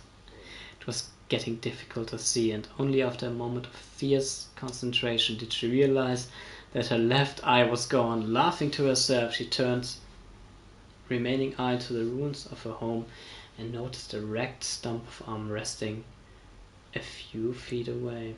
Yeah, that's mine, she thought with a mad giggle. This is gonna make clapping a real bitch. Cried a sudden voice from the depths of her mind. Finally gonna die, are ya? Well, you had it coming. Go to hell, Demo, she thought at the unseen assailant. Go to hell before I pluck out your eyes and feed them to a dog. The voice of her childhood terror evaporated into smoke, only to be replaced by another, more recent voice. Hold still. Ah, der Apotheker ist da. Okay. I want to draw you, that way you can live forever. Oh krass, was geht bei ihm? No, stop, don't want to live forever. Want to die right here. I see. Well, if that's what you want. The spectral shopkeeper fluttered existence for a moment, then produced a piece of paper and sketched quickly. After a few seconds, he turned the page to Kainé and smiled. Since you rejected my offer, I decided to draw someone else. It was a picture of her grandmother, real as life. Kainé opened her mouth to thank the man, but stopped as the picture began to blacken in the middle. Before she could say anything, dozens of multi-legged insects began to swarm across the image, tearing at it with sharpened pincers. Stop, no, don't hurt that picture. Kainé reached out with her remaining arm and waved futilely at the air. To her surprise, it fell off the picture into the ground below, where they vanished into tiny black tendrils. Relieved, Kainé turned her good eye back to the picture, only to open her mouth in a silent scream. The sketch now showed her grandmother as she truly was, a smashed, unrecognizable lump of nothing. Apotheker smiled, then broke into a jolly dance. See that? I look like that? Oh god, I'm gonna die. I'm gonna die. Drowning in despair, Kainé laid her head back in the mud and smoke of her ruined house. Wait for the end to come. But just before she let everything go, an unfamiliar voice began whispering in her ear. Ain't you got a wish, sunshine? The voice was vulgar and fierce at the same time, as if insanity had somehow found a way to take form. Kainé wanted to scream as the voice crawled under her skin, but her lungs refused to work. You know, a wish, like a prayer or something? Why don't you get on your knees and start praying to heaven? Please, invisible man in the sky, save me! Kainé finally resorted to shouting at the voice with her mind. I don't make wishes, they don't come true for me. I'm a curse, a freak. I should be left to die. The other voice boomed in her ears. Rah, rah, rah, rah, rah, rah. Oh good, you're the best. Kainé glanced down and saw a black, shiny substance oozing from her legs. She tried to move away, but her remaining arm would no longer respond. The substance slowly crept around and then began moving up toward the rest of her body. Is this death? Is this what it's like? Whatever else might be happening, she was still alive and this was real. Come on, said the voice, let it go. Kainé tried to ignore the voice and concentrate on the pain, but the newcomer would have none of it. You're ready to give up, ready to die, so why not let me have it? Have what? Your body. Ah, okay. Also irgendein Shade will sie jetzt übernehmen und ich glaube, sie hat dieser Shade. I want to take your hands and use them to choke the goddamn life out of people. Okay. Bathing level just like before. Ich glaube, der Shade hat ihren Arm wieder hergestellt. Deswegen hat sie den so umgebunden, damit man nicht sieht, dass das so ein Shade-Arm ist. Are you a Shade? Maybe. What of it? The slim reached her face, crater pessimistically oozed into the socket of her eye. The moment touched her brain, Kainé was struck by the most powerful sensation she felt in her life. It was ecstasy. Nice. She wanted to scream with delight, but all she could manage small whispered moan. Slim Shady. Kainé featuring Slim Shady, ja. Macht Sinn. Macht wirklich Sinn. Feels good, don't it? Asked the voice with a chuckle. Yeah, what can I say? I know how to please the ladies. Now give me that body. Come on, give me the body and I'll give you more of this feeling. It's a fair trade. It's more than a feeling. A blank lump began to protrude from Kainé's side. As she watched, it grew longer and thicker, eventually taking the form of her missing arm. I can see better, she thought. My be growing back too. The slime reached up to envelope the rest of her face, but she managed to brush it away. Stop. She regained her voice. Stop. Black Goose hesitated, as if considering this request, then quickly shimmered down her body before disappearing in a cloud of smoke. Ah, what the hell, Sunshine? We had a deal. I thought you wanted to die. Grandma said can't die yet. Brief image of her grandmother, bloodied and broken, flashed before her eyes. She saw the shade that had killed her and heard its mocking laughter, then closed her eyes and forced the image from her mind.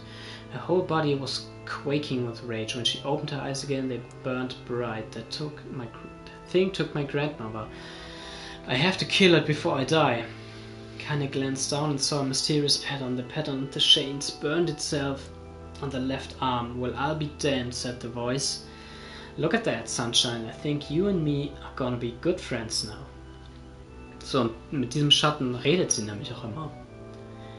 Kainé stared at her arm. More emotional than she did, the more the latter seemed ready to puncture her skin and begin infecting the rest of her body.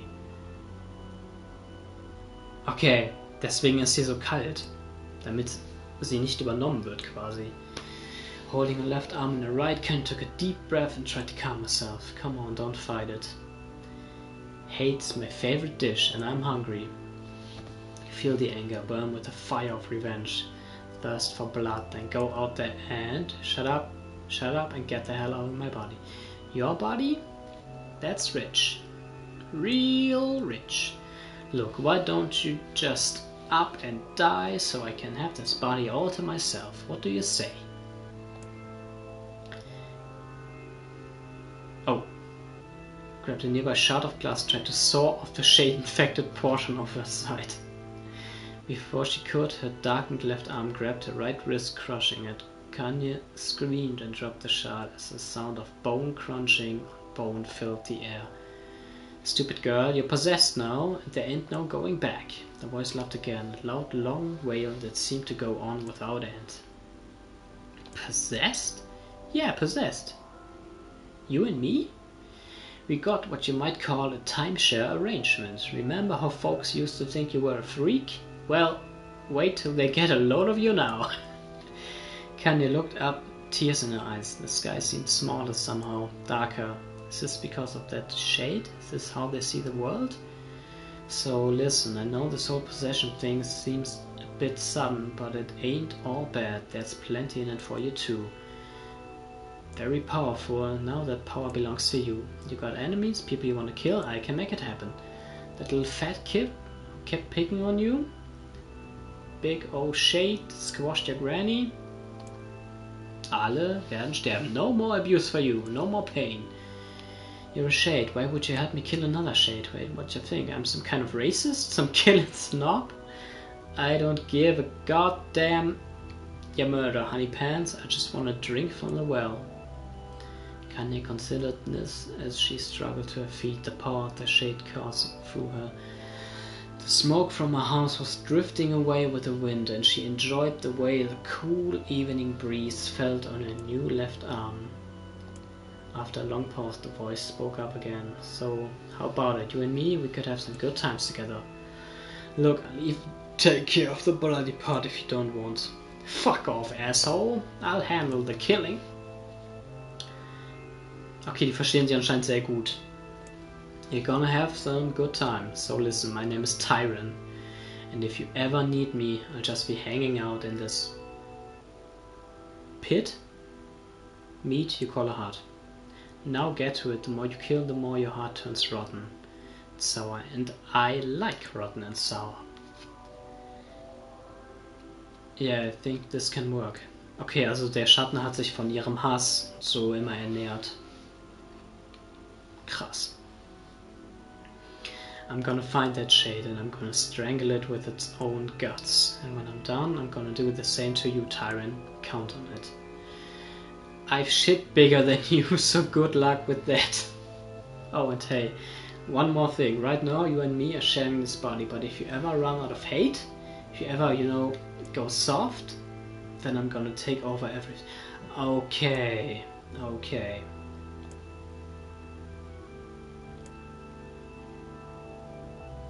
Alter. Mhm. Das ist heftig.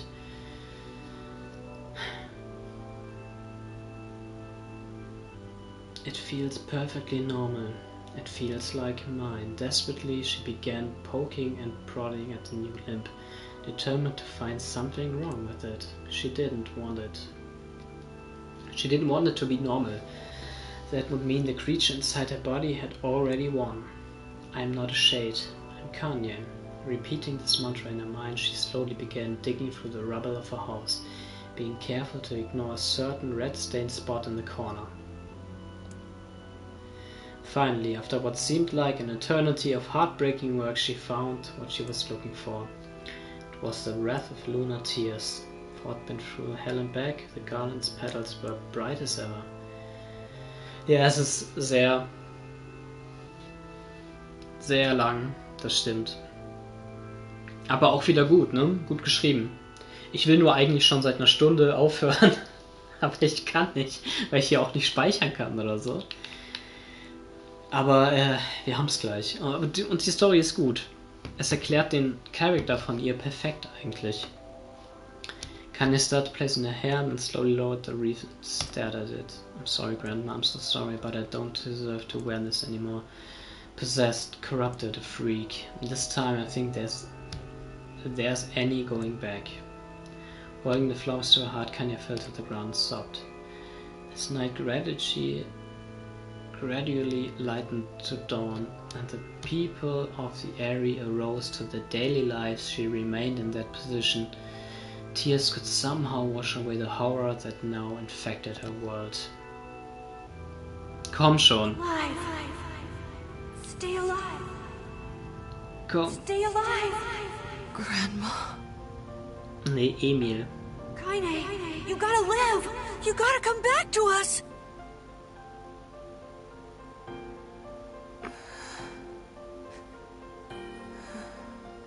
Here we go. Come on. Oh, hey. Also es erklärt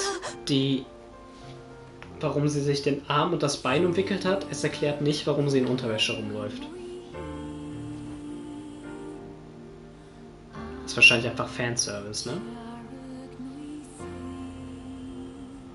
Emil, you were the one calling me, weren't you? You still recognize me? Of course. I knew you right away.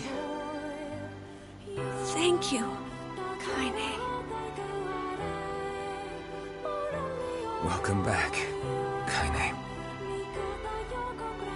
Wow, you grew up. So, how long has it been? 5 years.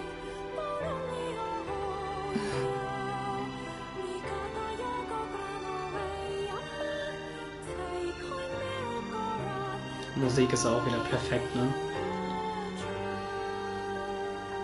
Shit. That's a long time. Any luck with Yona? Ey, Spiel, guck mal wirklich nach dem Angebot oder so, Spielautomata. Es ist der Hammer. Es ist richtig gut. Da gibt's auch einen Textadventure-Part, aber der geht vielleicht so 10 Minuten. Also kein Vergleich zu dem jetzt hier. We need a way to locate the Shadow Lord. By the way, this is for you. Is that a lunatic? It's not as good as your grandmother's, but I tried. No, it's great. Thank you.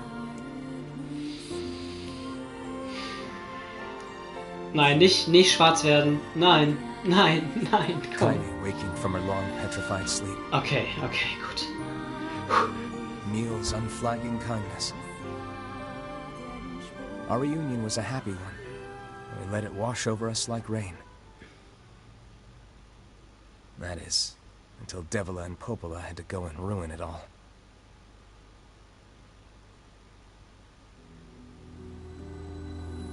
Are you kidding me? You can't be serious. Please, try to understand. People are tired and scared, and I'm sorry. This is crap. It's okay. Das kennen wir schon. Genau, die müssen draußen schlafen. Er will das nicht. Genau. An Automat, ja, die Story ist erstmal super. What is the matter? Und Gameplay ist halt ziemlich geil, ist noch besser, ein bisschen schneller als jetzt hier bei Replicant. Und die Wechsel vom Gameplay, diese Stilwechsel, sind häufiger und abwechslungsreicher. Die Geschichte hinter den Hauptquests und Nebenquests auch nochmal richtig gut. Und es ist halt auch mehr auf der moralischen Schiene, dass sie eben auch Fragen stellen von wegen, wer verdient überhaupt Mitleid, was haben die Maschinen ein eigenes Leben und sowas. Es lohnt sich wirklich. Es ist super. Und Cyberpunk ist hier... Also, Japano-Dialog hat man halt immer. Aber ich meine, du kannst ja solche Sachen auch einfach skippen, ne? Wenn du weißt, was sie sagen. Das sind ja auch immer nur so ein paar Sätze, die einfach noch mehr Exposure bringen. For the first time in my life, I hated Devila. Ja, Cyberpunk. Ich bin mal gespannt, was du sagst. Ich halte das ja auch einfach nur für ein ganz normales Rollenspiel mit sehr, sehr, sehr, sehr, sehr, sehr vielen Bugs. They said and did what they did for the sake of the village. Ich glaube nicht, dass das jetzt schon fertig ist. Ich glaube, die müssen noch sehr, sehr viel dran tun. To protect it from the horror of the shades. Genau, das hatten wir. Jetzt steigen wir quasi wieder ein. Nur ich denke mal als Kainé, oder? Really, how can I blame Devila and Popola? Ja, tu es. Just as bad. Tu es. Also, because I never once stopped to think about Kainés and Emil's situation myself. Ja. Also, bisher finde ich die Story sogar noch besser als das hier, als Replicant. Aber ich bin auch noch nicht fertig, also wir werden sehen. Aber Gameplay ist auf jeden Fall besser. Ja, Grafik ist 10 von 10, aber ist halt auch ein bisschen... Weiß ich nicht. Es ist ein bisschen wie Animal Crossing. Dadurch, dass du nicht viel machen kannst, sondern einfach nur Dinge angucken kannst und überall Blinkenlichter und so. Aber ja, genau. Versuch nicht mit den höchsten Erwartungen zu gehen, dann kannst du nicht enttäuscht werden. Ich glaube, das ist eine ganz gesunde Einstellung für jedes Spiel. Weil dann wirst du überrascht und dann kann es, glaube ich, auch cool werden. Weil die Story an sich soll ja auch cool sein. I'm so happy to get to talk to you again, Kainé. Yeah, me too. I tried everything I could think of to save you, Ja, you know. bis jetzt läuft's ja auch, ne? Bis jetzt kommst du ja auch gut durch. I polished you with a special cloth. I poured warm water over you. Wait, you poured water on me? Yeah, but it didn't really do much except make you all shiny. Hey, Emil. Thanks for saving me. I guess you noticed how I look different now. I'm sorry, Emil. Well, I mean, this new form isn't... At least I can look at you when we talk, right? Hey, so why don't you tell me something about yourself? I'm not very interesting. Sorry. Das haben wir gemerkt gerade. Come on. I just want to know you better. Please? Fine. This all happened when I was a kid. Before the whole shade possession thing. My body is... different. And when the villagers found out about it, they started treating me like a freak. Und jetzt müssen wir alles nochmal lesen. One person. My grandmother. No matter how bad things got. She's really special to you. Yeah. Oh, hey! Since we cured your petrification, we should start looking for a way to cure your possession. I know we can do it if we... Heck, it'll probably be super easy. Let me guess. Okay. Can we just forget... Lustig. Ja, die beiden haben so ein bisschen große Schwester und kleiner Bruder-Verhältnis, ne? Das ist jetzt tatsächlich neu, der Dialog. Aber ich meine, sie hat ja gerade ihre Geschichte erzählt, so im Kurzen. Und ja, ist jetzt nicht alles wichtig, ne? Ist halt auch ein bisschen Japano-Dialog. Es zeigt so das Verhältnis zwischen den beiden. Sleep well? Sure. And yet your red eyes tell a different tale. Don't be so hard. Das kenne ich jetzt. Er ist immer noch sauer, weil sie nicht bei ihm schlafen dürfen, nicht ins Dorf dürfen. Ey, und jetzt sind wir tatsächlich... It's Mom's diary. Oh Gott, Diary. Nee. Diary machen wir nächstes Mal. Nein. Nein, oder bin ich jetzt wieder hier gelandet? Ich will doch nur das... Fuck you, Alter. Ich will jetzt nicht nochmal Story. Ich möchte hier raus. Why are you standing about like a slack-jawed ninny? Sorry. Felt like I was dreaming or something. Sleeping on one's feet is quite the talent indeed. Come now. There's the door. Right. Let's go. Ich möchte hier raus. Leave, yes. Gerade nochmal gerettet.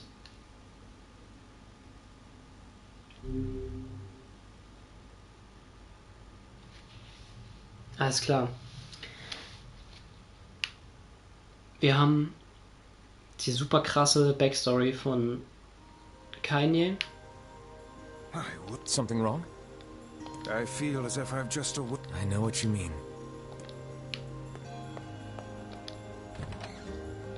Wir haben das erste Ende, Kainés Story. Und sind endlich am Speicherpunkt. Ey, aber macht Bock. Es verspricht so viel mehr von dem, was wir jetzt gesehen haben. Kommt noch einiges. Ich bin gespannt, wie es weitergeht. Ich bin gespannt auf die nächsten Enden. Wünsche dir viel Spaß bei Cyberpunk. Ich bin auf jeden Fall jetzt raus. Und werde schauen. Nächste Session Resident Evil. Vielleicht spiele ich es fertig. Vielleicht in der übernächsten Session. Aber dann ist auf jeden Fall nur noch Replicant da. Da wird vielleicht Returnal gespielt. Oder halt Biomutant. Der Felix hat auch Hellblade vorgeschlagen. Wir haben viel Auswahl. Ich sage auf jeden Fall Tschüss. Ich speichere nochmal ab. Ich speichere am liebsten nochmal doppelt ab. Das freut mich. Das finde ich sehr schön. Like auf jeden Fall das VOD auf YouTube. Wichtig. Und yo, ich sag Tschüss. Bis zum nächsten Mal. Tschaußen.